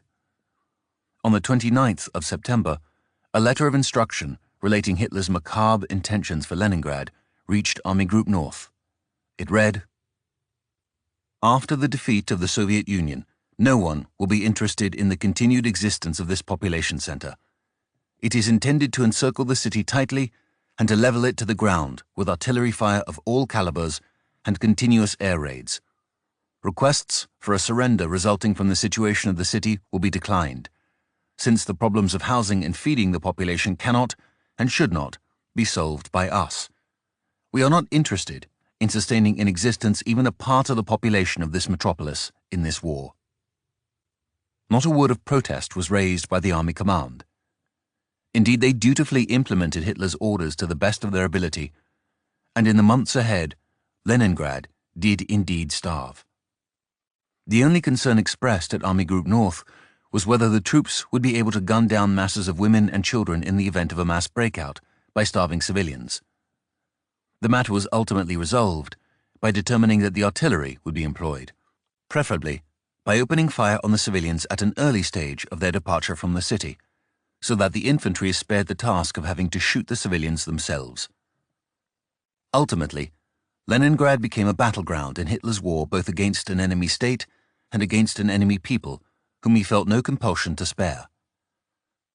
Summing up the symbiotic merger of German military and racial policy, Dr. Werner Koppen, a senior liaison officer at Alfred Rosenberg's Ministry for the Occupied Eastern Territories, reported to his chief on the 10th of September. "For 3 days now, our 240mm guns have been firing into Leningrad. Luftwaffe bombing has already destroyed the largest waterworks. The Russians have only evacuated top-grade workers, and the population has been swollen by evacuees from the surrounding countryside. Already it is impossible to get bread, sugar, or meat in the city. Leningrad is to be shut in, shot to pieces, and starved out. While the Austria's focus in September was centered on the battles in the Ukraine and at Leningrad, it was at Army Group Center that, according to Halder and Bock, the key to the Eastern Campaign lay. Even with Leningrad blockaded and assured success in the Battle of Kiev, it was more and more apparent that the Soviet Union had still not been subdued, and that another great effort would have to be made. Increasingly, the importance of Operation Typhoon grew in stature. Yet it was no longer enough to aim just for the elimination of the heavy Soviet force concentrations opposite Army Group Center. Moscow was now the unambiguous goal, and that was, erroneously, ascribed a decisive importance for ending the war. As had so often been the case in German planning, the desired objective was assumed from the outset to be obtainable, and was therefore not affected by questions surrounding its viability. The available units would simply have to take whatever measures are necessary to reach their goal. In September 1941, it was not just Hitler and the OKW who were at fault in this distorted methodology, but also the OKH and many of the field commanders, including Bock. Any offensive by Army Group Center depended upon the strength of the constituent panzer groups, which, given the fact that these had all been in almost uninterrupted combat since the start of the war, weakened their contribution. Their deployment also posed a major obstacle to the commencement of Typhoon. In the third week of September, 2 of the 3 panzer groups allotted to Bock's upcoming offensive were split between the Leningrad front in the north and the central plains of the Ukraine. What was worse, they were still actively engaged and at the end of long and tiring campaigns. Achieving concentration, therefore, necessitated wide-ranging strategic redeployments, destined to tax their strength even more and cut the already limited time required for rest and refitting. Indeed, for much of Guderian's panzer group, a major redeployment was deemed too demanding, given the limited time remaining before the beginning of the offensive, and therefore the bulk of his forces were left to operate from the south in a degree of exclusion.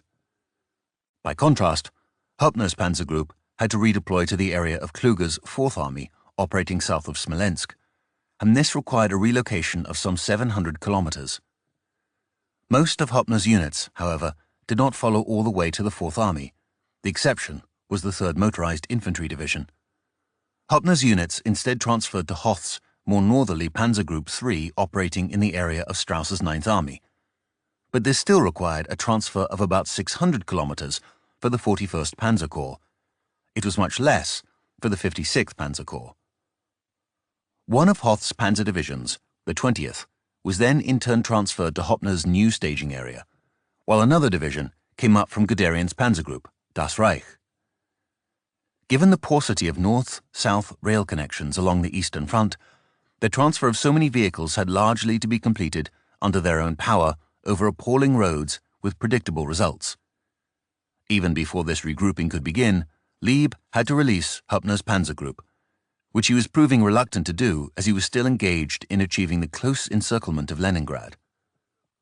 Indeed, this in itself proved a rather high-handed action on Lieb's part, as he only initiated the offensive after he had received instructions ordering the discharge of Höppner's forces to Bock. Yet such casual instances of insubordination was certainly not an uncommon feature of high-level command in the East.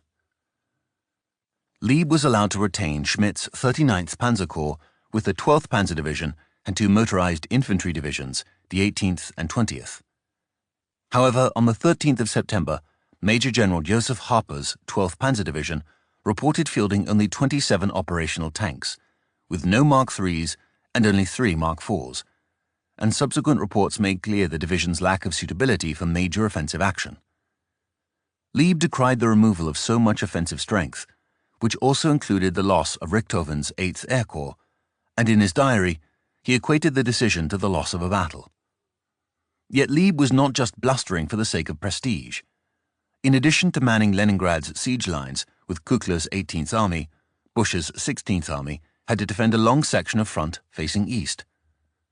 If Lieb feared he would be pressed for a further advance to link up with the Finnish army east of Lake Ladoga, As had been foreseen in Hitler's war direction, 35, he was wise to doubt his strength. Indeed, there was already particularly heavy fighting to the south of Lake Ladoga and to the east of Magar as the Soviet 54th Army counterattacked in desperate attempts to relieve the blockade of Leningrad. Schmidt's 39th Panzer Corps was deployed here, but had to be reinforced by Major General Erich Badenberger's 8th Panzer Division. This division had been earmarked for transfer to Army Group Center, but ultimately would have to remain with Lieb, denying Bock's already ambitious offensive another crucial formation. Just as Guderian's Panzer Group was a mere shadow of its former self, many of the divisions coming down from the north were likewise in a sorry state. Among the worst was Colonel Georg von Bismarck's 20th Panzer Division, which had served as part of Hoth's Panzer Group III, but now together with Kunzen's 57th Panzer Corps was transferred to Hoppner's Panzer Group IV and ordered to march south to its new staging grounds. Already on the 8th of September, a report from 57th Panzer Corps condemned the 20th Panzer Division for being unfit for service as a panzer division. Even before the campaign, the Corps complained that the division was grossly inadequate in the training of both its drivers and commanders. The division was also criticized for its inferior French vehicles, which not only proved mechanically unreliable, but by September were burning oil at 6 times their normal rate of consumption. Oil supplies could not cover such an exorbitant expenditure, and thus, devoid of adequate supplies, the motors were grating and grinding to a rapid demise. By the 22nd of September, as the redeployment towards the south was underway, the leading march group, consisting of the 112th Motorized Infantry Regiment, had already sustained a fallout rate of 50% of all vehicles that had set out only a few days earlier. Beyond the increasingly compromised mobility of the division, Bismarck's strike power, concentrated mainly in the 21st Panzer Regiment, was seriously diminished. Although records do not indicate how many tanks were lost on the march, they do tell us that by the 20th of September, as the march was getting underway, the division was down to just 40 operational tanks from a starting total of 245. There were 105 inoperable tanks within the division, presumably the others had been destroyed, and it was estimated that 20% of these could be repaired and a further 35% could be brought back into service if the necessary spare parts were made available. While Bismarck's 20th Panzer Division was certainly one of the weakest overall panzer divisions being transferred down from the north, its migration from Hoth's Panzer Group III to Hoppner's Panzer Group IV was only about 120 kilometers. The more robustly equipped and better trained 1st and 6th Panzer Divisions, as well as the 3rd and 36th Motorized Infantry Divisions, would have to endure far longer advances of up to 600 kilometers.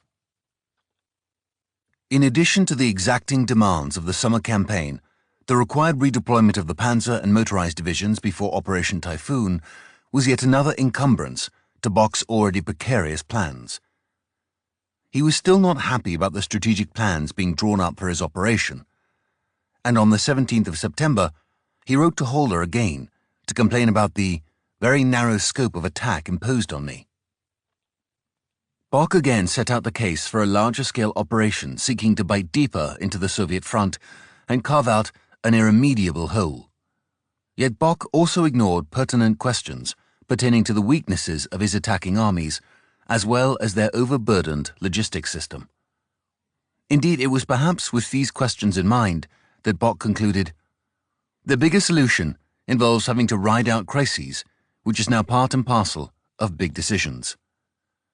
Hoppner agreed with Bock, and on the same day, the 17th of September, noted how once again the German command seemed to be at odds. "Tomorrow, I'm flying over to see Bock to discuss my new role. This is a large task. Unfortunately, we are not united in the way we envisaged the attack, and quarrels and disagreements are breaking out." Kluge, Hoppner's new superior and commander of the Fourth Army, favored a tighter encirclement, in line with the proposals of the OKH. The dispute had all the hallmarks of another bitter command dispute, with the important difference that Hitler allowed the matter to be resolved within the army, and here the OKH held sway. When Holder read Bock's letter, he made light of the strategic differences, perhaps because on this occasion he knew they posed no threat to his own plans. But he did see eye to eye with Bock on one important point. The movement of Höppner's forces had still not begun, which raised serious questions about their ability to concentrate and refit in time for Typhoon. Indeed, any further delay threatened a postponement of the whole operation, a fact which Bock alluded to on the 20th of September, when the promised forces had still not crossed into the area of Army Group Center. As the daylight hours grew perceptibly shorter during the course of September, Operation Typhoon loomed more and more as Germany's last hope for a solution to the war in the East. It was enough to entice Hitler to reverse one of his earlier decisions concerning the equipping and supply of the Ostseer. Throughout the summer, Hitler had repeatedly forbidden the reinforcement of the Ostseer from stocks of newly produced tanks. These, he instructed, were to be held back for future campaigns extending, according to Hitler, over thousands of kilometers. Yet the greatly diminished offensive strength of Bock's designated panzer divisions necessitated some kind of boost, which not even the indefatigable optimism of the German High Command could fail to see. Accordingly, on the 15th of September, Holder received word that Hitler had authorized the release of 60 Czech-designed 38Ts, 150 Mark IIIs, and 96 Mark IVs. This was barely 300 tanks from a new production total of some 815 units, all models, turned out in the 3-month period between June and August. Nevertheless, it was further supplemented by the transfer of Germany's last 2 panzer divisions, the 2nd and the 5th, to Höppner's Panzer Group 4. These 2 divisions had spearheaded German operations in the Balkans during the invasions of Yugoslavia and Greece, April 1941, but owing to their worn-out condition at the conclusion of the campaign, could not partake in Operation Barbarossa. Between them, these 2 formations fielded some 450 tanks, raising Bock's total of panzer reinforcements to 750 tanks. Yet 2 fresh panzer divisions and 300 replacement tanks, while certainly beneficial, were not able to alter the Ostseer's ominous strategic circumstances. Bock's army group was lavishly endowed with most of Germany's elite formations on the Eastern Front. He would soon command 3 of the 4 panzer groups, as well as receiving an additional panzer corps from Kleist, the 48th. However, the German High Command, as well as some subsequent historians, placed too much weight on the paper strengths of these formations without sufficient understanding of their strength in real terms. The fact was that all the panzer divisions were no longer a quantifiable whole, because they all operated at varying levels of their former establishment. As the examples of the 3rd and 20th Panzer Divisions have illustrated, there were radical differences between the formations, and the mere fact that Bock ultimately commanded an impressive total of 14 Panzer Divisions in Operation Typhoon cannot be equated to commanding anything approaching their strength on the 22nd of June, 1941. Indeed, although there is a somewhat natural tendency to evaluate offensive strength predominantly through the prism of tanks and aircraft, these formations do not, of course, operate in a vacuum, and any assessment of their capabilities must also include a discussion of the strategic circumstances in which they operated. It is in this wider context that Typhoon receives its most damning indictment. An army is the sum of hundreds of constituent departments and specialized commands, each dependent on the others for overall success. While Army Group Center was receiving hundreds of replacement tanks, which in any case amounted to an average of just 25 new tanks for each of the panzer divisions taking part in Typhoon, other elements of Bock's command were seriously deficient.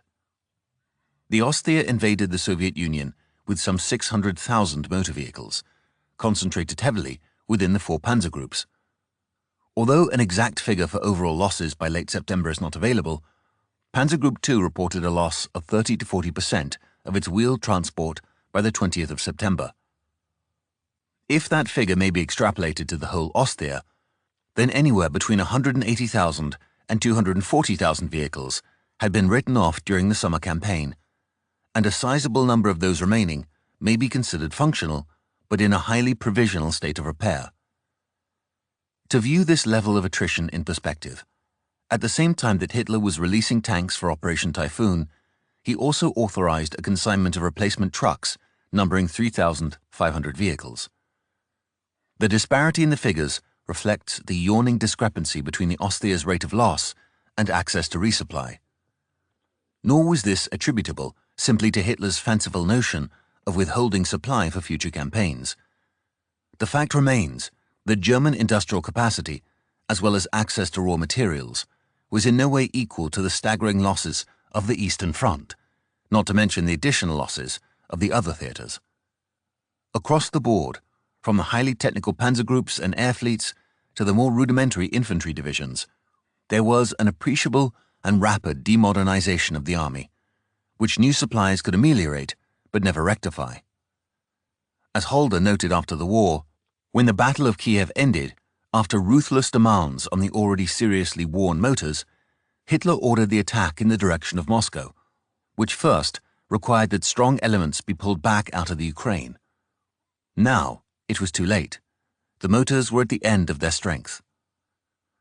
Yet this was not the tone sounded by Holder in September 1941, and while much of the German command were hedging their bets on Typhoon's success, their actions reflected none of the lessons of the preceding summer. They appeared to have no idea how high the stakes for victory had risen, or how weak their hand had become. Emboldened by the blockade of Leningrad and the impending victory in the Ukraine, the preconditions for the final showdown at Moscow seemed at hand. The last push would have to decide the war in Germany's favor, and under no circumstances could the myriad problems be allowed to distract anyone from that outcome. Triumph in the Ukraine. Hitler's Pyrrhic victory. Even with Lieb's forces closing in on Leningrad, the Battle of Kiev remained the focal point of German operations in September. All over the Soviet Union, the desperate defense of Kiev was being closely followed, which may in part explain Stalin's utter refusal to accept its loss. Even amidst the tumultuous events at Leningrad, the besieged citizens were also following the news from the Ukraine. On the 22nd of September, Georgy Zim remarked in his diary on newspaper reports from the preceding days that told of very heavy fighting. He then noted, with thinly disguised trepidation, the news, just broadcast over the radio, that Kiev had been abandoned. This had in fact taken place 3 days earlier, but the situation in the Ukraine had spiraled so far out of control that even the Soviet command had little idea of what was actually taking place. On the 21st of September, with Kurpanos already dead, Shaposhnikov sent an urgent communique to the Southwestern Front demanding answers to 3 questions. Firstly, he wanted to know whether Kiev had in fact been abandoned, and secondly, if so, whether the bridges over the Dnieper River had been destroyed. His third question reflected both the Stavka's obsessive paranoia and their complete inability to grasp the scale of the military catastrophe taking place. This third question asked, if the bridges have been blown up, who will vouch for the fact that the bridges have been blown up? As the Stavka was still trying to figure out exactly what was happening on their southern front, local German commanders were impressed by the scale of the Soviet disaster. First-hand accounts speak in mystified terms of whole fields strewn as far as the eye could see with charred bodies and mangled wreckage, the discarded remains of whole armies. Even at the higher levels of the German command, the figures being reported evoked a sense of bewilderment. On the 21st of September, the war diary for Kleist's Panzer Group 1 recorded that the number of prisoners taken during the course of the day was tremendous and had almost doubled their total figure of POWs taken since the beginning of the battle. In the preceding 24-hour period, the Panzer Group had taken some 50,000 Soviet POWs and destroyed or captured 17 tanks, 34 guns, 10 anti-aircraft guns, and a staggering 1,257 trucks. This brought the Panzer Group's total number of Soviet prisoners taken since the start of operations to 110,404, and 322,000 POWs since the 22nd of June 1941. Guderian's Panzer Group 2 was not quite so successful. After almost a month of heavy fighting during its long journey into the Ukraine, Guderian's forces had, by the 21st of September, taken 82,000 POWs. Yet, having managed to maintain the advance, however slow at times, and having successfully beaten off Eremenko's repeated counterattacks, Panzer Group II had done more than any other German formation to shape the outcome of the Battle of Kiev.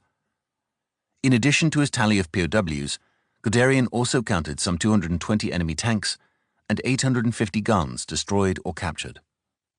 As large as the figures from Panzer Groups were by the 21st of September, the fighting in the fragmented pockets of the now-defunct Southwestern Front had by no means ceased. Indeed, the Germans had compressed the Soviet pocket so tightly that there was now no alternative than to break out, whatever the cost. Many of these attempts were chaotic, haphazard affairs brought on by crude necessity rather than any premeditated plan. Often the breakouts proceeded without any semblance of organization and were therefore unrestrained by what might otherwise be considered unacceptable losses. The fervor of the Soviet soldier was well known to the Germans, but at the Battle of Kiev, the sacrifices of the Red Army, now trapped in the hundreds of thousands, led to unparalleled scenes of carnage. In the pocket to the west of Orsitsa, near the Sula River, the remainder of the Soviet 26th Army was being driven by General of Infantry Joachim von Kurzfleisch's 11th Army Corps into the teeth of Huber's 16th Panzer Division. Caught between the hammer and the anvil, Soviet forces sought to evade capture by driving straight through the German lines in vehicles crowded with shooting soldiers. Although noticeably weaker, the remaining Soviet artillery still managed to offer supporting fire. Yet the backbone of the breakouts lay with the mass of Soviet infantry. At appalling cost, wave after wave of Soviet men charged into the German lines, following a seldom coordinated pattern of attack that rarely concentrated on one sector. Still, Soviet forces often hit the German lines with vastly superior numerical strength, and their efforts were not always without effect. The War Diary of Panzer Group I noted on the 21st of September, "In the Orsitsa sector, the 16th Panzer Division has repelled continued heavy breakout attempts at great cost to the enemy. Our own losses have not been small either." Nor were the Soviet breakout attempts always unsuccessful. Kurzfleisch's 11th Army Corps consisted of 3 infantry divisions, the 24th, 125th, and 239th. In the late morning of the 21st of September, Soviet attacks against the center of Lieutenant General Ferdinand Neulung's 239th Infantry Division not only broke through his lines, but encircled his 372nd Infantry Regiment. Kurzfleisch feared that the breaches in Neulung's lines might rapidly widen if not immediately sealed, and he therefore ordered the transfer of all available rear area units from south, from west, and east to dam the breach. By the early afternoon, Kurzfleisch was also informed that the Soviets had broken through the left flank of Major General Willy Schneckenberger's 125th Infantry Division. Here there were reports that Soviet prisoners included armed women and, as pressure from the Red Army was reaching crisis point, the Divisional War Diary noted, "The front is broken up into hundreds of individual fronts. Everywhere there is fighting. Soon the last soldier in the division will be committed with a weapon in his hand." With the division's front dismembered and broken, it would quickly prove impossible to ensure a secure cordon against enemy breakouts. Indeed, Germany's encirclement fronts were seldom as clear-cut as they appeared on the staff maps, and, with events changing by the hour, opposing forces constantly ran into each other in confused and bloody encounters. Thus, the view of the battle from the front was a far more harrowing experience for the German forces involved than the outcome might suggest. As one German soldier from the 24th Infantry Division wrote in his diary after a day fighting to reduce the Orsitsa pocket, "Yesterday we were again gripped by fear. To show fear no longer embarrasses people. Fear is no longer an unmentionable word." Another soldier wrote home to his family on the 23rd, 24th of September, "Hard days of battle and many fearful hours lay behind us. We took part in the great Battle of Kiev. That was a crack and a thunder of cannons and other weapons from every nook and cranny. Often, one did not know who was encircled, the Bolsheviks or us. The losses on our side are also quite high." On the 22nd of September, the fighting in the Orsitsa sector continued with bloody results. Schneckenberger's 125th Infantry Division, again found itself in the thick of the action, with the divisional war diary reporting hours of intense fighting, which the enemy directed with a great commitment of men and materiel. Indeed, in only 2 days, 21st and 22nd of September, Schneckenburger's division alone took the astonishing total of 18,795 Soviet POWs. The bitter fighting continued on the 23rd of September as the Germans made a final effort to eliminate the Ojitsa pocket. At the same time, the remaining Soviet forces desperately attempted to escape and, once again, the war diary of the 125th Infantry Division recorded the enemy breaking into German positions, which they, apparently, succeeded in breaking through. Of course, a Soviet breakthrough was no guarantee of security for those fortunate enough to escape the pockets. The men typically found themselves in makeshift bands of varying size, weakened from their toils and scattered over a vast area. More importantly, they were still well behind German lines, which were now determined by the formation of a new German-Soviet front far to the east. Yet most of the Southwestern Front's men were not so lucky. They were either killed while attempting to break out or taken prisoner in the process. Of those who remained in the Ojitsa pocket as the Germans closed in on the last Soviet concentrations, many opted to be killed rather than give themselves up. Kortzfleischer's 11th Army Corps noted that in these final battles on the 23rd and 24th of September, the enemy put up the toughest resistance and, led by officers and commissars, sought to hold out to the last man.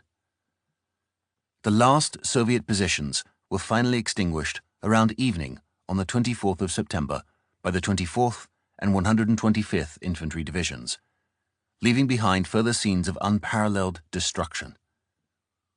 In the town of Ojitsa itself, one report stated, "Masses of trucks and vehicles of every kind, reaching all the way to the riverbank in countless numbers, were partially set on fire and destroyed at the last moment by the enemy." Another account from the 25th of September stated, "The defeat of the enemy is huge. Anyone who has seen Denisivka confirms that. This place is a giant arsenal of abandoned vehicles, wagons, weapons of all kinds, including heavy guns. Moreover, thousands of deserted horses graze in the nearby area. The narrow causeway between Denisivka and Savintsi has become the scene of a human tragedy.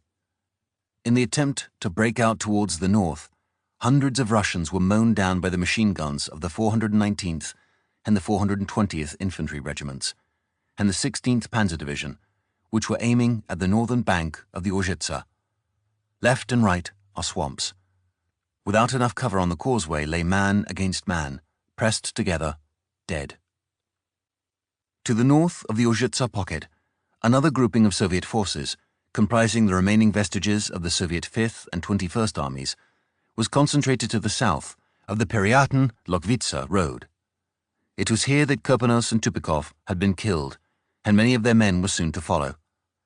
Once again a familiar pattern repeated itself, as trapped Soviet forces sought desperately to flee encirclement, while German forces struggled to collapse the pocket from all sides. Here, Hubicki's 9th Panzer Division and Klossner's 25th Motorized Infantry Division played the principal roles, along with some weak forces from Adele's 3rd Panzer Division. In many instances, the fighting was by no means an even affair. The Germans dominated the skies above, bombing and strafing at will, while also directing their motorized units towards the main enemy concentrations. At times, this led to slogging pitched battles, but in other instances, the German advantage was pressed home in one-sided battles bordering on massacres. A soldier from the 3rd Panzer Division wrote after one encounter, "We advanced further. It was the Soviets already. This time it was an enormous column of batteries, supply trains, construction battalions, guns, horse carts, and tractors, with Cossacks and 2 combat vehicles riding in between. The machine guns howled anew, shooting a passage through the Russian column, and the tanks raged with great speed into the middle of the stream." Similarly, Wilhelm Pruller, a German soldier from the 25th Motorized Infantry Division, wrote with great satisfaction in his diary about a battle on the 20th of September. "After passing through the first village, we spread out over the fields. Beforehand, we are assigned some tanks and now we've spread out the tanks and other vehicles in a broad formation over the fields and are charging into the fleeing Russians. There ought to be some newsreel men here. There would be incomparable picture material. Tanks and armored cars, the men sitting on them, encrusted with a thick coating of dirt, heady with the excitement of the attack. Haystacks set on fire by our tank cannons, running Russians, hiding, surrendering.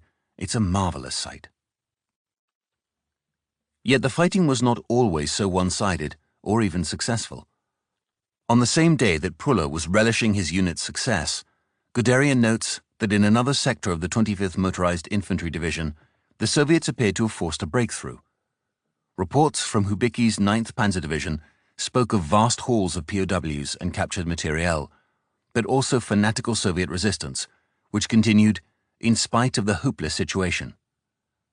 Hans Becker, who commanded a German Mark IV tank, wrote that he lost his first tank in the fighting, and then, after being issued with a replacement, lost that too the following day in a direct hit, which also killed 2 of his men. Nor were Becker's men the only casualties. On that same day he stated that 2 complete crews were reported as missing, and his squadron commander was badly wounded. Becker was subsequently awarded the Iron Cross, First Class, and the Close Combat Clasp, but, while he expressed pride in being recognized, he added he was not exhilarated. The raw emotions of his ordeal and the sense of loss were still overpowering. In conclusion, he added, "Glory grows with the passing of time, and the best battles are battles long ago." Max Kuner's unit also experienced heavy casualties at the Battle of Kiev, leaving him to recall a similar sentiment. "We saw so many corpses lying there at the roadside, and pieces of bodies, some of them scorched or charred from the heat of guns or exploding shells. Pain, hunger, and thirst took second place now, with the ice-cold breath of death brushing our cheeks and sending shivers down our spines. The dream of glory diminished, as survival became the only thing that mattered. One could actually become jealous of others who got wounded, not badly, mind you, but just enough to get them home or away from this place of slaughter, stench, and utter destruction. The punching of bullets into flesh, the screams, however short, of agony from man and beast, truckfuls of young corpses, cannon fodder, our mothers used to say when we young men were called up and mustered. We had all changed our minds a long time ago, but it was too late to turn back. And where could one turn to, in any case? By the 23rd of September, the pocket containing the remnants of the Soviet 5th and 21st Armies had been extinguished, freeing the panzer and motorized units for redeployment to their new staging grounds. It was essentially the end of the battle against major Soviet formations for both Kleist and Guderian, although there still remained countless enemy bands scattered throughout their rear area. There was also another major battle of encirclement taking place nearer to Kiev, which was being fought by the infantry divisions of Reichenau's 6th Army. For the motorized forces, the immense Battle of Kiev was now over, yet, as the divisions redeployed across the vast expanses of the central Ukraine, everywhere there was evidence of the fury and horror of the preceding weeks. On the 24th of September, a doctor serving with the 3rd Panzer Division described the macabre scenes from a former battlefield. A chaotic scene remained. Hundreds of lorries and troop carriers with tanks in between are strewn across the landscape. Those sitting inside were often caught by the flames as they attempted to dismount, and were burned, hanging from the turrets like black mummies. Around the vehicles lay thousands of dead. On the 24th of September, a major conference was hosted by Bock at Army Group Center to discuss the renewal of the offensive towards Moscow. In attendance were the heads of the OKH, Bauchich and Holder, the commanders of Bock's 3 armies, Strauss, Kluge, and Weichs, as well as the 3 Panzer Group commanders, Hoth, Höppner, and Guderian. The assembled commanders were informed of their duties according to the OKH's plan. In the north, Strauss's 9th Army, together with Hoth's Panzer Group 3, were to attack from the area near Dukovchina and form the northern arm of the first major encirclement, closing at Vyazma. While Hoth's panzers would provide the striking power, Strauss's infantry would have to cover the northern wing of the whole offensive, as it had proved impossible to get Lieb's army group to extend itself further to the east. Kluge's 4th Army and Höppner's Panzer Group 4 were to attack on both sides of the Roslavel-Moscow highway in the center of Bock's front and head for Vyazma to close the pocket from the south. Further to the south, Weich's Second Army and Guderian's Panzer Group II were to break through the Soviet positions on the Desna River and cooperate in a strike to the northeast, with an encirclement centered on Bryansk. Reichenau's Sixth Army, attached to Army Group South, would also have to press forward in the direction of Oboyan to cover as much of Bock's southern flank as possible. With the OKH's plan now handed down, Bock was forced to put behind him any lingering resentment towards Operation Typhoon's strategic curtailment.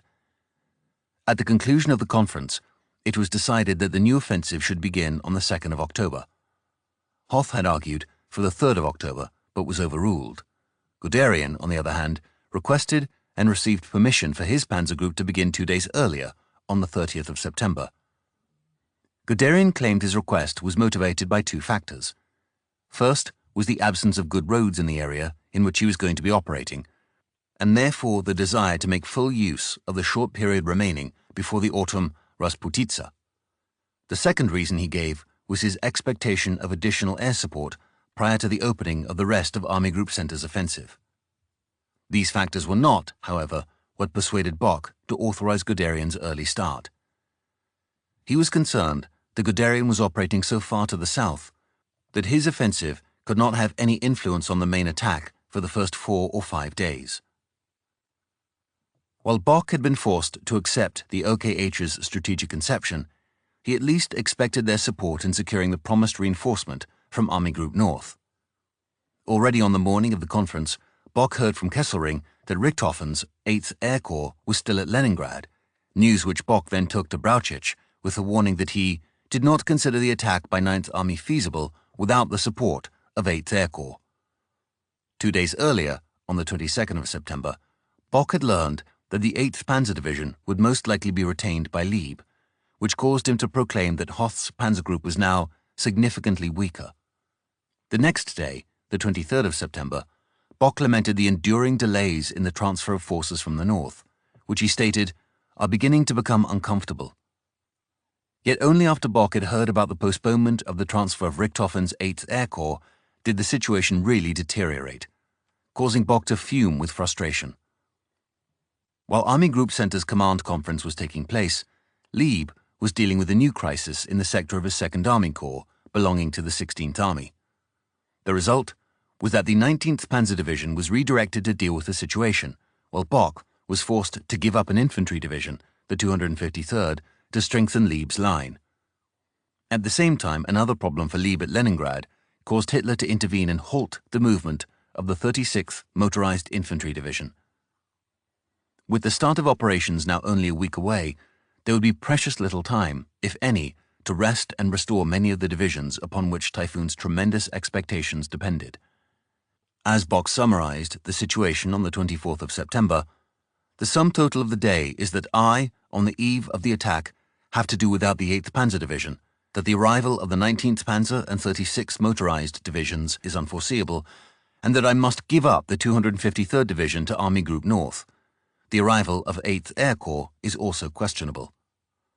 Nor was that the end of Bock's difficulties. Early on the 25th of September, the ongoing crisis at Army Group North led to Bock being stripped of the newly arrived Spanish Blue Division. As Panzer Groups 3 and 4 sought to organize themselves on the highly provisional basis of when, and even if, their allotted forces would appear, Guderian faced a similar race against time in the south. He, of course, was now operating with a self-imposed 2-day head start, which may have promised some tactical advantages, but also denied his weary forces another 48 hours of rest. Yet Guderian was hopeful he could be ready. On the 19th of September, his panzer group was informed that 124 Mark IIIs and 25 Mark IVs would be made available for Guderian's 5 panzer divisions in Operation Typhoon. Then, on the following day, the 20th of September, the panzer regiments of the 3rd and 4th Panzer Divisions were immediately ordered, irrespective of the combat situation, to break off from the fighting at the Battle of Kiev and be ready to depart for their new staging areas no later than the 21st of September.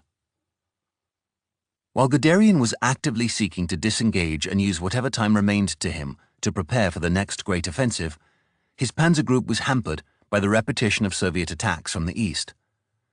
The Battle of Kiev had not even concluded, and already there was the spectre of a new Eastern Front with aggressive Soviet forces attacking into the German lines.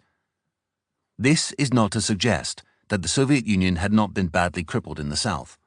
But once again, the German command had failed to tear an irremediable hole in the Soviet front.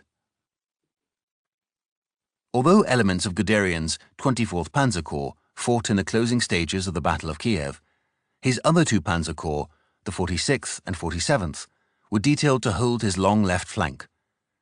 Yet even elements of Schweppenberg's 24th Panzer Corps had been urgently recalled eastwards to protect Romny from a concerted Soviet attack on the 18th and 19th of September. The town remained in German hands, but Soviet pressure remained firm up and down Guderian's line. On the 20th of September, Lemelson's 47th Panzer Corps was heavily attacked from the air, with the war diary recording waves of up to 30 enemy aircraft, bombers and fighters, striking at the same time. These were combined with ground attacks that led to costly fighting and denied many of Guderian's men a much hoped-for respite. As Guderian noted, what were clearly fresh enemy formations were now heavily attacking to the east of Glukov and against the Novgorod-Seversky bridgehead. These kept us occupied during the next few days. Although Guderian mentions the attacks at Glukov and Novgorod-Seversky, these were not the only places Panzer Group II had to repel Soviet offensives. On the 22nd of September, Langemann-Erlenkamp's 4th Panzer Division was attacked by up to 20 Soviet tanks, including 4 heavy KV-1s, which penetrated its front lines and pushed right up into its artillery positions, crushing guns and proving invulnerable to anti-tank fire. The division's panzer regiment was not available, having been deployed well to the rear to begin its rest and refitting. The divisional war diary concluded, "The attack cost us heavy losses, as much by the infantry as the artillery. For the division, a hard, costly day." On the same day, the 22nd of September, Erich Heger, a soldier in Arnim's 17th Panzer Division, recorded a similar calamity in his sector. "The gruesome day is over. We did not get to sleep. The Russian attack started early. We were firing with all barrels. Now all hell is breaking loose. We've really got to keep our heads down. On the right of us, 3 platoon and 1 platoon have to skedaddle as the Russians reached the Beechwood Road. 5 men fell here and 5 seriously wounded. Feldwebel, Staff Sergeant Pusch, Krethner Max are dead, shot in the back. Grossmann, shot in the lung. Maul Fritz, shot in the stomach, seriously wounded. Now we've had it. There is no one left on our right. Dare not raise our heads. Now there is a gap 1 kilometer wide where there are no Germans. All of a sudden, a 52-ton tank attacks, comes from the edge of the woods with a Russian assault gun. Our flamethrowers clear off. What do we do? The Russians are firing so much that the mud is flying.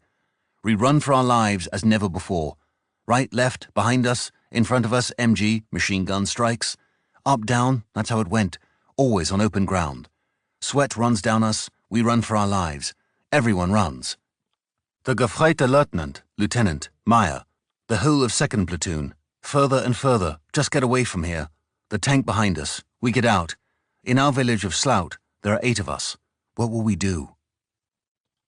It was these kinds of attacks, coupled with the final bloody encounters in the Battle of Kiev, that denied many elements of Panzer Group II a desperately needed period of rest. Ultimately, Guderian admitted, only 3 days could be allotted to the gallant troops for this purpose, and even this short period for rehabilitation was not vouchsafed to all units. After 3 long months of almost constant engagement in heavy fighting, Guderian's battered and much depleted force was now to embark on another great offensive, for which they had a mere 3 days to prepare. Nor was Panzer Group II the exception. Colonel Walter Chayers de Beaulieu, the Chief of Staff of Panzer Group IV, noted after the war that in the prelude to Typhoon his forces had little or no rest and must join the new battle directly from a tiring march.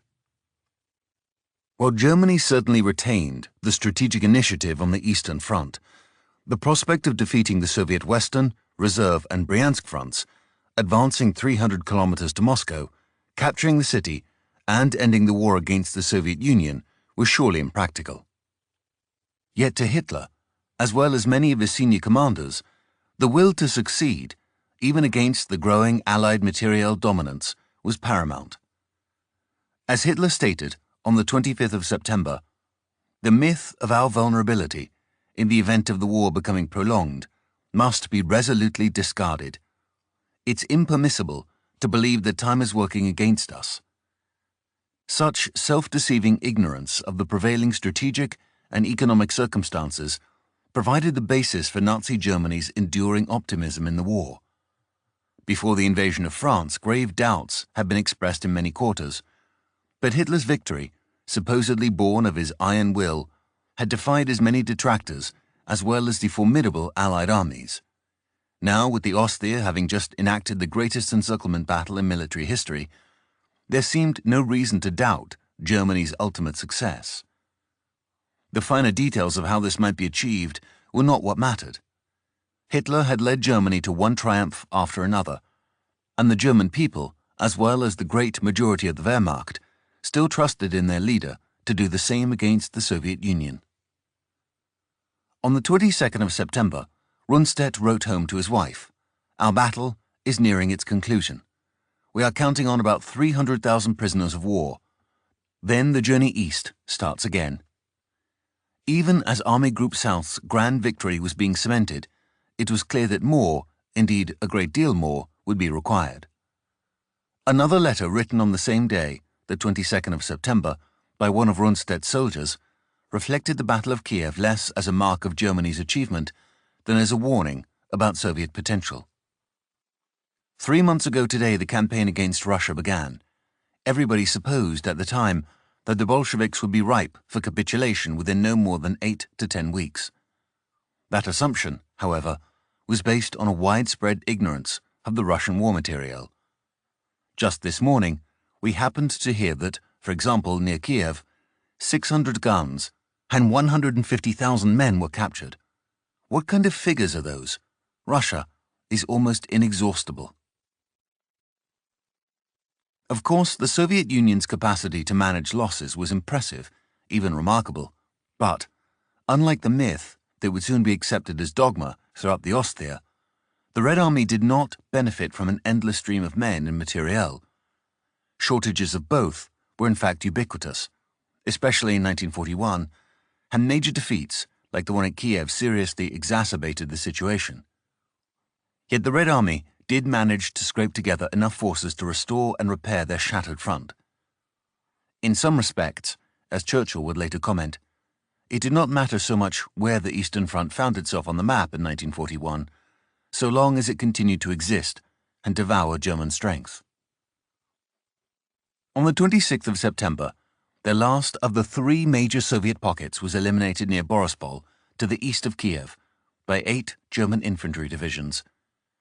As an army chaplain from the participating 45th Infantry Division noted, "If it were not necessary to contribute further to the fury of the war, one might have admired the countless dazzling columns of fire that made up this grandiose spectacle of illumination. In between, the infantry fanned out in wide skirmish lines and finally cleared the area of the last remnants of its defenders. Here and there the last magazine was fired off or a grenade thrown from haystacks already on fire." A divisional report noted there were dead in countless masses, while Goebbels wrote after a military briefing that once the final enemy group had been eliminated, the battlefield was covered by an unusual number of dead. These, however, were not just Soviet dead. The 45th Infantry Division's casualties included 40 officers and 1,200 men, while the neighboring 44th Infantry Division lost 41 officers and 1,006 men. The Battle of Kiev was now officially over, although fugitive Soviet soldiers would continue to roam the central Ukraine for weeks to come. Most of these would be killed or captured. However, some would slip back into the civilian population, while others would keep their arms and form the nucleus of new partisan brigades. Those who successfully fled eastwards and actually managed to rejoin Soviet lines were not always welcomed back, as paranoid fears abounded within the NKVD that newly recruited German agents were attempting to infiltrate the Red Army. In Germany, Goebbels did not wait for the last shot to be fired to begin trumpeting the achievement at Kiev. On the 24th of September, the Völkische Beobachter led with oversized banner headlines proclaiming the conclusion to the greatest battle of annihilation of all time. On the same day, Kleist issued an order of the day lauding the success of his panzer group. He stated that the battle had involved intense fighting against an enemy numerically far superior. Yet Kleist's order, like all the Wehrmacht's published orders, was essentially an exercise in propaganda. Kleist erroneously claimed that his panzer group had managed to prevent all breakout attempts, and then exhorted his troops on towards the elusive Endkampf, final battle. Guderian also issued an order of the day on the 23rd of September, in which he too claimed that all enemy breakout attempts had been successfully prevented. He also listed his panzer group's total number of Soviet POWs as 86,000, together with 220 tanks and 850 guns. Kleist's panzer group issued a more comprehensive list of its battle tally on the 25th of September. In total, it had taken some 227,719 Soviet POWs and destroyed or captured 92 tanks, 784 guns, 127 anti-aircraft guns, 115 anti-tank guns, 24 planes, 6,070 wagons, 133 field kitchens, 10 trains and 1 field hospital. There were also 348 tractors and an incredible 16,500 trucks, which the war diary noted had mostly been destroyed. These were remarkable figures, especially when added together with the tallies from the German 2nd, 6th and 17th Armies. In yet another Sondermeldung to the German people on the 27th of September, Goebbels presented a figure of 574,000 Soviet POWs. Yet by the following day this had risen to 665,000 POWs, together with 884 tanks and 3,718 guns captured or destroyed. This remained Germany's final figure in the Battle of Kiev, and has been cited time and again by World War II historians to underscore the totality of Germany's September victory. There can be no denying the decisive nature of Germany's victory, but Goebbels' figures may present problems, which may suggest they had simply become another tool in his propaganda campaign to shake Germany out of its melancholic war weariness and reinvigorate a sense of imminent victory in the East. On the 1st of September, the Soviet Southwestern Front fielded 850,000 men, including reserves and rear service organs, as well as 3,923 guns. Yet, according to Soviet records, Kopenoss's front lost some 616,000 men killed, captured or missing in the course of the battle.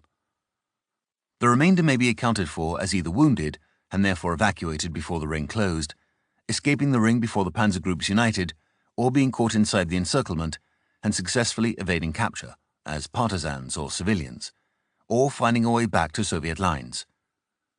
One may safely assume that a significant percentage of the 616,000 men lost by Kopenoss were killed or went missing, leaving a figure of Soviet POWs significantly below that claimed by the German command.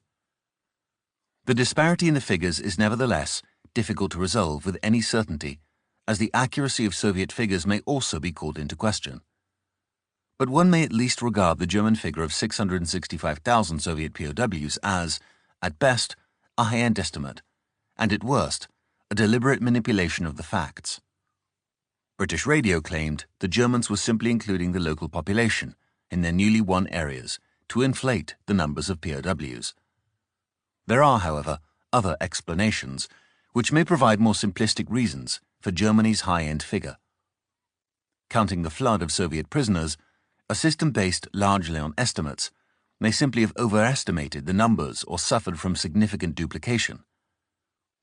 It could equally be the case that the German figure included earlier tallies from other battles, which would then pose the question of when the Battle of Kiev actually began for all the formations involved. In any case, what remains clear is that in the course of September, the Soviet Southwestern Front was utterly destroyed, with untold thousands killed and hundreds of thousands of Soviet POWs captured. 4 Soviet armies and roughly 750,000 men had been removed from the Red Army's order of battle. But at the end of it all, there was still no sign of Germany's final victory, and the last month of mild weather was now drawing to a close. 9. The calm before the storm. The final roll of the dice. The spell is broken. Joseph Goebbels. As more and more details of Germany's unprecedented victory in the Ukraine streamed into Hitler's headquarters, the mood at the Wolf's Lair was jubilant. On the 24th of September, Goebbels noted that Hitler is exceptionally happy about this development and radiates real joy. Goebbels also voiced a smug satisfaction with Hitler's ultimate triumph over the generals of the OKH, who had opposed Hitler's proposals so bitterly. There was a sense that the war in the East had at last turned in Germany's favor. The spell is broken, Goebbels wrote. The Führer believes that heavy fighting will last until about the 15th of October. After that, he believes, the Bolshevik will be on the run. Nor was Hitler the only one who saw final victory on the horizon. His rival in the July-August strategic dispute, Franz Halder, while not prepared to utter a word of acknowledgement for what was indisputably Hitler's triumph, nevertheless now envisioned rapid gains with little resistance. Referring to newspaper reports that erroneously claimed the British were applying pressure on the Soviets to surrender parts of southern Russia, Halder revealed an extraordinary naivety. It is possible that Stalin, even if against his will, may have to take this advice. The result for us would be that we rapidly reorient Army Group South to the pursuit and, above all, not wait too long to free Panzer Group 1. Indeed, the sense of triumph at Kiev pervaded the German High Command, and not only in terms of the future outcome of the German-Soviet War. Weichs attributed it to a more profound importance alongside the greatest battles in history.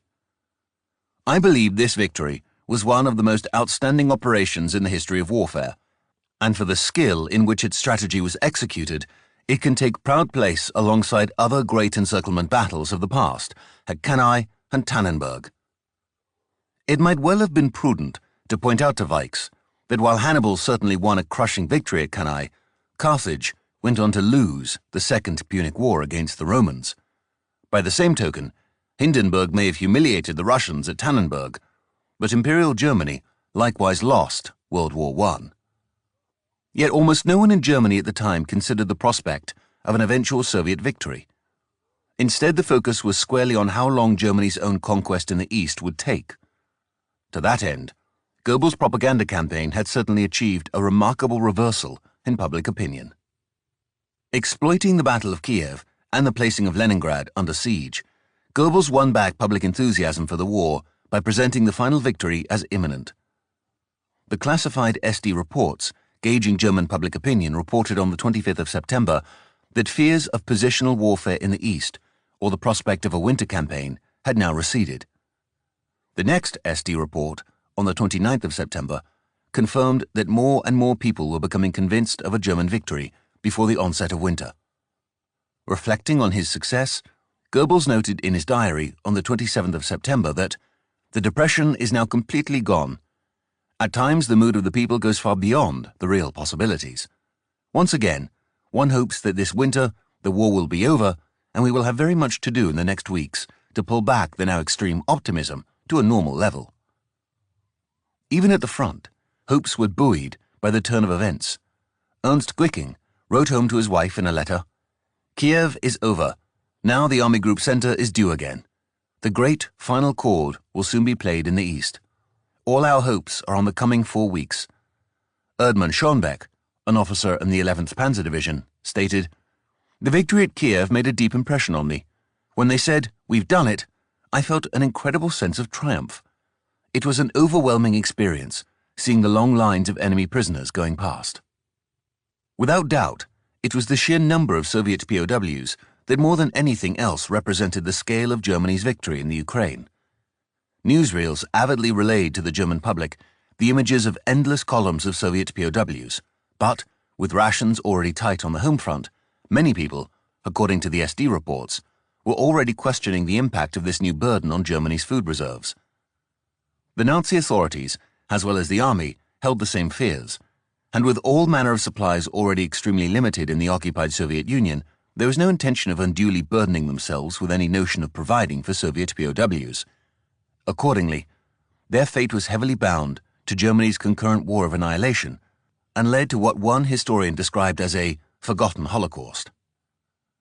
Of the 3.3 million Soviet POWs who were captured in 1941, more than 60%, roughly 2 million, would already be dead by February 1942. Even the ordeal of German captivity was not assured to surrendering Soviet soldiers, as immediate executions were far from exceptional, especially for anyone identified as a commissar. The tremendous stress of combat, as well as the heavy losses some German units suffered in combat, led to many murderous rampages. Siegfried Napper related the actions of his soldiers after some of the men lost comrades during a battle. "Our soldiers went berserk, and from that point on during the attack, they took no prisoners and left no one alive in a trench or foxhole. I did not try to stop them, nor did any other officer." Later, in reference to the killings, Napper's superior, Major Kruger, assured him, "There's nothing you or I or anyone else can do about an incident like that. The Russians took control of the situation out of our hands." "Jawohl, Herr Major," I agreed. Thus, in the twisted logic of these army officers, the Soviets were responsible for their own massacre, and it goes without saying that no action was taken against the men involved. Nor was this exceptional behavior. Omer Bartov's investigation of the 18th Panzer Division, 12th Infantry Division, and Infantry Regiment Großdeutschland revealed all three to have engaged in wild and indiscriminate illegal shootings. Fighting in the Ukraine in late September, Kurt Meissner wrote how his anti-tank unit dealt with Soviet men escaping from their crippled tanks. All the crews were killed as they bailed out, and no prisoners were taken. That was war. There were times when such things happened. If we felt we could not collect or care for prisoners, then they were killed in action. For those Soviet soldiers who were taken into custody, there was rarely any form of rest for the often exhausted captives, and almost never any medical treatment available to the many wounded. Max Kunert noted in the aftermath of the Battle of Kiev, "The columns of POWs seemed not to end. Many of the poor fellows were wounded and limping. All were in tatters, their faces in utter despair. Yet it was not simply the condition of the men upon capture that the army chose to ignore. Their treatment soon instituted a new regime of suffering. Camps for the POWs were often far to the west, sometimes hundreds of kilometers from the front, and the prisoners were transported to them by forced marches. In most cases, little or no preparation was made to feed the prisoners, and discipline was enforced by the most ruthless brutality." Christian Straight, who has authored the most authoritative study of the German treatment of Soviet POWs, stated that during the forced marches of Soviet captives after the Battle of Kiev, tens of thousands died. Nikolai Obrenbach, who survived a period in German captivity as well as a forced march, wrote a record of his experiences. "The first transit camp was near the town of Belyi. We were kept there for 10 days. We were not fed or given water, and we were exposed to the elements. Here, for the first time, I saw young, healthy men dying of starvation." Obrenbach described how once the march resumed, the starving men threw themselves on dead horses and tore off meat, even as the German guards shot at them. After periodic rest stops, those too weak to rejoin the march were murdered. His account then continued. "Before each new march, guards with sticks lined up on both sides of the column, and the command, 'All run,' would be given. The mob ran and hard blows would rain upon us. This kind of beating would last for 1 or 2 kilometers before the word 'stop' was announced. The exercise was repeated several times, so only the fittest would survive and march on. But many remained behind, and solitary shots would ring out as the Germans finished them off." At Trent Park, Lieutenant General Friedrich Freiherr von Broich was secretly recorded by British intelligence telling his fellow inmates about the treatment of Soviet POWs, which he himself had witnessed. According to Broich, "We marched down the road and a column of about 6,000 tottering figures went past, completely emaciated, helping each other along. Every 100 or 200 meters, 2 or 3 of them collapsed. Soldiers of ours on bicycles rode alongside with pistols. Everyone who collapsed was shot and thrown into the ditch. That happened every 100 meters. For those who survived and reached the camps, the day-to-day struggle for survival continued. Many of the camps were little more than open fields surrounded by barbed wire, with the prisoners having to construct their own crude shelters, which were typically just dugouts or sod houses offering little protection from the elements, especially once the cold weather began.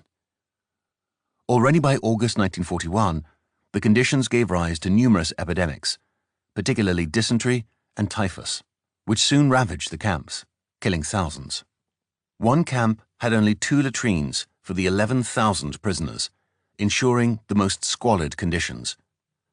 Malnutrition was another key factor in the soaring death rate, as starving prisoners were reduced to eating grass, leaves, and tree bark.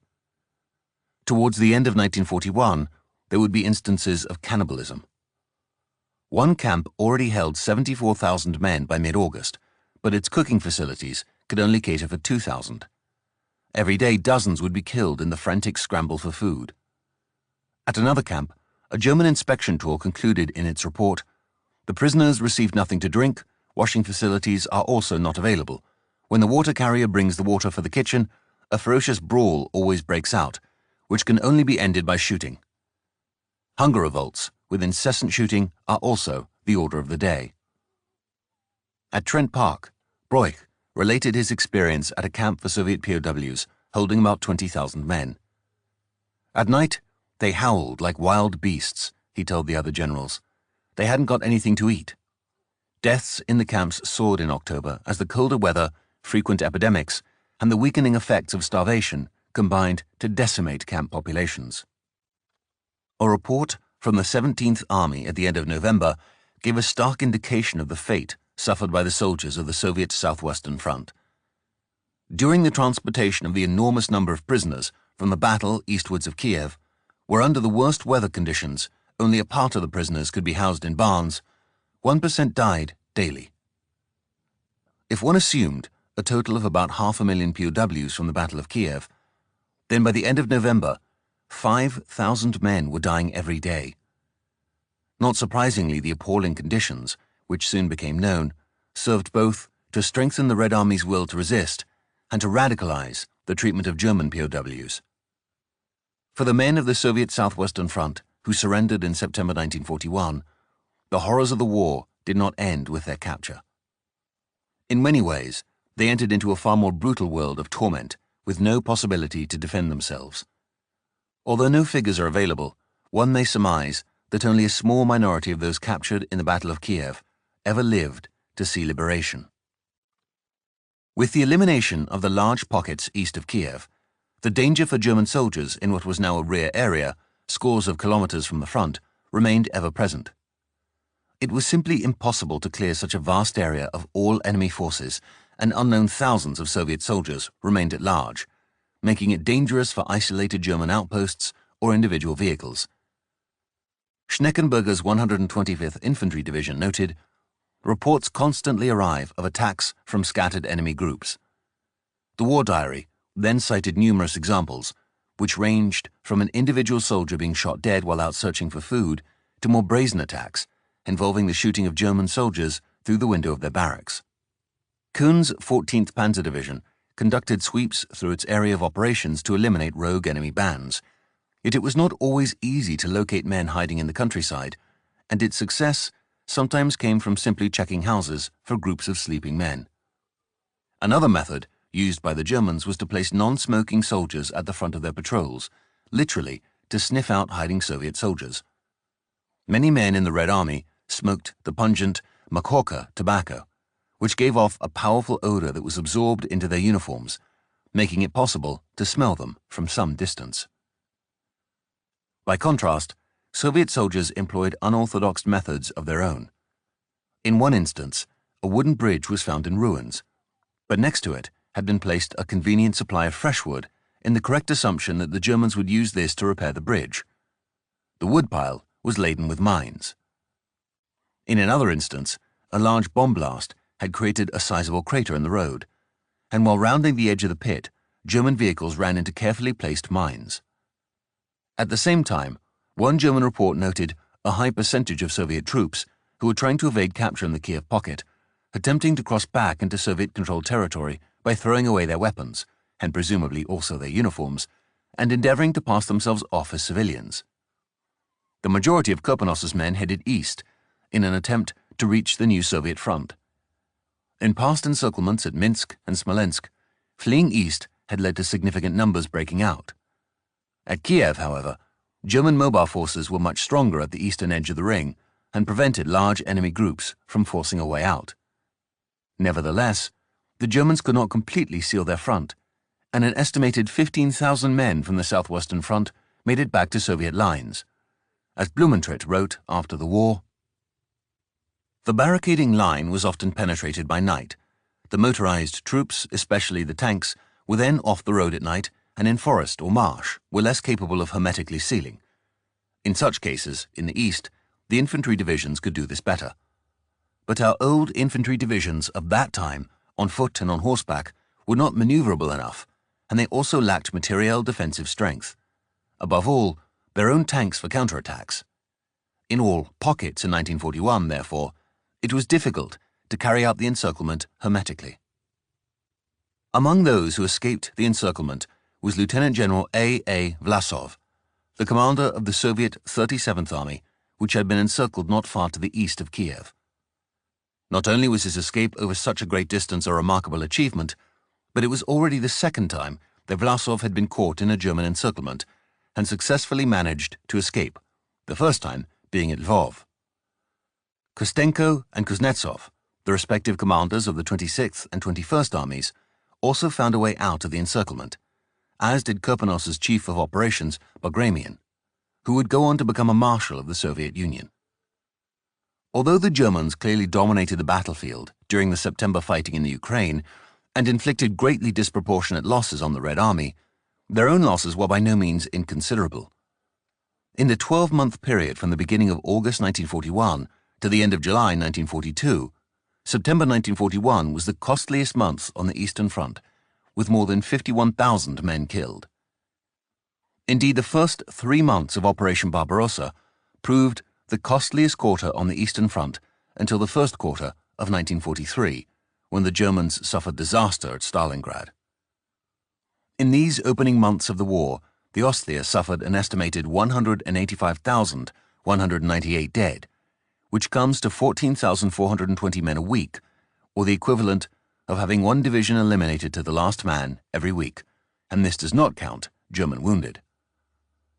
A casualty figure just for the German armies participating in the Battle of Kiev is not available, and it must be remembered that a considerable percentage of the Ostler's total September fatalities stem from Bock's fierce defensive battles in the first half of the month, and Lieb's fighting near Leningrad.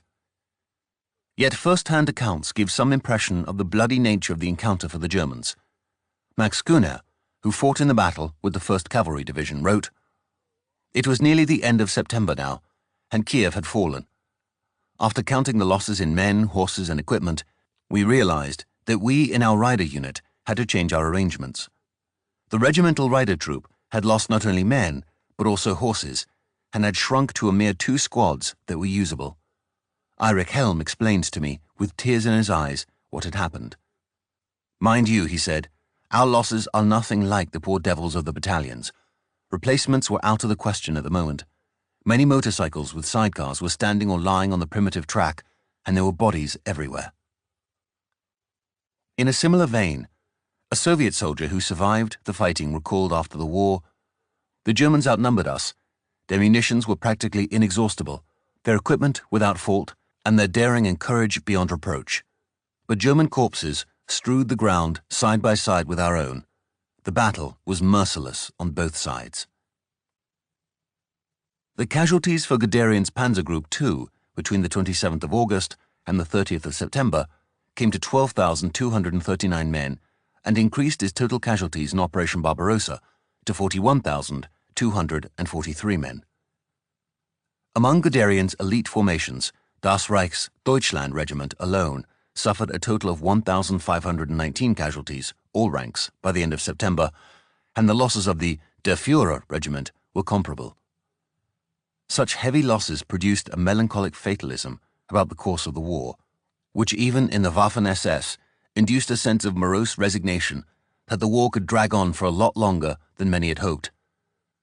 Sturmbannführer Otto Kumm, the commander of Der Führer Regiment, later stated, "In spite of all our self-confidence, a feeling of isolation crept over us when we, following the army's armored spearheads, advanced into the endless expanses of Russia. We did not share the unfounded optimism of many who hoped that they might spend Christmas 1941 at home. For us, the Red Army was a big unknown.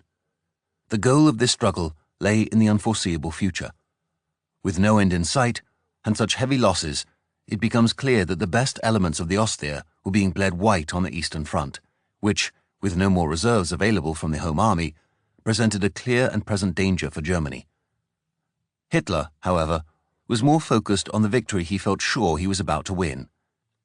Speaking to his inner circle on the 25th of September, he alluded to the problems of the Eastern campaign, but suggested these would be forgotten upon victory. We've forgotten the bitter tenacity with which the Russians fought us during the First World War. In the same way, coming generations will see in the campaigns now in progress only the magnificent operation that it will have been, without giving any more thought to the numerous crises that we had to overcome by reason of this tenacity." Germany's loss of manpower in the East was indeed a crisis, but exactly how it was to be overcome, Hitler did not explain. By the end of September, the Ostseer's total losses, including wounded, came to 551,039 men, which equaled 16% of the total Barbarossa invasion force. On the 26th of September, Halder matter-of-factly noted in his diary that the Ostseer was short of 200,000 replacements and that these could no longer be replaced. He also noted that the average daily loss of officers was running at a disconcerting 196. If this induced any alarm in Halder, he did not record it. On the other hand, one did not have to be the chief of the German General Staff to see how costly the war in the East was proving. One letter from a German civilian to the front on the 27th of September stated, "One does worry about the soldiers out on the front, and everyone who is still alive can speak about a particularly good guardian angel and a lot of luck." Of course, the demands on German manpower were not simply confined to the war in the East, and the longer the war against the Soviet Union dragged on, the more difficult it was to cope with other flashpoints in Hitler's European empire. By late September, the security situation in Yugoslavia had deteriorated to such an extent that partisans under Josip Broz Tito had successfully seized control of an autonomous territory, which included the town of Užice with its rifle factory producing 400 guns a day.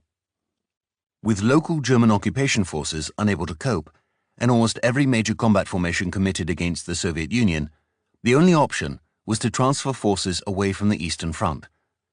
At a time when the Ostseer desperately needed reinforcement, Halder actually had to remove forces. The 113th Infantry Division was eventually dispatched from Reichenau's 6th Army. Not only did Yugoslavia draw off German manpower, but it also absorbed the lion's share of captured enemy tanks, mainly French, which were predominantly used in security roles. On the 8th of October, a total of 81 such tanks were being used in the occupied Soviet Union, with another 30 being sent. At the same time, there were already 184 in Yugoslavia, with a further 194 on their way. Nor was Yugoslavia the only security concern. The German occupation armies in Greece, France, the Low Countries and Norway tied down substantial forces defending against the prospect, however remote, of a British landing.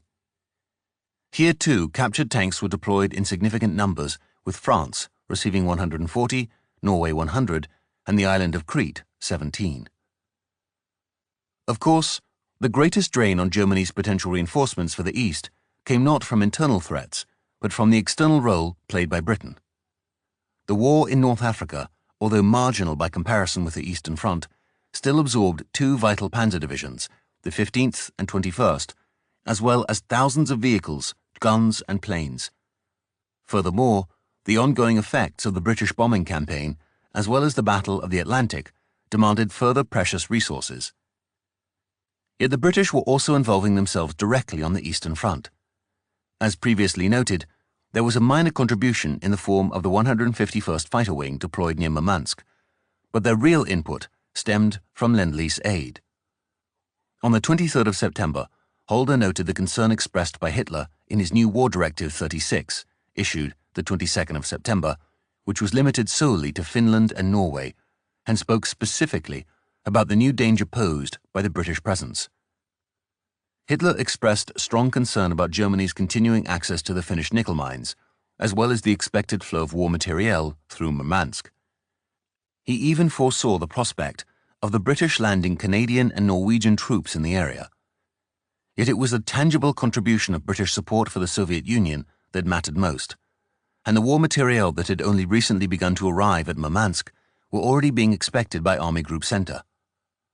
On the 26th of September, a warning was sent out to all the armies and panzer groups under Bock's command, informing them that British Hurricane fighters could soon be expected before their fronts. As the War Diary of Panzer Group 2 noted, it is the first time that English help for the Soviet side is identified.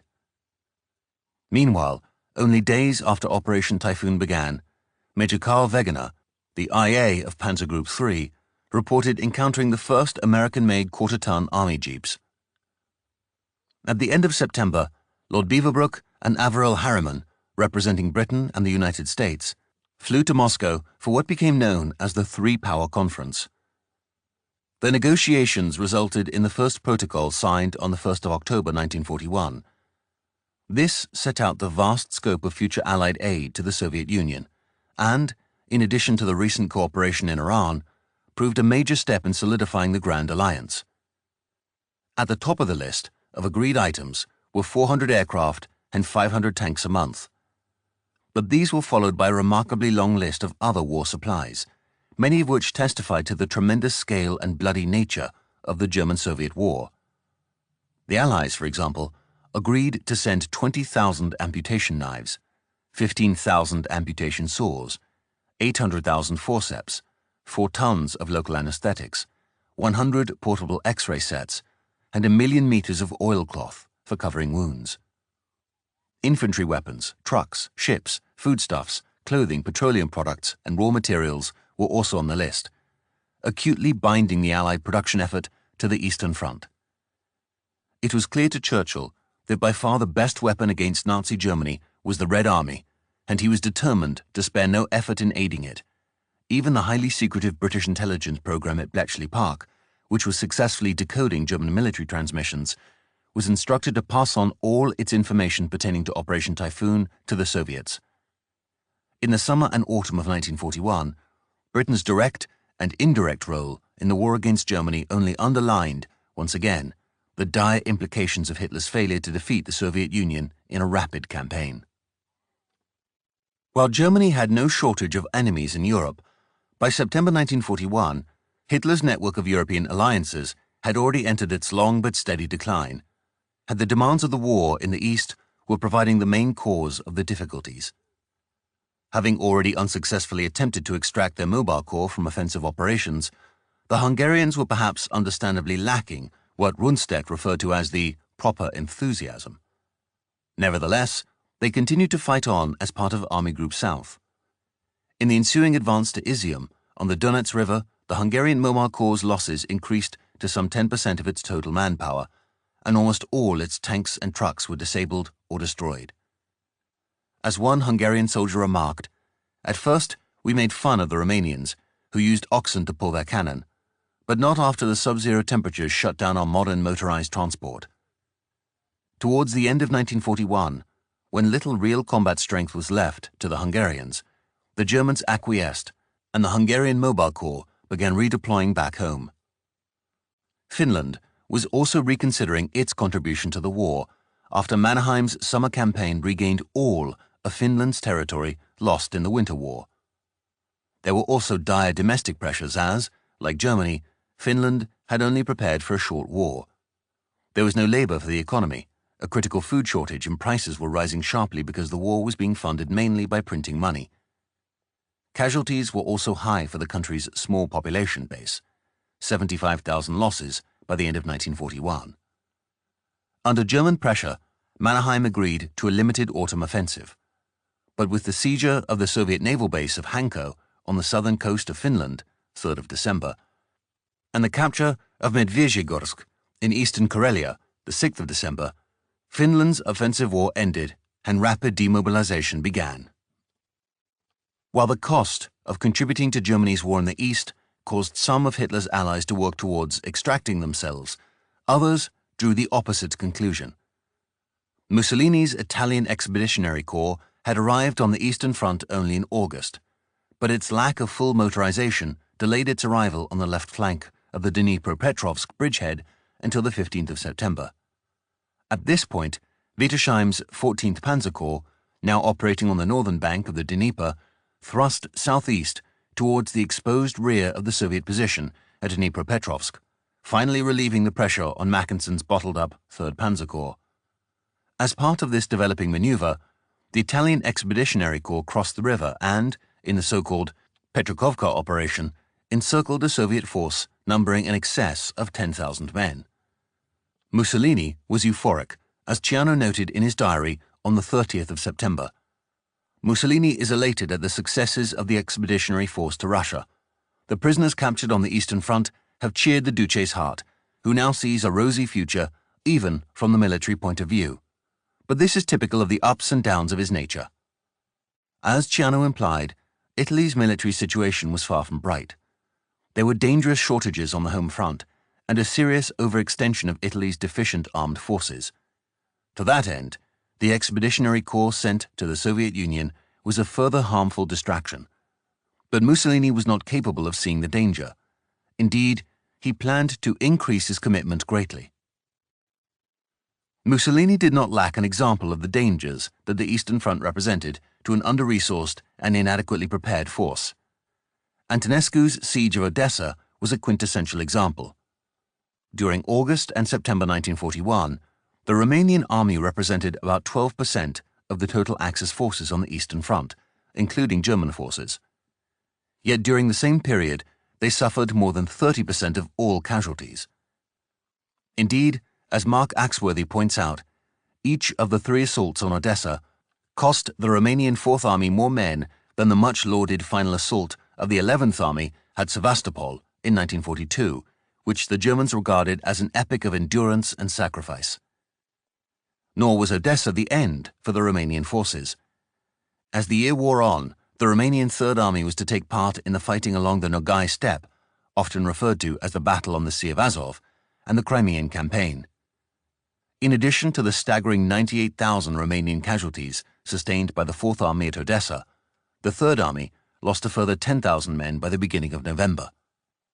What is more, these losses were sustained during the supposedly victorious phase of the campaign, when each time the Romanians found themselves on the winning side. The minor Axis nations could not escape the consequences of the failure of Germany's blitzkrieg in the East. Having committed to Hitler's war in the East on the assumption of easy gains and political favor, they soon found they could neither hide within their borders nor make a decisive difference by increasing their commitment. As the war worsened for Germany over the winter of 1941-1942, all except for Finland, which was not part of the Axis anyway, were pressured into sending larger armies to the Soviet Union for Hitler's 1942 campaign. Far from turning the tide for Germany, these new armies only encouraged Hitler towards a dangerous overextension of his southern flank that resulted in disaster near Stalingrad. It was the end of the large-scale Axis commitments to the Eastern Front, but the difficulties that undermined the Axis armies were already apparent in 1941. Barbarossa reforged, Hitler's Russian roulette.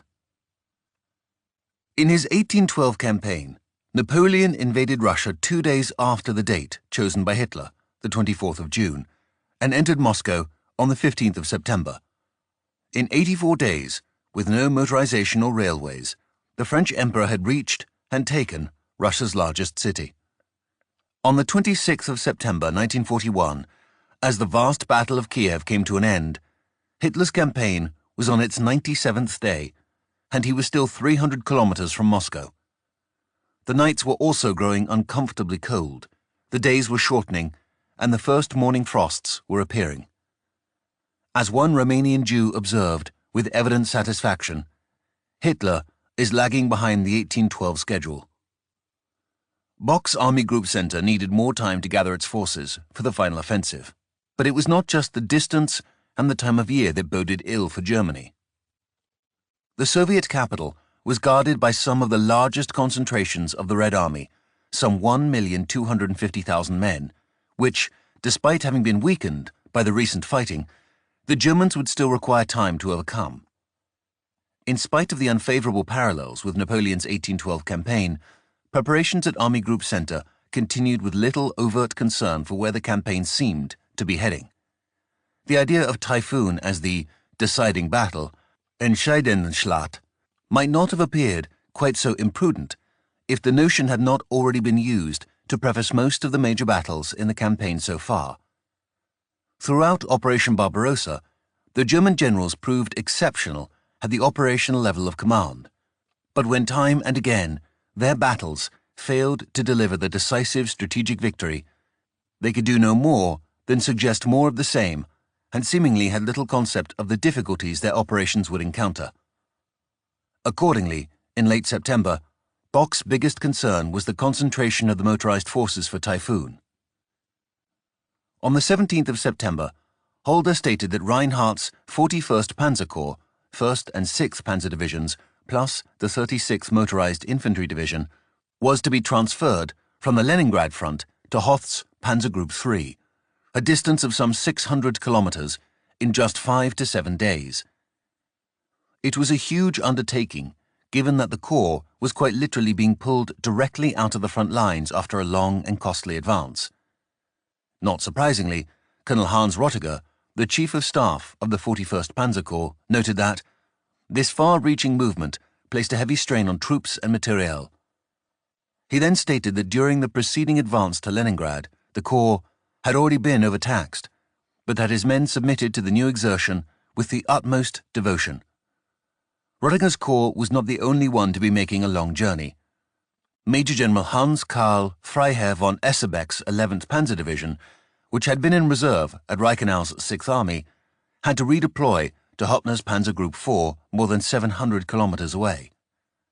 Similarly, the 2nd SS Division Das Reich had to transfer directly from the front line near Romny to a staging area near Roslavel, some 450 kilometers to the north. Kunzen's 57th Panzer Corps, 19th and 20th Panzer Divisions, was also redeployed from Hoth's Panzer Group 3 to Höppner's Panzer Group 4, a distance of 120 kilometers, which, while considerably shorter than the others, was still enough to inflict crippling damage. The major problem for all these units was the poor state of Soviet roads and the worn-out condition of the vehicles. Spare parts were in such short supply that once a vehicle's suspension broke or its gearbox seized up, it could just as well be written off, because replacements had been unobtainable for many weeks. The Chief of Staff of Panzer Group 4, Colonel Walter Charles de Beaulieu, stated that by the end of September, the equipment of the panzer forces was worn out, and that the availability of spare parts was catastrophic. Despite being outfitted with German trucks and having only a comparatively short distance to redeploy, Lieutenant General Otto von Nobelsdorf's 19th Panzer Division noted that the fallout rate was so high that only a small percentage of serviceable trucks can be expected for the planned operation. The War Diary for Panzer Group 4 noted on the 22nd of September that the state of the 19th Panzer Division's trucks made refitting urgently necessary, yet the state of the 20th Panzer Division's French trucks was even worse.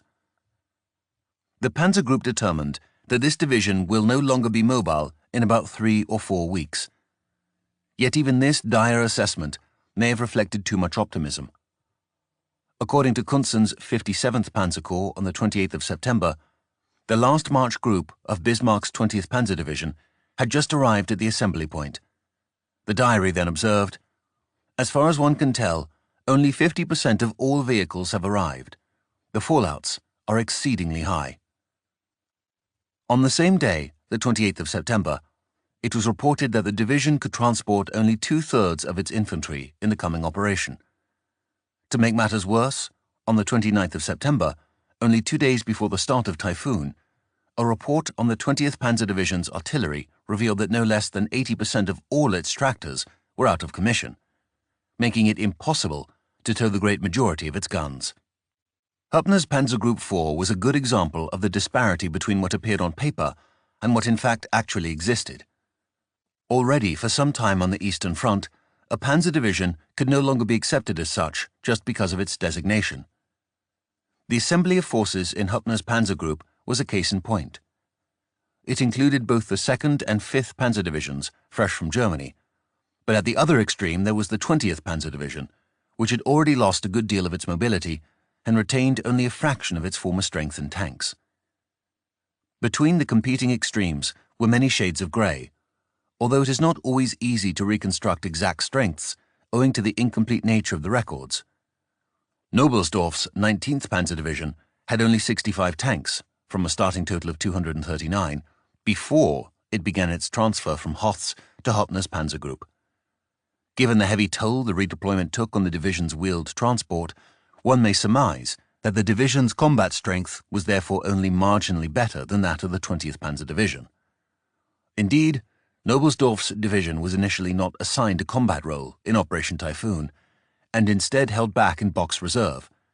Later, it was committed in the area of the Fourth Army.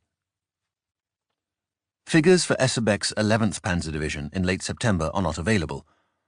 The division saw heavy fighting in the Ukraine during the summer and was down to just 60 serviceable tanks at the start of September, from a starting total of 175.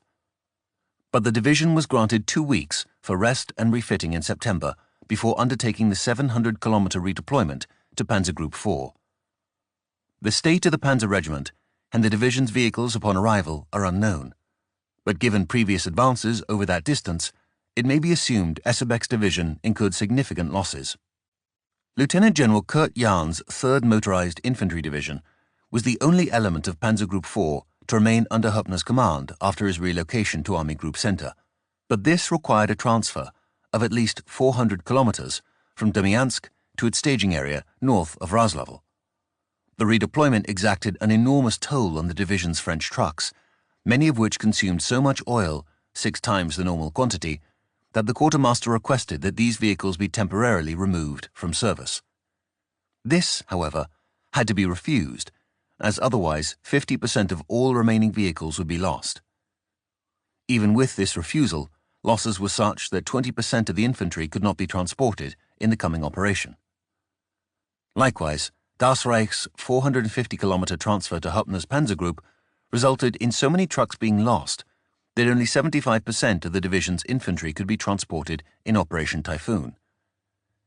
Indeed, the only mobile division not to have been imported into the area was Fischer's 10th Panzer Division, which was well rested and retained a high percentage of its panzers, making it the strongest division after the newly arrived 2nd and 5th Panzer Divisions.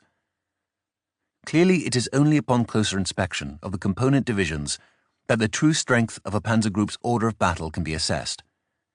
Indeed, on the 29th of September, after finishing an inspection tour of Panzer Group 4, Bock concluded that Huppner's forces were still lacking in many areas. Hoth's Panzer Group 3 consisted of just 5 mobile divisions, 3 of which were panzer and 2 motorized infantry. Both of Hoth's 2 Panzer Corps, Lieutenant General Ferdinand Schall's 56th Panzer Corps and Reinhardt's 41st Panzer Corps, had transferred down from Army Group North, having previously served in Huppner's Panzer Group 4. Schall's Corps command brought none of its divisions with it, and had to relocate about 250 kilometers from Demyansk to Dugovshchina. Reinhardt's Corps, on the other hand, with 3 divisions, had to move some 600 kilometers all the way from Leningrad. In spite of being equipped with more robust German trucks, these two had suffered greatly under the prevailing conditions, as the war diary of Major General Walter Kruger's 1st Panzer Division makes clear. On the 20th of September, as many of the division's trucks were still underway, the diary recorded, "The question of procuring replacement parts is ever more urgent. There is hardly a vehicle with intact suspension. We are lacking rubber pads and tank tracks. The rivets have loosened. The motors require reconditioning. To make the division combat ready in the few remaining days left available before Typhoon requires the full commitment of the workforce. The difficulties which have to be overcome are very large." Given the tremendous demands the transfer to the south would place on the trucks, all track-laying vehicles were scheduled to be shipped to the new assembly area by rail. Yet, as was so often the case, what the railways promised and what they could deliver proved two very different things. Accordingly, the tanks were left waiting endlessly at Luga, as the Chief of Staff of the 41st Panzer Corps, Hans Rottiger, explained. As a result, the majority of the track-laying vehicles, which had initially been left behind at Luga for shipment by rail, had, after all, to be brought up by road. The wheeled vehicles of these units had already departed by road towards the south. Consequently, the track-laying vehicles which followed, now also by road, disposed over no pertinent unified command, over no maintenance services whatsoever, and only over a limited amount of fuel trucks. Unfortunately, it took considerable time before the Corps headquarters learned of the delayed departure of the track-laying vehicles. However, then Corps headquarters immediately diverted again the most essential supply services towards the north, in order to furnish the incoming track-laying vehicles with adequate technical assistance. Despite all the expedients we tried out, the delayed departure of the track-laying vehicles by road resulted nevertheless in a considerable number of breakdowns of the track-laying vehicles belonging to the panzer and artillery units. However, this abortive scheme on the part of the higher echelon command greatly delayed the arrival of the troops in their new assembly area. A further disadvantage was that the maintenance units, by necessity, had been moved up to the north again, and that their services could consequently not be used in the new assembly area for a long period of time. According to Rottiger's account, not only did the tanks of the 1st and 6th Panzer Divisions have to undertake a transfer almost equal in length to their advance through the Soviet Union, but many of their trucks had to add countless extra kilometers to their own movement in order to support them. Ultimately, the fault lay with higher command, which displayed a fundamental inability to recognize the shortcomings of its logistic system, especially with regard to the rail network.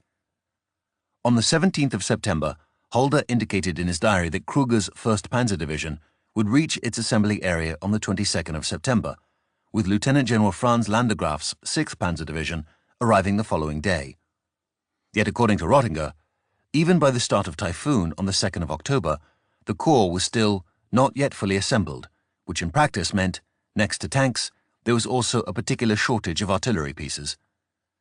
As Rottiger stated, it was these shortages that were responsible for the limited effective strength of the Corps in Typhoon.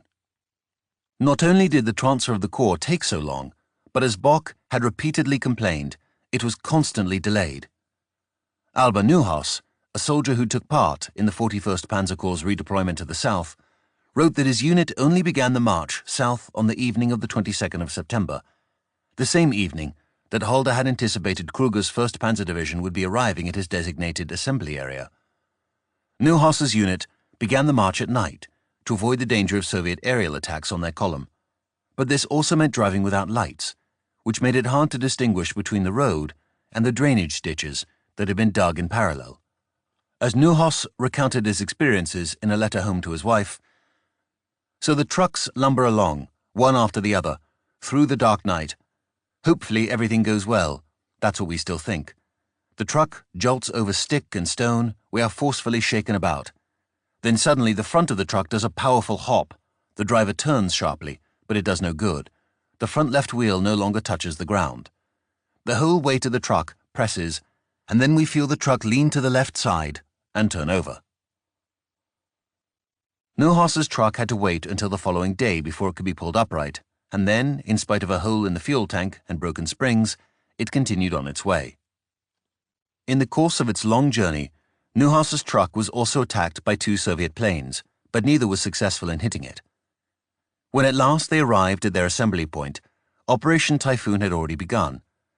As Neuhaus concluded, "When we were with the troops, we heard that, apart from us, a host of other vehicles had difficulties on the long march and are still expected. The attack, however, has rolled on without us." Mobility had always been the key to Germany's success on the battlefield, but in the Soviet Union, over the course of the summer, mobility had suffered significantly on account of the bad roads and the alternating spells of bad weather. By the end of September, the weather had already begun to change, and the autumn Rasputitsa was not far off. The roads in the future area of operations varied from passable to downright awful, but it was the state of the vehicles, that reflected one of the greatest differences between the Ostheer at Barbarossa and at Typhoon. Motorization had been greatly reduced both in absolute terms and in the serviceability of those vehicles that remained. With more than 3 months of arduous campaigning behind them, hardly any pause for repairs, and a dire absence of essential spare parts, maintaining effective mobility for the 300-kilometer drive to Moscow was always going to be doubtful. Some may be tempted to conclude that if the trucks had just completed a 600-kilometer redeployment, many could surely manage a final 300-kilometer advance to reach Moscow. Yet the outright distance to Moscow is not to be compared with the actual distance the trucks would have to travel during the offensive. The vehicles of the Großtransportraum would have to fill the growing gap between the Panzer Group's railheads and the front, which meant ferrying supplies back and forth in order to maintain the advance. At the same time, for those trucks accompanying the divisions into battle, the giant encirclement battles, necessary to defeat the defending Soviet armies, would require extended flanking maneuvers. Here too there would be much shifting of forces as well as transporting of supplies, which would greatly add to the aggregate distances traveled. Combat losses would further cut mobility. When one then takes into account the miserable roads, the impending rains, and the Army Group Center's inadequate supply of fuel, hopes of encircling Moscow and ending the war in October appear nothing short of folly. Next to the Ostheer's heavily compromised mobility, there was also room for doubt about its firepower. Guderian's Panzer Group II used the short time available before the start of Operation Typhoon to raise the number of tanks contained in its panzer divisions. Granted the rare opportunity of not having to move or fight, the numbers in the panzer regiments did rise appreciably, but most of the repairs were highly provisional, and fallout rates were destined to spike soon after operations recommenced. By the 27th of September, Guderian's 5 panzer divisions and the specialized Panzer Flame Detachment fielded a total of 256 operational tanks, which was still a far cry from their combined strength of 904 tanks on the 22nd of June 1941.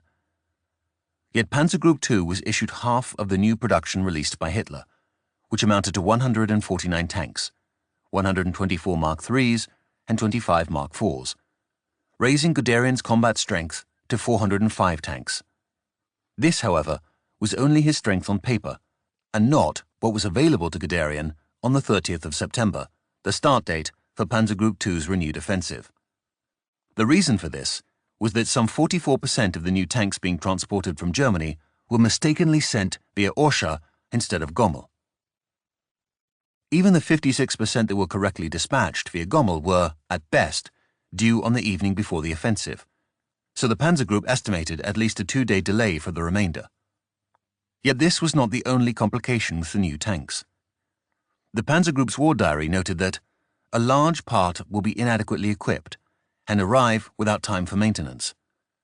In many tanks, the radios were not yet fully installed, rendering them not yet operational. Although these tanks would eventually join the offensive, it is clear that Guderian's Panzer Group commenced Operation Typhoon with a force well below 400 tanks. Unfortunately, comprehensive figures for Panzer Groups 3 and 4 are not reported in the files, but from what is known, one may extrapolate rough estimates. Hoth's Panzer Group 3 consisted of just 3 panzer divisions, 1st, 6th, and 7th, in Operation Typhoon, and while none of these divisions reported figures for operational tanks at the end of September, it may be assumed that one division was rather weak, one of moderate strength, and one exceedingly strong.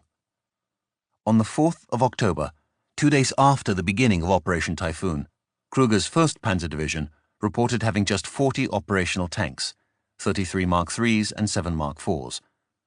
This figure would assume a sizable share of the new Mark IIIs and IVs that were issued to Hoth's Panzer Group, identifying the 1st Panzer Division's tank strength in the prelude to Operation Typhoon as being truly low. Part of Army Group North, Major General Franz Landgraf's 6th Panzer Division, served in the same Panzer Corps as Kruger's 1st Panzer Division, and they had both endured the costly 600-kilometer redeployment to join Hoth's Panzer Group.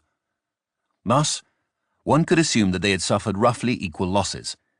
Yet Landgraf's Panzer Division was numerically the second strongest on the Eastern Front at the beginning of Operation Barbarossa. It had possessed 254 tanks, which was exactly 100 tanks more than Kruger had.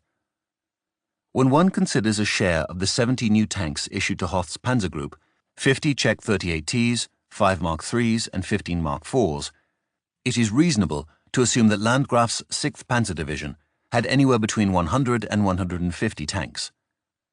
Finally, there is Major General Freiherr Hans von Funk's 7th Panzer Division, which started the war with a hefty 299 tanks. By the 7th of September, after weeks of fighting in the gritty defensive battles supporting Strauss's endangered 9th Army, just 40% of Funk's tanks were still operational, 121 tanks. Yet the pause in the fighting during the second half of September, and not having to redeploy to new staging grounds for Operation Typhoon, allowed extensive time for repairs. By the end of September, with the addition of new panzers, Funk's 7th Panzer Division could have fielded anywhere between 150 and 200 tanks. If we then take the median average of my estimates and assume a starting figure of 50 tanks for the 1st Panzer Division on the 2nd of October, Hoth's Panzer Group 3 fielded a total of 350 tanks at the opening of Operation Typhoon. Hoppner's Panzer Group 4 had 5 panzer divisions, the weakest being Bismarck's 20th Panzer Division, which retained only a handful of operational tanks after its redeployment to the south. This division, however, received Hoppner's entire share of new tanks, gaining 55 38Ts and 14 Mark IVs. As a result, Bismarck commanded around 80 tanks on the 2nd of October, but that figure may well have been much lower, especially if Hoppner's new tanks suffered from a similar rash of technical problems to the ones that plagued Guderian's Panzer Group. No figures are available for Essebeck's 11th Panzer Division, and his panzer strength at the start of Typhoon is hard to estimate. On the 4th of September, the division fielded 60 operational tanks, from a starting strength of 175. However, the division did not take part in the last 2 weeks of the fighting in the Battle of Kiev, and would have accomplished a significant number of repairs. The division then had to conduct its 700-kilometer redeployment to reach Hoppner's staging areas, making a final figure of operational tanks difficult to deduce. One may suggest a figure anywhere between 75 and 125 tanks. Fischer's 10th Panzer Division did not have to redeploy anywhere and, like Funk's 7th Panzer Division, benefited from the relative quiet at the front from the middle of September. Accordingly, its panzer strength by the start of October was somewhere in the order of 150 tanks. Taken together, these 3 veteran divisions fielded some 320 tanks between them, but Hoppner was also given control of Lieutenant General Rudolf Viel's 2nd Panzer Division and Major General Gustav Fein's 5th Panzer Division, which were both fresh from Germany and possessed some 450 tanks between them. In total, therefore, Panzer Group 4 commanded some 780 tanks, and as a result, had double the numerical strength of the other 2 panzer groups taking part in Operation Typhoon. Not surprisingly, this regulation caused Guderian some irritation, and he thought it questionable that so much strength should be concentrated in a frontal attack instead of reinforcing what he termed his flanking movement. Not content with having already received half of all the new tanks distributed to the 3 panzer groups, Guderian also wanted the return of Vietinghoff's 46th Panzer Corps, as well as Fein's 5th and Viel's 2nd Panzer Divisions, the 2 strongest on the Eastern Front. Yet if Guderian was unnerved by his numerical inferiority to Hoppner, it may also have weighed on his mind that a substantial portion of Panzer Group 2's tank fleet still consisted of the hopelessly outdated Mark II, as well as a handful of Mark I's. Nering's 18th Panzer Division, for example, contained 22 Mark IIs and 1 Mark I. Hubicki's 9th Panzer Division had 15 Mark IIs and 3 Mark I's, while Langemann-Erlenkampf's 4th Panzer Division fielded 19 Mark IIs. In total, 20% of Guderian's total panzer force, including reinforcements, were obsolete Mark IIs, 80, or Mark I's, 9. By the same token, Hoth's 2 numerically strongest divisions, Landgraf's 6th and Funk's 7th Panzer Divisions, contained a majority of the increasingly outdated Czech 35Ts and 38Ts. These were no match for the Soviet T-34s or KV-1s in either armor or firepower, and those that remained after 1941 were no longer employed on the Eastern Front. Although Hoeppner now commanded the strongest panzer force on the Eastern Front, there is evidence that he had a decidedly pessimistic view of Operation Typhoon. Kesselring stated that Hoeppner, who was an old friend from their service together in Metz, had been deeply shaken by the difficulties experienced in Lieb's army group. According to Kesselring, Hoeppner had little confidence in the October offensive and had to be convinced of the entirely different circumstances of Army Group Center. Kesselring claims to have slowly talked him around, in part by promising Hoeppner reinforced air support in the upcoming attack. In the end, Hoeppner's doubts and hesitancy gradually waxed more confident, until, in Kesselring's judgment, he eventually joined the battle free of uncertainties. Yet Hoeppner was not the only one to have doubts. Richthofen, the commander of the 8th Air Corps, complained to Army Group Center that his force was 50% weaker than preliminary planning for Typhoon had foreseen. Accordingly, Richthofen was not prepared to accept responsibility for the limited effectiveness of his forces and condemned the Army Command in his diary for their unwillingness to accept his difficulties. The overestimation of strength was by no means confined to the 8th Air Corps. Indeed, it pervaded the whole of Army Group Center. After the war, Rundstedt claimed to have voiced strong reservations about the attack towards Moscow, and even to have advocated taking up winter positions on the Dnieper River in late September. According to the personal notes taken by Liddell Hart during his interview with Rundstedt on the 26th of October 1945, the commander of Army Group South stated that Brauchitsch also shared this view. Liddell Hart's notes read, "The German army should have stopped on the Dnieper after taking Kiev. He, Rundstedt, argued this with the General Staff. Brauchitsch agreed with him, but Hitler was insistent on continuing, and Rundstedt thought that at that time both Halder and Bock tended to concur with his view. Their noses were pointing towards Moscow." Attempting to substantiate whether the commander-in-chief of the German army did, in fact, wish to halt operations as early as the end of September, Liddell Hart interviewed Lieutenant General Kurt Sievert, who had served as Brauchitsch's adjutant from 1938 until early 1941. Sievert was careful to point out that he was no longer working with Brauchitsch in September 1941, but added, "Judging by conversations later with Brauchitsch, I gathered he did not want to go on with the campaign." Whatever Brauchitsch may have said in private or to kindred spirits like Rundstedt, neither Bock's nor Halder's diary nor any other source offers any suggestion of such serious reservations, suggesting Brauchitsch fell into line when around more dominant personalities, which was very much in keeping with his previous behavior. If reservations about Typhoon were held within the German High Command, there could be no better basis to doubt the outcome of what was being planned than to look at logistics. Indeed, the addition of so many new tanks to Bock's army group may have improved his firepower, but this mattered little if they could not be provided with fuel. Indeed, one might argue that Guderian's ability to secure Romny during the Battle of Kiev was precisely because of his shortage of tanks. The town was reached with almost no fuel remaining, and what fuel Guderian did receive was only achieved by Army Group Center prioritizing Panzer Group II in the distribution of supplies. Now Guderian would enjoy no such preference, and with 2 other panzer groups, 3 armies, and all the reinforcements being mustered for Bock's army group, Typhoon was preordained to outstretch its supply lines. The later attempts by the generals to blame their logistical difficulties on the severity of the autumn Raputitsa are therefore fallacious. Irrespective of the weather, Bock would have encountered crippling difficulties attempting to move such a large force all the way to Moscow. In any case, the inevitable change in weather and the fact that the German command took so little account of it in their plans further exacerbated the fuel shortage. After months of bitter experience and repeated crisis at the front, one might be inclined to think that the summer campaign had been a hard lesson for the German command in balancing logistics with operations.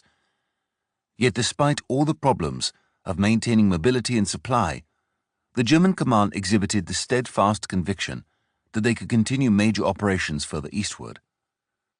Part of the problem was the unrestrained optimism of the Army Quartermaster General, Major General Eduard Wagner, who, in spite of being repeatedly caught out for his failed promises to deliver, continued to advise the OKH.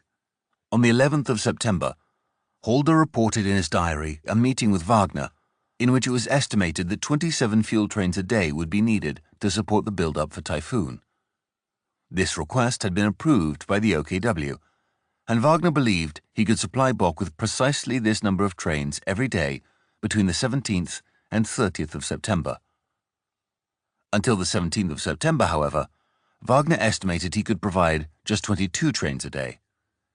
6 days later, the 17th of September, Wagner confidently told Holder that the fuel supply for October was secure. Yet his promised deliveries were soon in arrears, and on the 20th of September, Holder was informed by Wagner of difficulties with the fuel supply, trains from the homeland occasionally cancelled, depots empty, fuel wagons missing, containers missing. By the 22nd of September, Wagner again reported difficulties with the fuel supply, but this time he changed tack and instead complained to Holder about the assembly of so many mobile units, which made tremendous demands and placed an inordinate strain on the supply system. Holder then alluded to the extent of the shortfall in fuel trains by concluding, 19 fuel trains a day are necessary. By the 28th of September, Holder reported the transport of fuel to Bock's army group was somewhat better, but then cited a new problem, which would also worsen considerably during the autumn. Time and again, partisans disrupt the railroads. On the whole, the threat to German plans was profound. The amounts of fuel being delivered were barely enough to meet the daily requirements of the three armies and panzer groups, so that stockpiling for the coming operation was in no way sufficient. Nevertheless, in a typical display of his delusory optimism, Wagner boldly informed Holder on the 29th of September that supplies for Typhoon were satisfactory. Evidence for just how unsatisfactory the fuel supplies for Typhoon really were comes from the Army files. Panzer Group 2's war diary noted on the 27th of September that the fuel situation for the beginning of the new operation is not favorable. The Panzer Group was to receive only 1/3 of its promised fuel supply, which in light of the already limited allocations assured dire consequences. Schweppenberg's 26th Panzer Corps viewed the situation as so bad that it informed the Panzer Group it no longer believed it could reach its first objective. Guderian's reply to Schweppenberg was that he should simply advance as far as possible. Fuel stocks were especially important, given that on Soviet roads, the average Verbrauchssatze, unit of consumption for 100 kilometers, typically lasted for only 70 kilometers.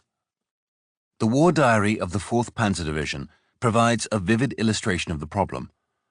Already on the first day of operations, the 2nd of October, the division listed the exact fuel reserves for each of its units, how far this would take them, and how far they had to go to reach their first objective, Oral. The 1st Battalion of the 35th Panzer Regiment would fall 40 kilometers short, while the 2nd Battalion would run out of fuel 20 kilometers before the city. Of the 2 motorized infantry regiments, the 12th would reach the city, but the 33rd would not.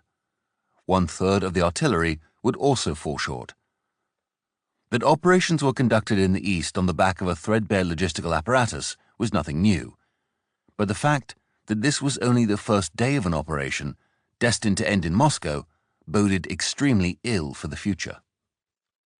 Supply problems also dogged Hoth's Panzer Group 3. As the Chief of Staff of 41st Panzer Corps, Hans Rottiger, explained, Panzer Group 3's main supply point in the area of Rybchevo in no respect carried sufficient supplies to feed a far-reaching attack. This shortage applied particularly to fuel and ammunition, but also to spare parts, and here again particularly to spare parts for tanks and prime movers for artillery pieces.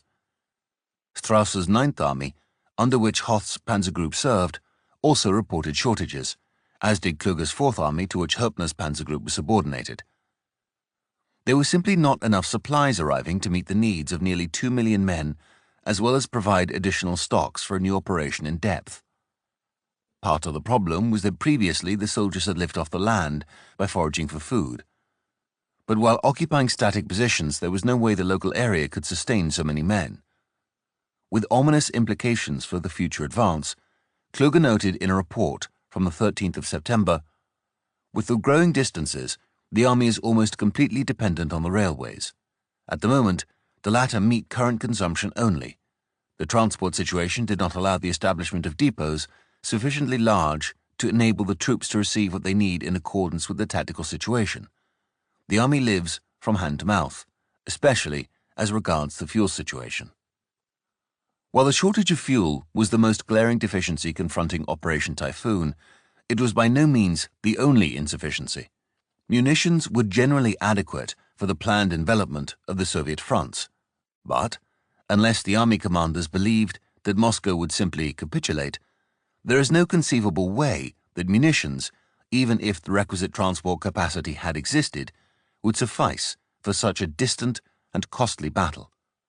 In addition, shipments of replacement parts were not only inadequate, in many cases there simply were none to be had, or what was delivered was utterly nonsensical. Liebenstein, Guderian's chief of staff, noted in his diary, "Resupply is often senseless. For instance, sometimes we receive mortar ammunition which contains a high percentage of concrete bombs or mudguards instead of spare parts for engines."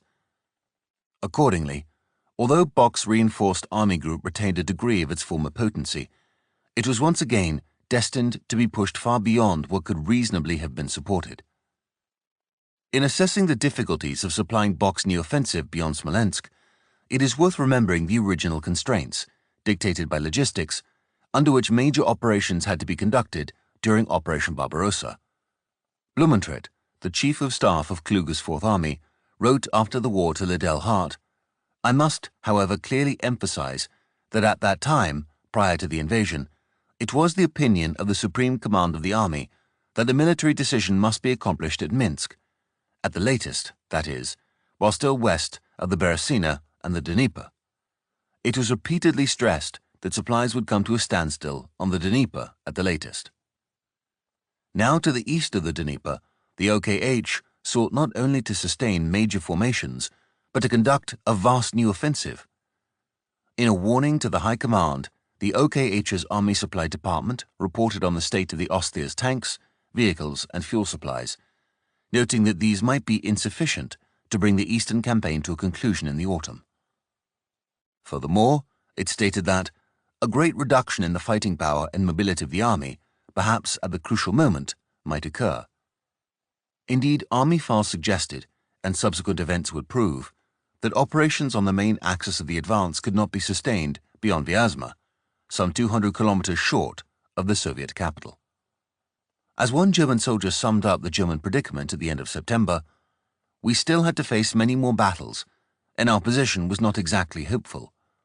The further we went into Russia, the more difficult it became to get supplies, and the summer was gone.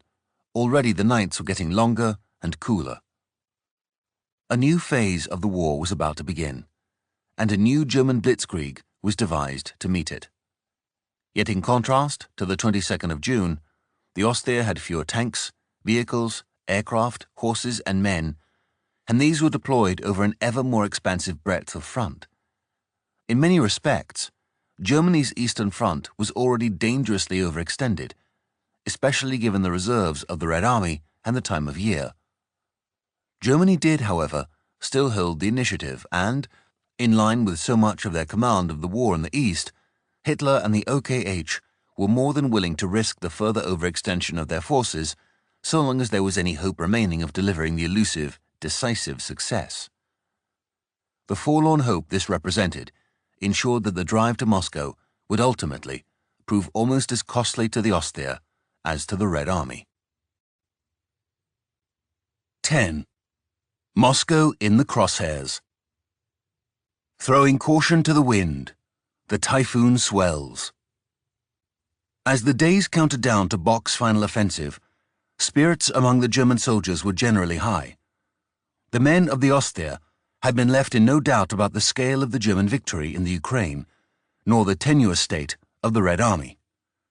Not surprisingly, hopes were renewed that the war might indeed be ended in 1941, and many expressed the belief that, however bad the situation might appear in their own units, on the whole, the German army was still strong, and it was the Soviets who were having to stave off defeat. Yet if there was one aspect of Russian history that every German soldier knew, it was the fate that had befallen Napoleon's invading army in 1812. Indeed, the French emperor had already conquered Moscow in September, and by the middle of October was withdrawing from Russia, heading back to his supply centers when his army was so utterly ruined. Bock, by contrast, would be heading further east and further away from his supply centers. The fabled specter of campaigning through a Russian winter thus assumed a certain foreboding prominence, which loomed in the minds of many Lancers as the weather began to change.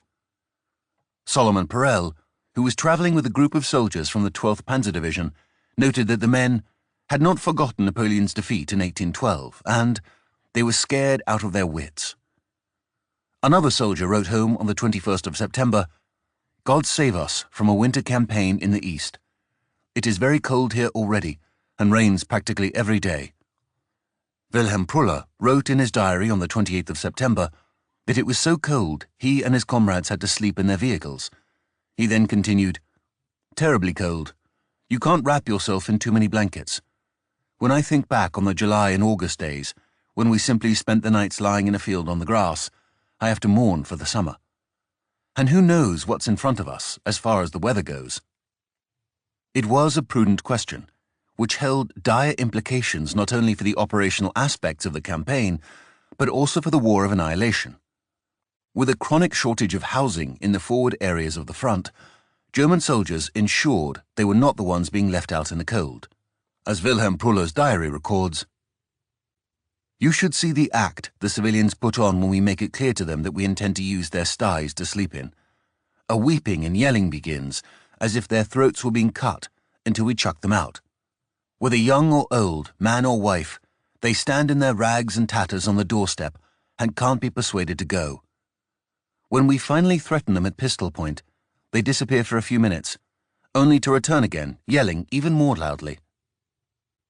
While no one was freezing to death in September 1941, the Russian peasants knew better than anyone what was coming, and knew that survival depended on shelter and stores of food for the coming winter. Without access to these, the weather would soon prove fatal for countless Soviet peasants. In this indirect way, Germany's war of annihilation involved average German soldiers to a far greater extent than is often acknowledged. Between 17 and 18 million Soviet civilians died in the war with Nazi Germany, and most of these died not as a direct result of a German action, that is, by being shot, but rather from the conditions created by the German army and occupation force: starvation, disease, exposure, overwork, etc. Accordingly, however some historians may seek to interpret the circumstances or apply restrictive definitions to what constituted a war crime, the fact remains that the Ostseer and its soldiers, each to varying extents, participated in and contributed to the conditions which resulted in the deaths of so many. In this sense, one must keep in mind that the well-known suffering of the German army during the winter fighting had even worse results for the civilian population, especially in the areas of heavy German troop concentrations. By the end of September 1941, the German soldiers in the east were only just beginning to feel the extent of the threat they faced from the cold. In some ways, it would become a more pervasive killer than the Red Army, since the men had little winter training, inadequate access to shelter, and, most importantly, very few had winter uniforms.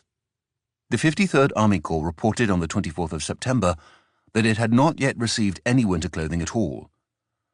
This was typical of most of the Ostseer's divisions, leaving the men to manage as best they could with their worn-out summer uniforms.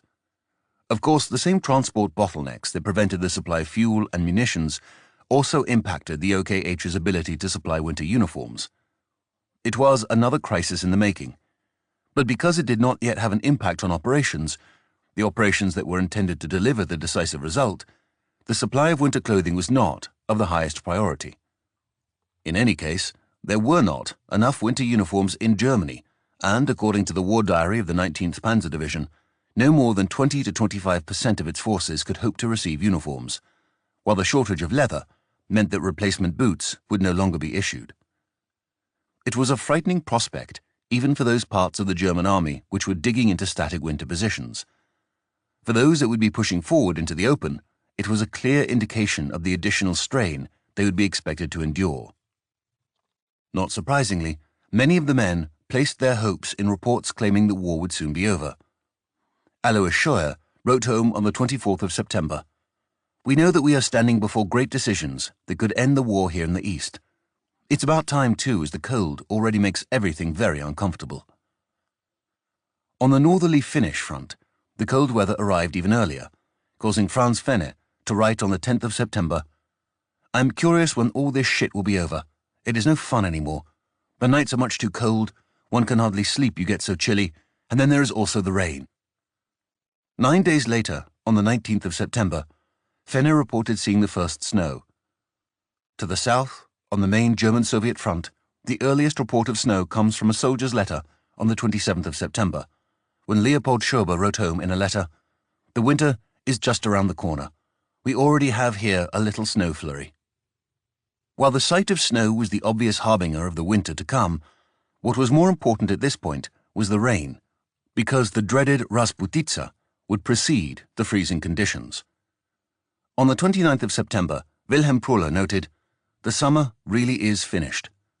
He stated that the rain was depressingly regular and lamented what this would mean for the roads, which he concluded would be quite impassable, and what these mean for an armoured division anyone can see.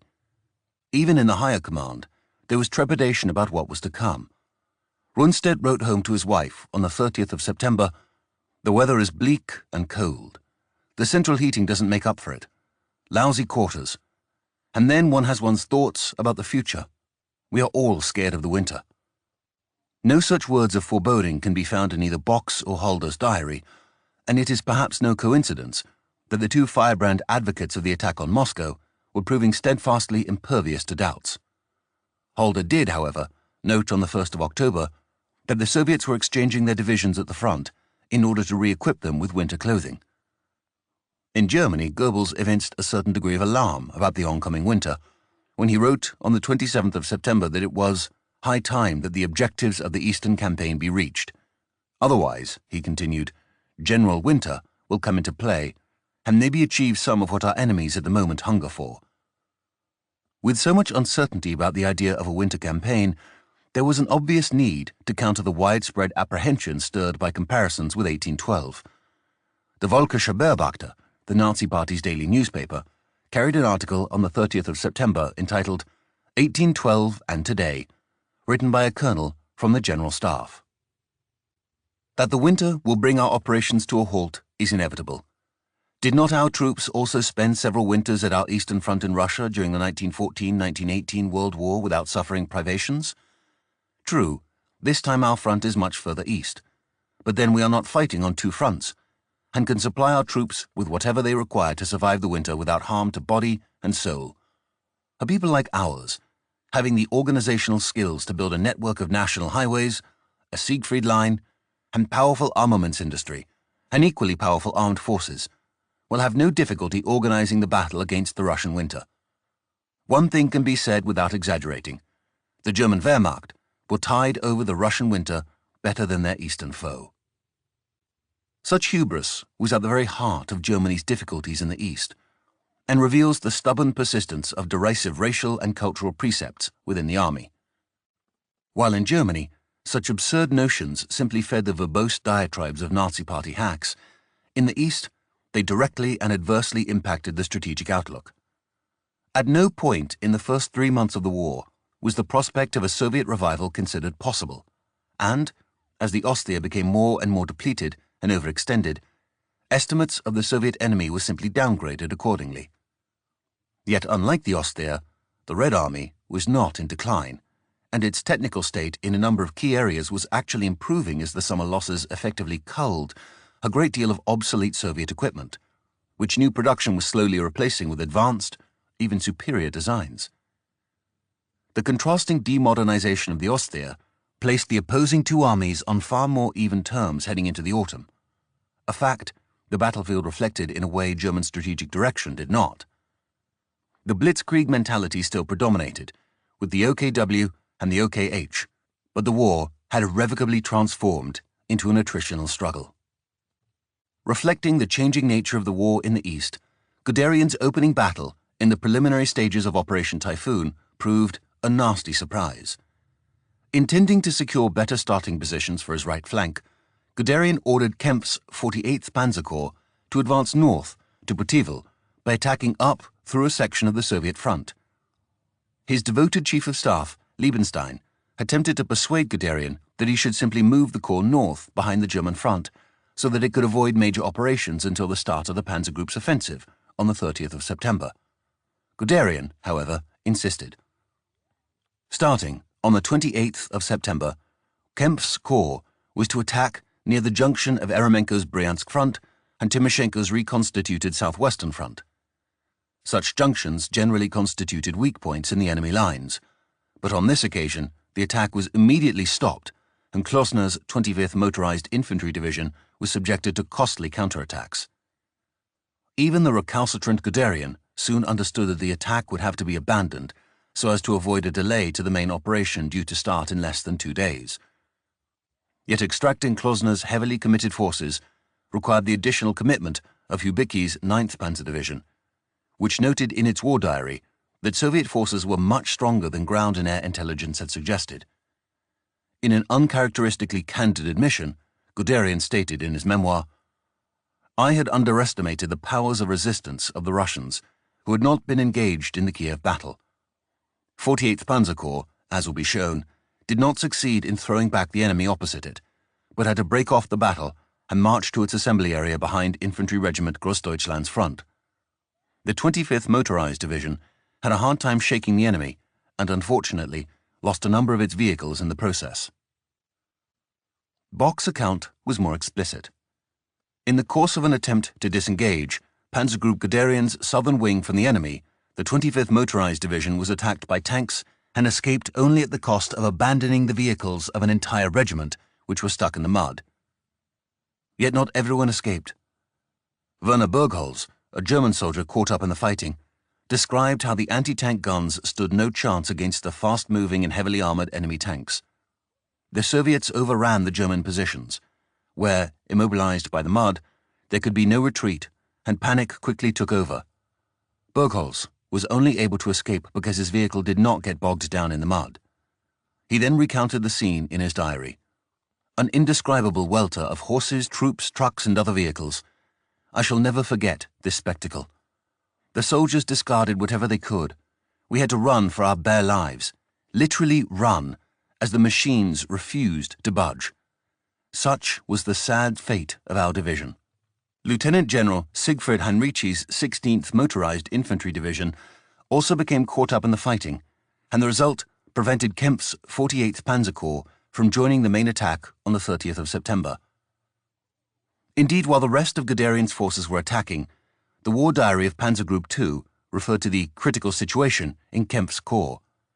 Fuel could not be transported to the divisions because of the terrible roads, while during the fighting on the 30th of September, parts of Klosner's division were encircled by the Soviets.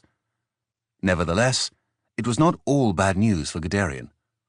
The remainder of his forces had pushed up to 60 kilometers into the Soviet front by the evening of the 1st of October, and on the following day, the Panzer Group's offensive would be joined by the entire Army Group Center. Clearly, Germany's offensive strength, even for major operations, had not yet expired, but by the same token it is equally clear that the Red Army's powers of resistance were by no means exhausted. Indeed, Kempf's experience at the end of September, which was paralleled near Lake Ladoga in Army Group North by the costly defensive battles of Schmidt's 39th Panzer Corps, reflects the fact that Soviet forces could now directly challenge even motorized German formations at the corps level. It was a sign of both the declining strength of Germany's elite formations and the corresponding lessons learned by increasing numbers of Soviet officers regarding German armored tactics. Moreover, shortly after Operation Typhoon was underway, Lieutenant General Ernst Kostring, who was born in Russia and had been the German military attaché in Moscow from 1931 to 1933, and again from 1935 to 1941, informed an assembly of German officers from the 18th Motorized Infantry Division. You will all be amazed. The Russians will only now truly mobilize. At the same time, the Department of Foreign Armies East, Abteilung Fremde Heere Ost, which gathered intelligence about the Soviet Union, reported a demographer's findings comparing Soviet manpower resources with those of Germany. The report stated that the Soviets could mobilize and maintain 469 divisions, which was 2.2 times the maximum Germany could support, 213 divisions. By the eve of Operation Typhoon, Bock was in command of the single largest assembly of forces any individual German commander would possess during World War II. On paper, the figures are indeed imposing, and have suggested to many that Typhoon could in fact only have failed by the narrowest of margins. Yet Army Group Center, while certainly no paper tiger, was a long way from ever capturing Moscow, and had no chance of ending the war in the autumn of 1941. A comparison of figures for Operation Barbarossa and Operation Typhoon was produced in Army Group Center's war diary on the 2nd of October, giving a deceptive impression of increased strength. According to the diary, on the 22nd of June 1941, Bock commanded a total of 9 panzer divisions, 6.5 motorized, 1 cavalry, 31 infantry, and 3 security divisions, making a total of 49.5 divisions. On the 2nd of October 1941, Bock's forces had expanded to 14 panzer, 8.5 motorized, 1 cavalry, 47 infantry, and 5 security divisions, producing a total of 75.5 divisions. By this accounting, Army Group Center was a third stronger than it had been 14 weeks before. Numerically, the war diary noted, Army Group Center had increased from a starting total of 1,308,730 men to 1,929,406 men. Again, Bock's strength and manpower was almost 1/3 stronger in October relative to June. In artillery, the Army Group increased from 750 batteries, 421 light and 329 heavy, to 1,022 batteries, 624 light and 398 heavy. Only the Luftwaffe appeared to be in decline as Bock started the war, with 1,235 aircraft, all models, but by the 2nd of October, listed just 1,006, all models. Such raw data can be deceptive without the appropriate context to provide a fuller accounting of Army Group Center's real strength in Operation Typhoon. On the 22nd of June 1941, Bock's 8 panzer divisions totaled together 1,530 tanks, which was just below the total strength on the 2nd of October. Thus, Bock's panzer forces were only slightly stronger in spite of the addition of a 3rd panzer group and 4 panzer divisions. Yet this is not where most of Bock's increased strength came from. Half of Bock's entire panzer forces on the 2nd of October came from the allocation of new production, 300 tanks, and the deployment of the 5th and 2nd panzer divisions to the Eastern Front, 450 tanks. Accordingly, after almost 3.5 months of fighting on the Eastern Front, and before the allocation of new tanks, 12 of Bock's 14 panzer divisions contributed only half of the tanks to Operation Typhoon. Indeed, a significant percentage of these had moderate to serious mechanical problems, rendering them only provisionally operational. If one were to compare the numerical strengths of Bock's 12 veteran panzer divisions on the 22nd of June and 2nd of October, one would record a 70% drop in strength from 2,476 to 750 tanks. The increase in infantry divisions by 1/3 was not equaled by a 1/3 increase in artillery, reflecting the reduction in firepower of the individual units. More seriously, the total frontage of Army Group Center on the 22nd of June was 500 kilometers, but this had expanded to 760 kilometers by the 2nd of October. Hence, the 1/3 increase in Bock's divisions also had to cover a 1/3 increase in frontage. Moreover, just as many panzer divisions no longer retained the combat strength their designations implied, so too many infantry divisions were well below their establishment and were no longer able to perform as full divisions. Chales de Beaulieu noted that by the end of September, reserves for the divisions were so deficient that, at the time, what one referred to as a division was actually only half a division. On the 15th of September, the war diary of Panzer Group 4 described their last consignment of reserves to fill the gaps in the ranks as almost useless. Their shortage of infantry training, as well as their high average age, 35 to 37, was especially noticeable, while supplementary training was deemed not possible owing to the constant commitment of all units. While Bock's strength in real terms was considerably lower than the total number of divisions might suggest, his reinforced army group nevertheless did present a powerful force. Lieb and Rundstedt, however, had been badly depleted to achieve this, which meant that they could not advance on the flanks of Army Group Center, and Bock would have to subtract an ever-increasing number of forces from his front to guard his rear. Furthermore, the massing of 1,500 tanks, 1,000 planes, tens of thousands of other vehicles, and nearly 2 million men could in no way be supplied by the Army Group's logistical apparatus, especially for an advance hundreds of kilometers in depth, along a front 760 kilometers wide. Of course, Bock's strength is also relative to Soviet opposition. As early as July, the Soviets began to prepare for a German attack on the approaches to Moscow by erecting an echelon system of field fortifications. Colonel General I.S. Konev's Western Front, Budenny's Reserve Front, and Eremenko's Bryansk Front manned the outer defensive line which ran along the Desna and Sudost rivers to the west of Vyazma. Further east, there were two belts of defenses separated from each other by 35 to 45 kilometers, which together were known as the Rezhev-Vyazma defensive line.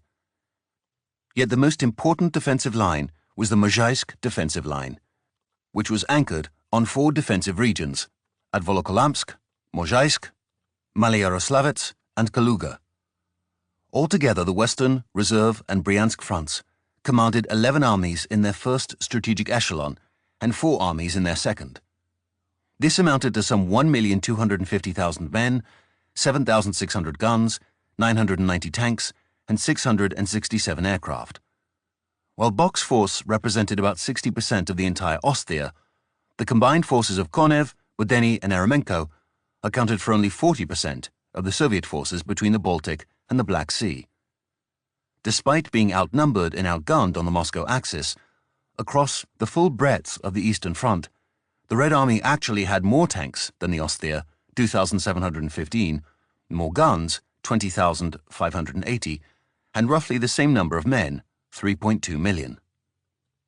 While Bock could clearly expect bitter opposition on the road to Moscow, Soviet forces were not without problems of their own. The average strength of a division in the defending Soviet armies was between 5,000 and 7,000 men, which was half of their usual establishment.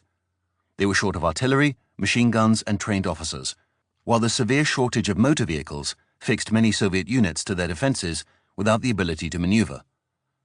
Yet just as in the Battle of Kiev, the greatest danger to the 3 Soviet fronts was not the prospect that the Germans might attack their weakened forces. The Stavka already knew to expect a major offensive. Rather, the greatest danger again proved to be the strategic direction of the Stavka itself. Throughout the second half of September, British and Soviet intelligence pointed to the build-up of German forces throughout Army Group Center, and a major offensive was all but assured. To counter this, the Stavka deployed most of Soviet forces well forward, densely manning the 800 kilometers of front that Konev, Budenny, and Eremenko collectively shared. Having so often experienced the shock effect of major German offensives, with the loss of command and control as well as the rapid German encirclements, the actions of the Stavka, and not just Stalin, were almost inviting another calamity. Screening the front with light forces while holding back the bulk until the main axes of the attack could be identified and engaged would have saved countless formations. But the Stavka's rigid insistence on holding every meter of ground was a clear sign that the principles of mobile warfare were not yet fully appreciated. By the end of September 1941, the Battle of Kiev was over. Nazi Germany had won an unprecedented victory, and Hitler could take most of the credit. The battle had captured record stocks of war material and hundreds of thousands of Soviet POWs. The Dnieper River had been crossed, and central Ukraine conquered. 4 Soviet armies had been destroyed, and Army Group Center's exposed southern flank was now secure. Only on the Eastern Front could such a huge battle draw parallels. Operation Typhoon would soon yield its own extraordinary totals of war booty. But the coming battles at Vyazma and Bryansk were made possible only by Hitler's insistence on first pursuing the battle at Kiev. For all that it accomplished, Kiev was the dictator's greatest battle, and yet it did not suffice to defeat the Red Army decisively, or bring the war in the East to a conclusion. Such a feat was already beyond Germany's strength. As the German soldiers concentrated in their positions for what was supposed to be the last great offensive of the Eastern campaign, many took the opportunity to write a last letter home before the rigors of the advance commenced again. Ernst Gwicking reflected the confidence of many when he wrote to his wife at the end of September, "The second thrust begins. The prisoners that we made last night come from the Ural Mountains. He does indeed look desperate for the other side. It seems to be his last reserves, and that is what we are going to attack. Bobby, we are looking forward to the coming weeks. This will be a straight march through Russia, mopping up work, you will soon hear. Much will be new. It will definitely be the best rabbit hunt." While Gwicking evinced an unshakable optimism, he served in the relative safety of the artillery. In the combat units, which had already suffered so many casualties, the tone was decidedly less enthusiastic. Alois Scheuer, whose company had been in action at Roslavel and Kommel, wrote on the 29th of September, "September is coming to an end. Maybe October will bring a change, because the longer this now lasts, the worse everything will get. We hope for the best." For Ewald H., whose company had been almost destroyed in the fighting for the city of Kiev, there was no excitement at the prospect of a further advance, only embittered war weariness. On the 27th of September, he wrote in his diary, "Haven't we earned a rest in the Kiev we have conquered? But we have to wipe the platter clean while others make themselves comfortable here. It goes on to the northeast. Where to? Moscow? Kharkov? None of my old comrades are with me anymore. I'm with the 8th Company. During the incessant 6-hour march without a break or food, something crossed my mind. They are asking too much of us. How far away remains the good and beautiful? One has the feeling that being a soldier will never end." The physical and emotional burdens of the preceding 3.5 months had left their mark on many in the Ost there. None of Hitler's previous campaigns had lasted so long or cost so much. Speculation as to how much longer the war in the East could last was as much a question about the future and what was to come as it was a commentary on the past and all that the men had already endured. Remaining on the Eastern Front meant physical suffering, mental hardship, emotional grief, and bodily harm. It was a brutalizing process from which those who survived the war often never recovered. At the time, however, all that mattered was the elusive final victory, and to that end, Operation Typhoon carried the hopes of all Germany. As erroneous as such faith may have been, by the end of September 1941, the alternative was simply unimaginable. That the war in the East, far from being won, was still only in its earliest stages, appeared inconceivable. But it was not even the worst aspect of the German predicament. The economic and military circumstances predetermined that over time the attritional struggle would look less and less like a German victory, and more like a probable German defeat.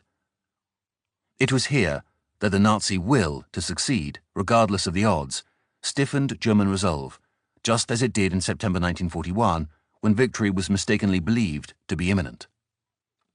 Accordingly, at the start of October, Halder dubbed Operation Typhoon this great deciding operation, diese große entscheidende Operation, and in spite of all the evidence to the contrary, evinced a steadfast belief in victory. At the front, Helmut Pabst observed the build-up around him and wrote home in a letter, "We don't know when it will start. We only feel the veil over the calm getting thinner, the atmosphere gathering tension, the approach of the hour when it will only need a word to let loose hell, when all this concentrated force will spring forward, when the barrage will again be before us, and I may be following the machine guns again. In any case, this is where we shall have to crack the nut, and it will be some crack." In the early hours of the 2nd of October, Heinrich Happer's unit moved into their forward attack positions. Soberly, the day broke in the east, like a grey monster, spreading relentlessly and menacingly towards us, seeking to engulf us. We went out to meet it. Operation Typhoon had begun. Conclusion. Establishing the relative importance of a battle is probably a subjective undertaking, destined to evoke disagreement and debate. Yet Kiev was no ordinary battle. From its earliest inception, it was fraught with controversy on both the German and the Soviet side, forcing the dictators to impose their views on their respective military commands. In the course of events, Zhukov lost his position as the chief of the Red Army's General Staff, and Budeni was replaced as the commander of the southwestern direction. On the German side, Guderian's sudden reversal to support Hitler's preference earned him the enmity of the OKH, while the wider dispute further poisoned the atmosphere between Hitler and the army command. Halder, in particular, was extremely bitter and would later take every opportunity to blame Hitler for the failure of Operation Barbarossa, although there is no reason to believe that Halder's alternative would have been any more successful. Brauchitsch, too, was deeply affected. Hitler's scathing attack on the army's leadership shattered Brauchitsch's already feeble confidence, reducing him to a high-level messenger who ferried reports back and forth between commands, but was too cowed to take any independent action that might first require approval from above. Beyond the effect the Battle of Kiev had on the personal and power relationships within the Nazi and Soviet states, the battle, while unable to revive Germany's hopes for outright victory, nevertheless had a major impact on the course of the war in the East. By the end of September, Soviet forces in the Ukraine were starved of resources, which gave Rundstedt the advantage in the fighting along the Nogai Steppe and led to the battle on the Sea of Azov. Here, two more Soviet armies, the 9th and 18th, of Lieutenant General D.I. Ryabazhev's Southern Front, were caught behind German lines by the rapid southern swing of Kleist's Panzer Group 1. German sources claimed 106,332 Soviet POWs, 212 tanks, and 672 guns destroyed or captured. Thereafter, the road into the Donbass was open to Kleist, while Manstein's 11th Army, which had also played a leading role in the battle, was free to turn south and attack into the Crimea. Further north, the major industrial city of Kharkov, with 840,000 inhabitants, was now also threatened, and would soon fall to Reichenau's 6th Army. Yet in the aftermath of the Battle of Kiev, the Germans benefited most from the strategic ramifications arising in the north.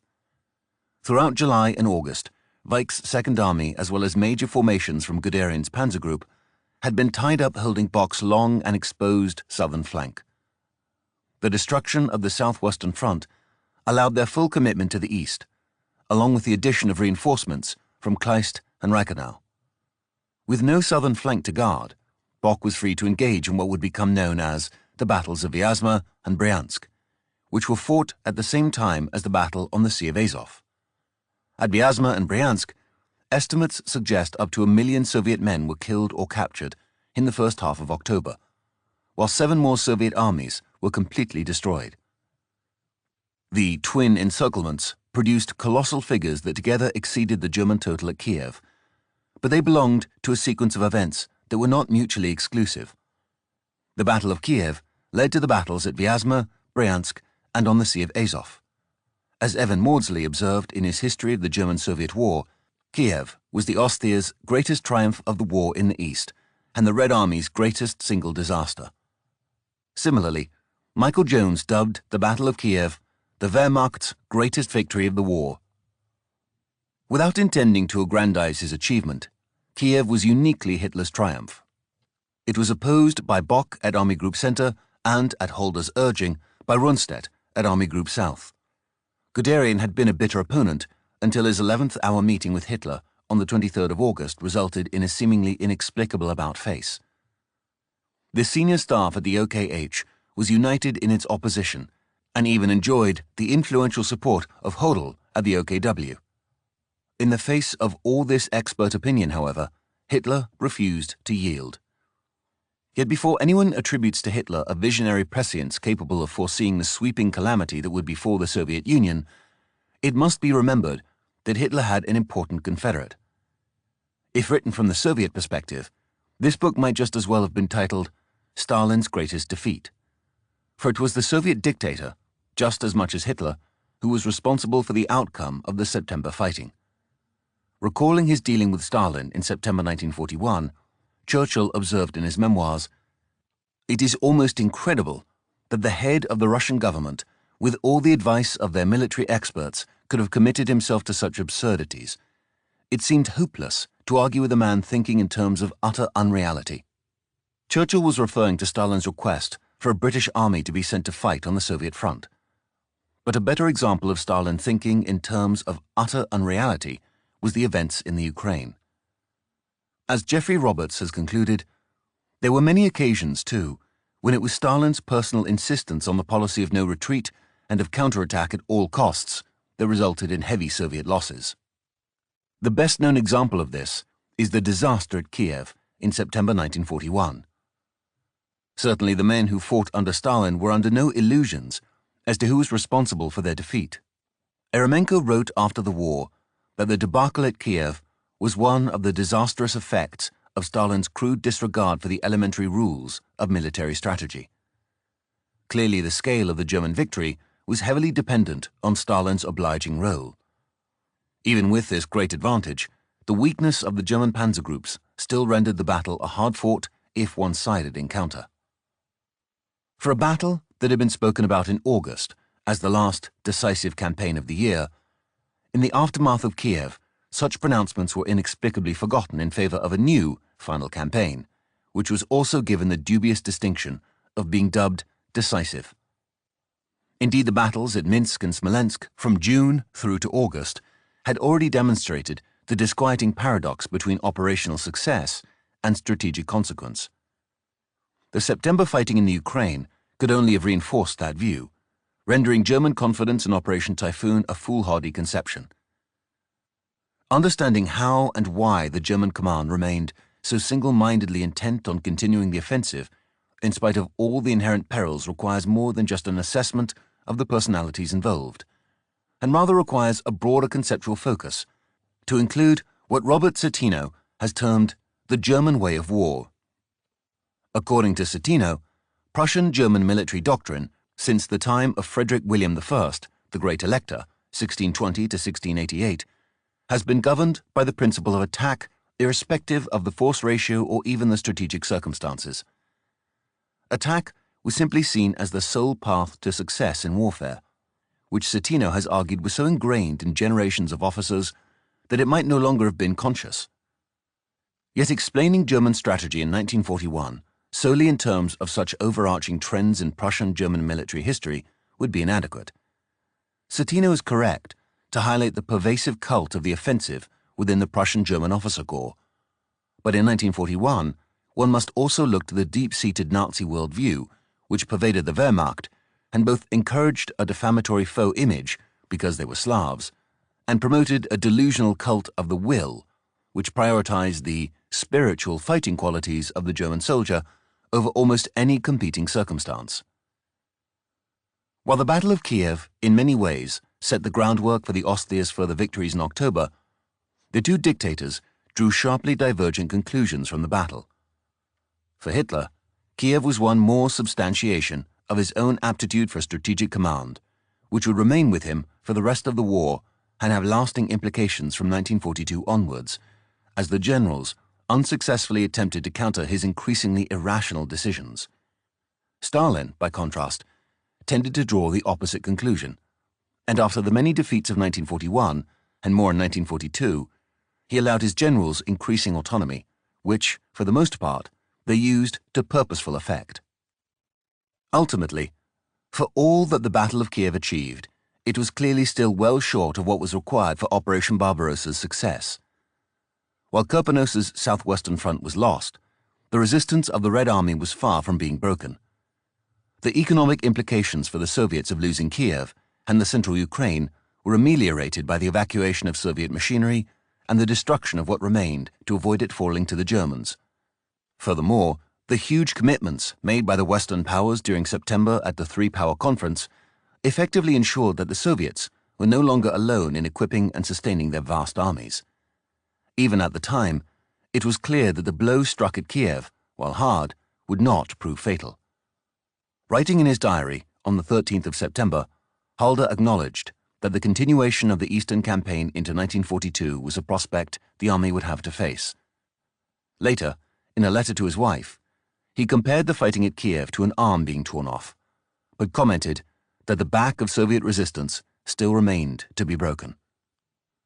Thus, one can say that while the Battle of Kiev achieved a great deal in operational terms, especially given the worn-out condition of the Austria's motorized troops, it was not able to avert Germany's dangerous strategic predicament of becoming bogged down in the east. Thus, while the September fighting in the Ukraine destroyed an unprecedented amount of Soviet men and materiel, it could not change Germany's fundamental strategic dilemma. The Ostseer did not have the manpower or mobility to take advantage of the breach it had created. Conquering European Russia in 1941 was out of the question, and enduring a winter campaign was hardly conducive to the Ostseer's prospects for achieving in 1942 what it had failed to gain in 1941. Even before the declaration of war on the United States of America, Germany was fatally overextended. This is not to suggest that the Wehrmacht's coming campaigns and battles were somehow irrelevant to the course of the conflict. They certainly determined the length and cost of the war. Yet the conflict Hitler had started in the East had failed to achieve a knockout blow, and it could not be sustained in the long term. The scale of Germany's future battlefield victories in Operation Typhoon, the Battle of Kharkov, the Crimean campaign, and the opening stages of Operation Blue remain unquestioned. But as with the Battle of Kiev, they cannot alter the intractability of Germany's strategic predicament. Indeed, these successes only encouraged Hitler to risk more and advance further, spreading his increasingly limited resources still wider. The danger this posed was strikingly revealed in the Battle of Stalingrad and the elimination of an entire German army, as well as the armies of Hungary, Italy, and Romania. Many have dated this as the beginning of the end for the Germans in the East.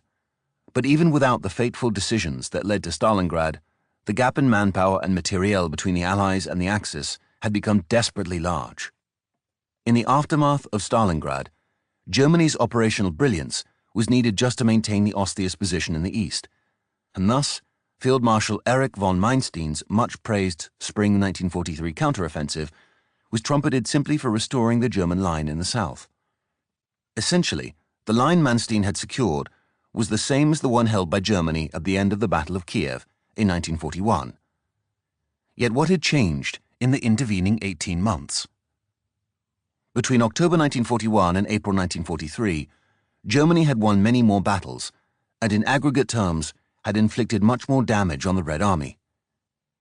Yet historians agree that the Ostseer was now further than ever from victory.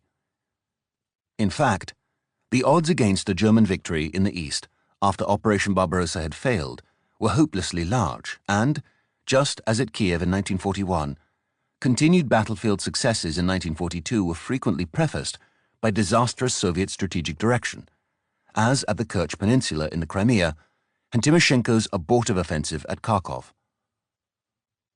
To no small extent, therefore, the Ostseer was reliant on a degree of Soviet complicity in its victories, and even these were only sufficient in maintaining a certain status quo on the Eastern Front.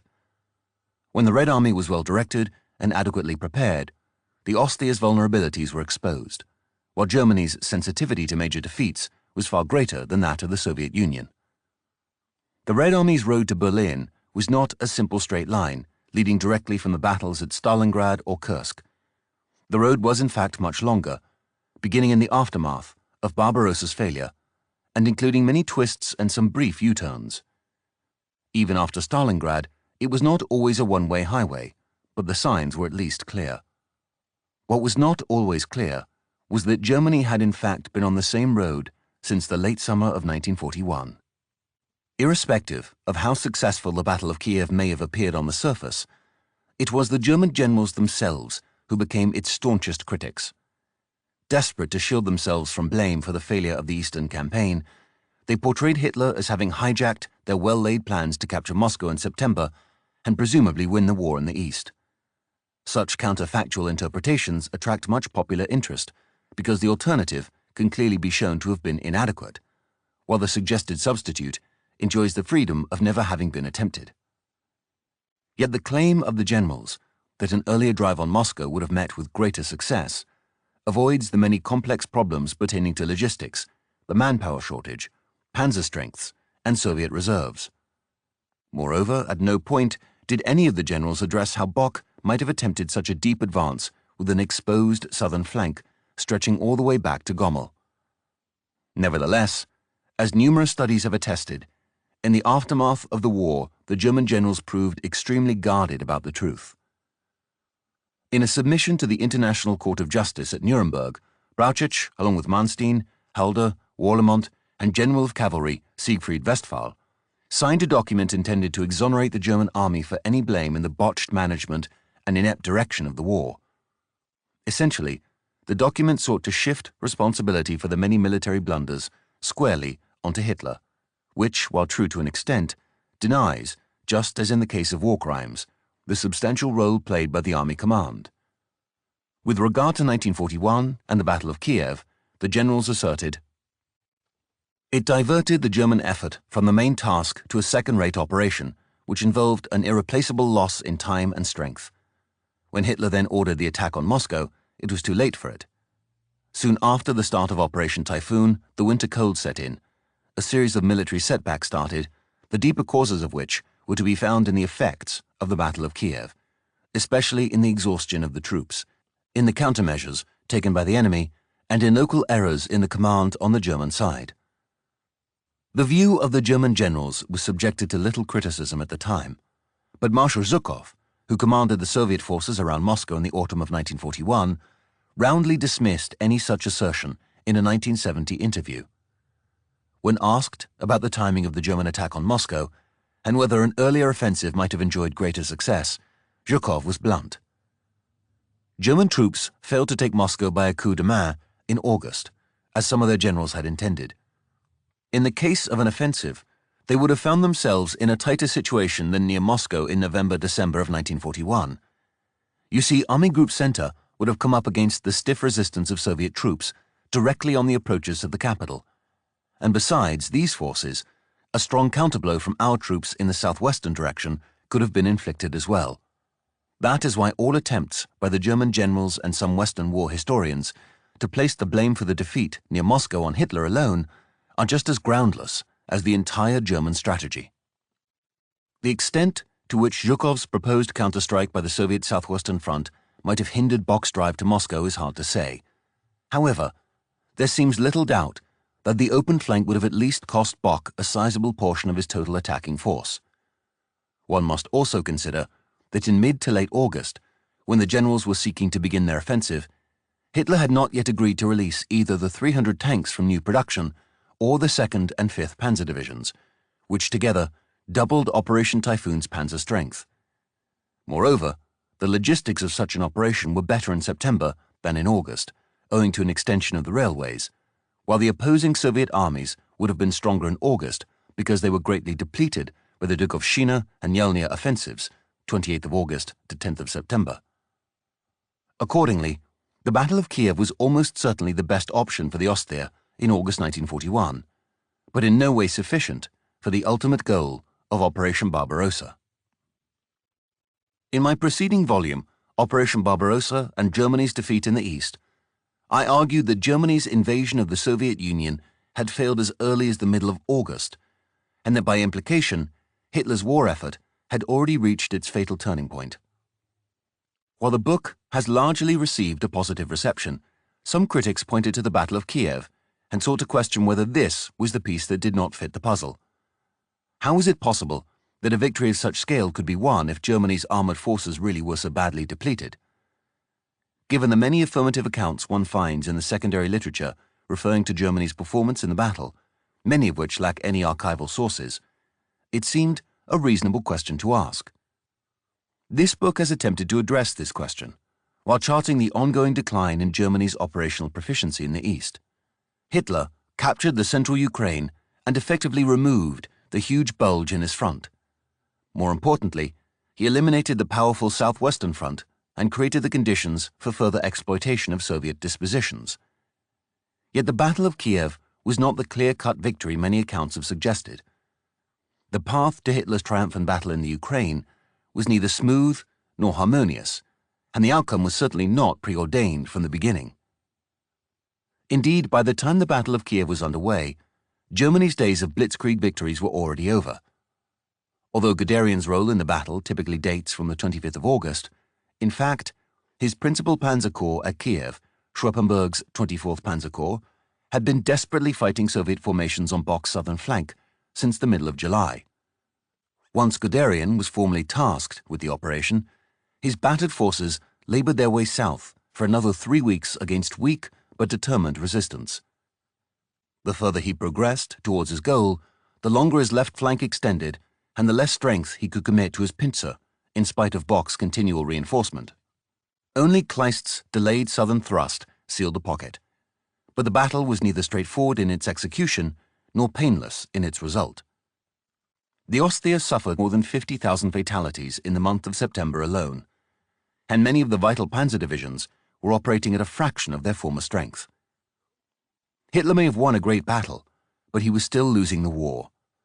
The losses of the Ostia could never be replaced by German industry, and all this was taking place in the period many consider to be the victorious phase of German operations in the East.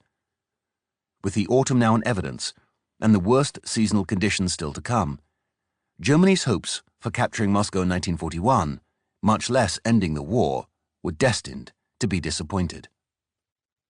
Summarizing the war in the East during September 1941, Curzio Malaparte, the Italian journalist traveling with Army Group South, penned a short verse which might be considered the most succinct portrayal of the dramatic events taking place and the results they were leading to. Shortly before he was sent back to Italy and placed under house arrest for expressing sympathy with Communist Russia in his dispatches, Malaparte wrote, "This is the Russian War, the eternal Russian War, the Russian War of 1941. Nichts zu machen, nichts zu machen. Nothing can be done, nothing can be done. Tomorrow the roads will be dry, then the mud will return, and everywhere there will be corpses, gutted houses, hordes of ragged prisoners with the air of sick dogs. Everywhere the remains of horses and vehicles, the wreckage of tanks, of aeroplanes, of LKWs, trucks, of guns, the corpses of officers, NCOs, non-commissioned officers, and men, of women, children, old men, and dogs, the remains of houses, villages, towns, rivers, and forests. Nichts zu machen, nichts zu machen. Farther, ever farther, into the heart of the Russian continent, across the Bug, across the Dnieper, across the Donets, towards the Don, towards the Volga, towards the Caspian. Ja, ja, jawohl. Wir kämpfen das nackte Leben. Yes, yes, yes, sir. We're fighting for our very lives. And then the winter will come. The beautiful, beautiful winter. Such is the war against Russia. 1941.